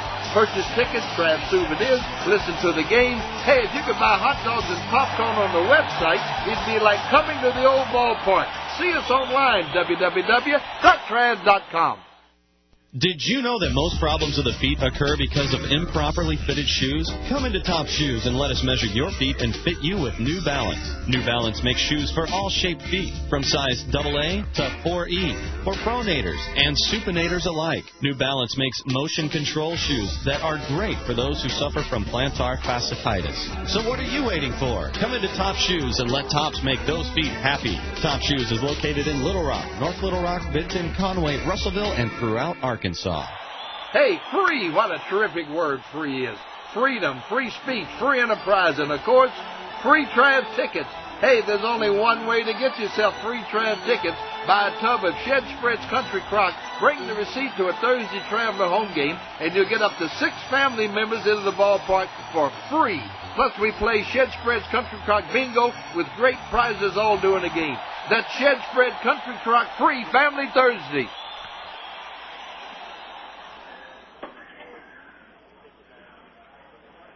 Hi, and welcome back to Raywinder Field. Phil Elson joining you. Time for the Travs post-game report. Here's our final score tonight. The Frisco RoughRiders 3, the Arkansas Travelers 1. The final totals, the RoughRiders 3 runs, 9 hits, 1 error. Travs 1 run, 8 hits, 2 errors. Winning pitcher is Ben Kozlowski. Kozlowski now 2-2 on the season. Both his wins against the Travs. Mike Brunet suffers the loss, and Mike drops to 1-2. Spike Lundberg the save. It's his 8th of the season. Here's how the runs were scored today. Travs struck first in the first inning. Kenny James with a leadoff bunt single. He stole second base, moved to third on Oscar Salazar's base hit to right field. Jake Weber then grounded out to first base to bring James home for a 1-0 lead. Salazar got stranded at third base. That was a sign of more things to come. Travs went 0 for 11 with men in scoring position today. Arkansas leaving 6 men on base in scoring position. Mike Brunet pitched 2 scoreless innings before the third, and then he walked Ryan Fleming on 4 pitches. He sent Ramon Nivar to first base on 4 pitches. The very next batter, Lance Nix with a slow ground out to shortstop, moving the runners to second and third. Marshall McDougall tied the game with a sacrifice fly to left field. He swung at the first pitch, bringing Fleming home to tie the game at 1 apiece. Game stayed tied as the Travs left men in scoring position in the 4th and 5th innings. Brunet pitched clutch baseball in the 4th and in the 5th, leaving 3 men in scoring position. Then in the 6th inning, Brunet hit Cole Liniak with the first pitch that he threw. Liniak was hit on the front elbow, that's his left elbow, and apparently the elbow was either hit too hard or the pain was too much, but it looked like Liniak wanted to stay in the game. The trainer, however, insisted that he come out, and Andrew Beinbrink went into pinch run for him. Well, it's a good thing for the RoughRiders. Andrew Beinbrink leads their team in stolen bases. He swiped his 11th right into second base with Kurt Eroso at the plate. Eroso then grounded towards third baseman Junior Zamora, who had to charge in to try to make a play. The ball went underneath his glove. He kicked it for an error, and that sent Beinbrink to third base, and it sent Brunet to the showers. Dusty Bergman came on in relief. He faced Jason Dewey, a pinch hitter, who was filling in for Todd Mensick, who went hitless in his first 2 at-bats. Dewey, on a 3-2 count, grounded to the hole at shortstop. He reached on a fielder's choice. Beinbrink scored from third for the go-ahead run. Travs then left another man in scoring position in the 7th inning. In the top of the 8th inning, Beinbrink led off with a single to left field. He stole second and took third when Jason Hill's throw went into center field. Dewey came up with 1 out and delivered an RBI single to put the Riders ahead 3-1. That's the final score. Frisco 3, Arkansas 1. Kozlowski the win, 2-2. His record. Brunet takes the loss. He's 1-2. Spike Lundberg saved his 8th. 3 hours, 2 minutes, the time of the game, played in front of a paid crowd of 1,994. The RoughRiders win their 5th in a row against the Travelers by the final score of 3-1. Frisco is now in first place by 4 games in the Texas League East. We'll take a look at the Southwest Airlines scoreboard following this break on the Travs post-game report. This is FM 101.1 The River. Miller Lite. Miller time. It's time to grab the fellas and hit defrost. Great tasting Miller Lite. Time to melt cold shoulders. Time to pull your mojo out of the freezer and warm it up on the grill. It's time for a great tasting Miller Lite. Great tasting Miller Lite. At a place called Miller Time. Miller Lite, Miller Brewing Company, Milwaukee, Wisconsin. Live responsibly. Just because you're working a smaller acreage doesn't mean you have to skimp on comfort and reliability. So stop by Ag Pro at Highway 165 in England and take a look at John Deere's rugged new 5020 series tractors. Choose the 45 to 75 PTO horsepower straddle mount, isolated open operator station, or cab model that fits your needs. These new tractors offer improved comfort, control, and convenience. Test drive a new John Deere 5020 series tractor now at Ag Pro at Highway 165 in England. Hey, what's up? This is Lala, and welcome to Coke FM, bringing you the hottest new sound. The real can be bought or sold. Chocolate told the boy tried to keep it, but he lost his soul. On the road to the riches, he lost control. Got the eye of a needle, I was often told. If you step is nothing, you're far for gold. In your actions, all is told. This is Lala at Coke FM, keeping it real with the cool taste of Coca-Cola. Hi, fans. Welcome back to the Travs postgame report. The Frisco RoughRiders have taken their 5th in a row against the Arkansas Travelers. Final score, Frisco 3 and the Travelers 1. Phil Elson joining you. Time for your Southwest Airlines scores. Starting off in the Texas League, one final score to report. The San Antonio Missions defeat the Round Rock Express by the final score of 9-4. Rudy Lugo is 0-8. The starting pitcher is the loser for the Round Rock Express. Again, his record 0-8. Rudy Lugo is a pitcher who's much better than a record of 0-8. Again, 9-4, the final score. San Antonio picks up the victory. The Missions are now 5 games ahead of second place El Paso in the Texas League West Division. The other 2 teams in the West Division were off, Midland and El Paso playing tomorrow. Home runs for Round Rock for Tommy Whiteman and Anthony Acevedo. Chris Wright, the winning pitcher, is 6-2. Jared Herman takes the loss. Jared Herman saves his 11th game of the season, and Herman ties Joel Peralta of the Travs for the league lead in saves. Switching over to the major leagues, currently in progress in Houston, bottom of the 9th inning, Minute Maid Park. The St. Louis Cardinals lead the Astros 7-4. Cardinals have a chance to pick up a game in the standings against the Cubs, who are defeated in Pittsburgh today. We'll get to that in a minute. San Francisco Giants ahead of the Arizona Diamondbacks 2-0 in the top of the 5th. Jason Schmidt has allowed just 2 hits over 4 innings. Marquise Grissom has hit his 6th home run of the year. The Dodgers and the Rockies are tied at 1 in the bottom of the 3rd inning. Hernandez hitting his 5th home run for Colorado. Here, finals from the National League. The New York Mets have come from behind. 5-4 win at Shea Stadium against the Philadelphia Phillies, who have their 3-game winning streak stopped. Armando Benitez is the winning pitcher. Terry Adams the loser. Homers for the Mets from Floyd and Shinjo. The Cincinnati Reds continue to play good baseball, 3 wins in a row. After a 9-3 beating of the Atlanta Braves, Adam Dunn hit his major league leading 17th home run of the season. Chris Rietzma, the winning pitcher, is 3-1. Mike Hampton drops to 2-2. Battle between the Bucks and the Cubs in Pittsburgh. Pirates win this time 5-2.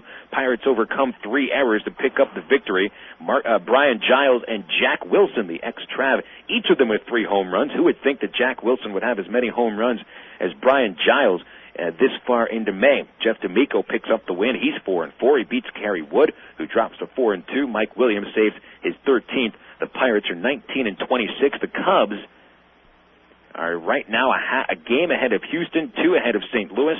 But Houston in St. Louis are battling it out right now. We mentioned that the Cardinals have the lead 7-4 in the 9th inning.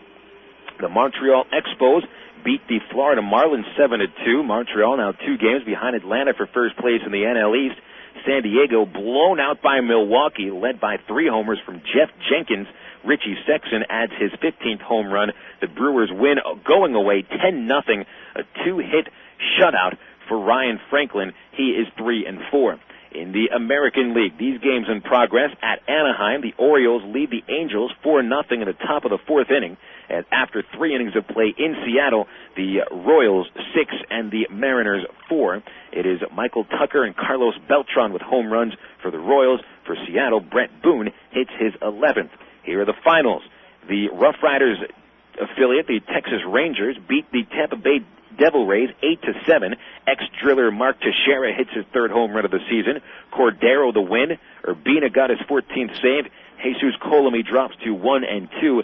Texas has won 5 games in a row and are currently 21-24.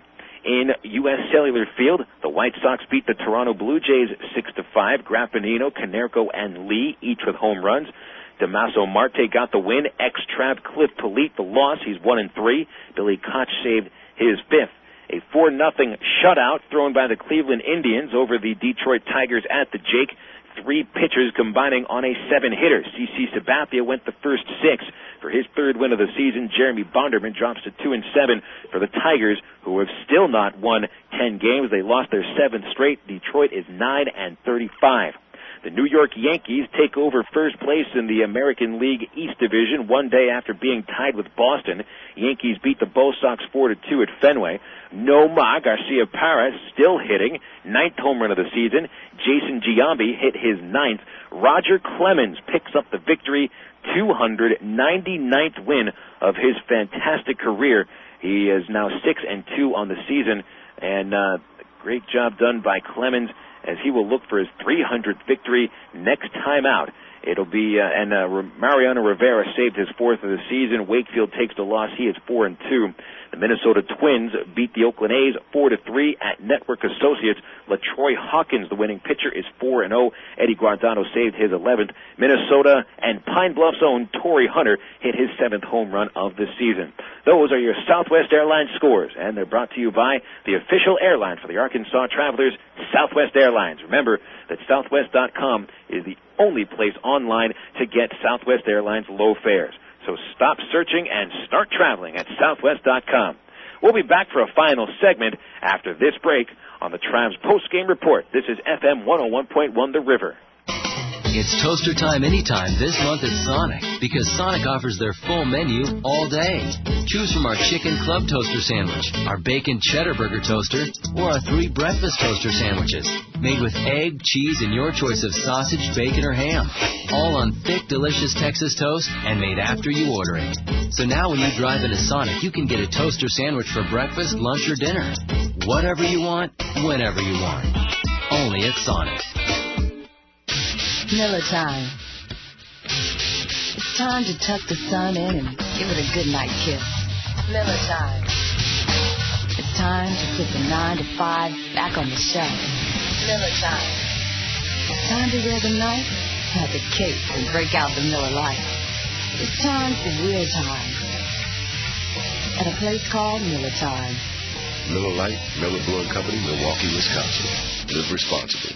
Of all the days of the week, it seems that Mondays are everybody's least favorite day. Well, the Travs and the Arkansas Democrat-Gazette have a reason for baseball fans to look forward to Mondays. That's because Mondays are Democrat-Gazette family night here at the ballpark. You just pick up a copy of Monday's Democrat-Gazette, and you'll find a discount family ticket right there in the sports section. That's right. It's a coupon that admits the whole family for just $2 a person. Hey, Mondays don't sound so bad anymore, do they? Welcome back to Raywinder Field. Your final score, the Frisco RoughRiders beat the Arkansas Travelers 3-1. Here on the final segment of our post-game report, Phil Elson, we bring Steve Marston back into the thick of things. Steve, 0 for 11 with men in scoring position today. The Travs couldn't come up with a big base hit, but let's give some credit to that Frisco pitching staff. Ben Kozlowski, Tom Graham, Eric Burke only faced 2 batters, but I guess he's thrown into the mix there. Spike Lundberg, really good pitching today for the Frisco RoughRiders. That's where they won the game. Right, and a point you made during the broadcast was very good as well, that they were all over the strike zone. They only walked 1 batter the entire night, and it was just a fantastic combined pitching performance by these Frisco RoughRiders. And from the Traveler standpoint, you know, they're trying to make a pennant push here against this team that's ahead of them by now 4 games in the East race for the Texas League first half championship. But if you're not able to come up with base hits at clutch times, you don't deserve to be in the pennant race. And this series is really going to determine how good this Traveler team is. They're already down now. This is the 5th time they've lost in a row to Frisco. They have to get on a winning streak against this team if they have any hope of winning the first half flag. And tonight, who do you think you'd nominate for your BC Powder Player of the Game? Boy, it's a tough call because, as we mentioned in the broadcast, only 1 of Frisco's 3 runs came courtesy of a base hit. So that's tough to. I guess we'd have to go with one of the pitchers then. I guess so. Ben Kozlowski pitched a great ball game, six strong innings, an earned run, 6 hits, only 1 walk, and struck out 2. He gets my vote. I'll give him that vote as well. Kozlowski also came up big with men in scoring position. The Travs were 0 for 8 with a man in scoring position against Kozlowski. Again, the Travs 0 for 11 overall with a man in scoring position. So Ben Kozlowski is today's BC Powder Player of the Game. BC Powder is the official pain reliever of the Arkansas Travelers. And, of course, it gets into your system fast, therefore it goes to work fast. Headaches, backaches, or muscle pain, nothing is quicker than a BC. Use as directed. Again, the totals, the RoughRiders 3 runs, 9 hits, 1 error. Frisco leaving 9 men on base. The Travs, 1 run, 8 hits, 2 errors. Travs leave 8 men on base. Frisco with a 28-18 record, now one of only 2 teams in the Texas League better than 10 games above 500. The Travs dropped to 24-22. Arkansas is 4 games behind division-leading Frisco going into tomorrow's second game of the doubleheader. Tomorrow it'll be Rich Fisher taking the hill for the Travs. He's 3-5, a 4.73 ERA. He's the Texas League leader with 2 complete games, but he's lost both of them. For Frisco, left-hander A.J. Murray pitches. He's 3-2, a 4.08 earned run average. Tomorrow is Shed Spread Country Crock Thursday at Raywinder Field.